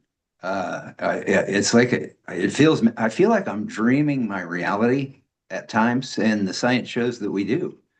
And so that's why I think as mind body people, it's so important for us to become visionaries for the planet, where we don't say, oh, well, this doesn't work or this isn't working or whatever. And we say, no, it can all be fixed. It can all be fixed. We should already be fixing it, and just keep thinking, okay, it makes no sense that this isn't happening.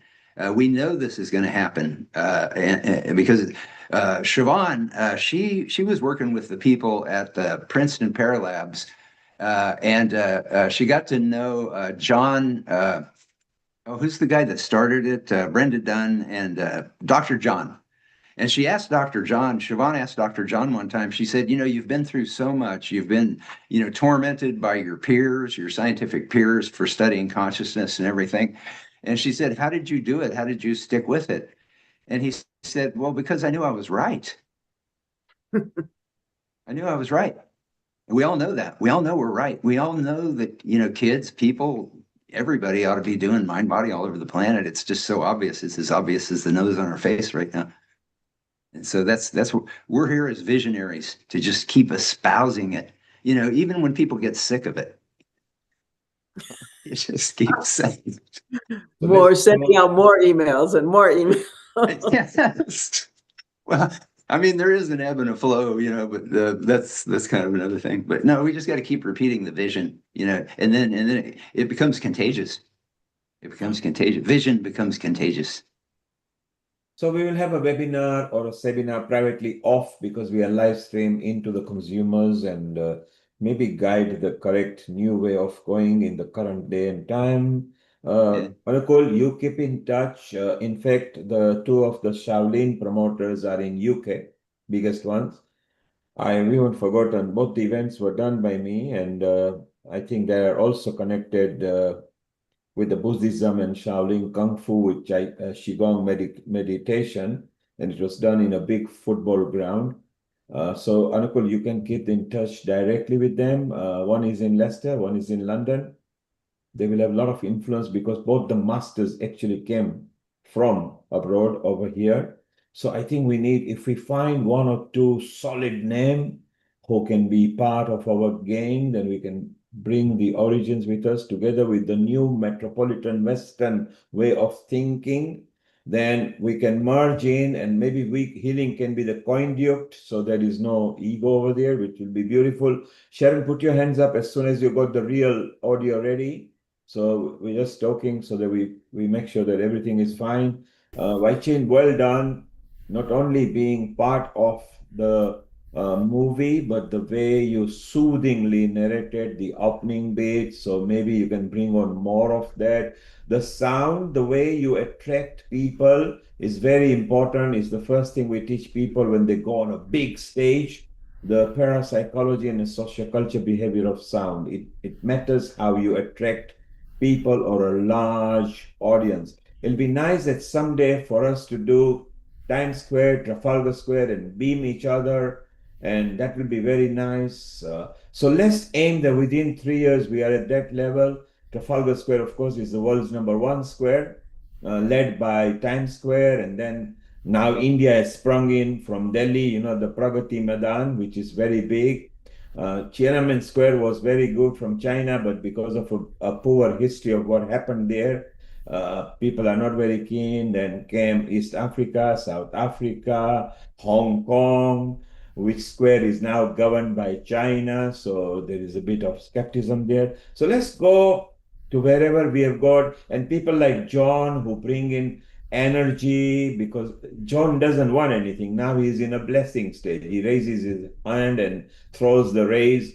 Bill is soon going to be like that. So Bill, within your shelf life, let's get that going. Sharon, your life has begun at 77. You've taken a new birth, and the way you've sprung up, following you behind you, not very far, is Dr. Wai-Ching Lee as well, who is sprightly still and roving ambassador traveling. CJ has put things into a proper documentation way, which CJ, that's good because that's going to help. So I think together, if we unite as a one seamless family, no boundary between culture, language, and the country that we are in, then we can really spring up. So it'll be beautiful. Sharon, keep on raising your hand in case if you got the audio. I'm ready. Go ahead, But Sharon, Yeah. just a second, real quick before you do that, on what you were saying about all of us, coming together and seeing each other.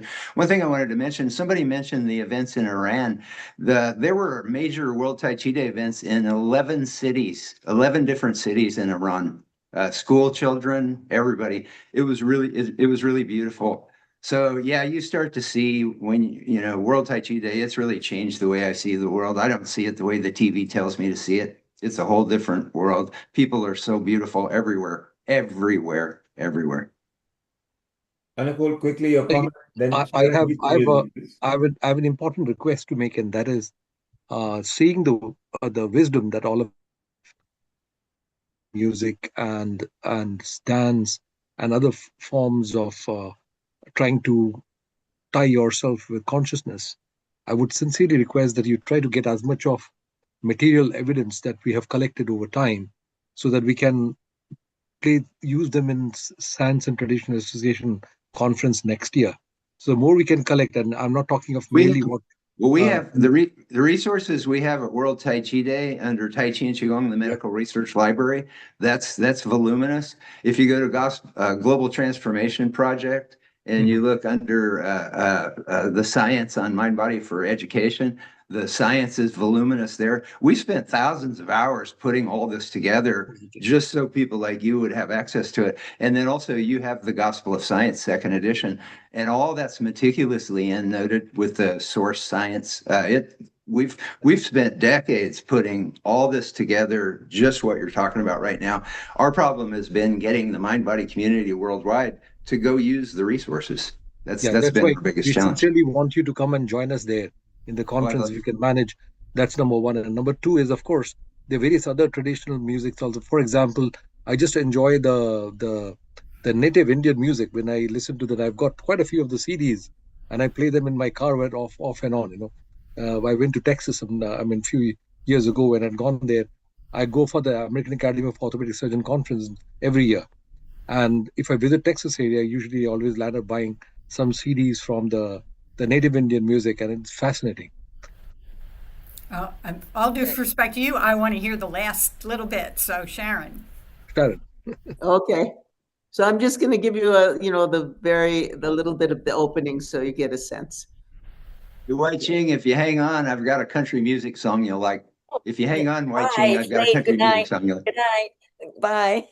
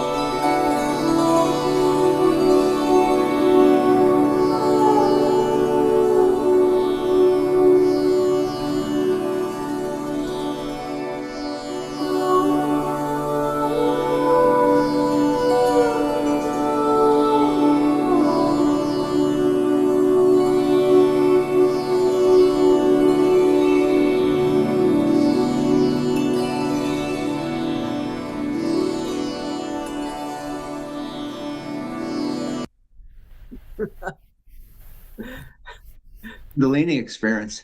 Yeah, Amazing. it's like it swirls right up your spine. Well, you should hear it with headphones because we have all kinds of, swirling around. That's just the very, That's very cool. little taste of the opening of it. It will go on for an hour, and it shifts into different. I'm using Anukul. I'm using the concept of Sawal Jawab, question and answer. So so they're all responding to each other.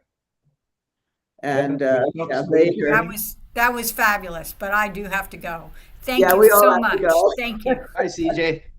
Bye-bye. Night, everyone. It's 1:38 in the morning. Sharon, if you Wai can. Ching, I've got a personal mission to help you learn to love country music. I'm not done with this yet.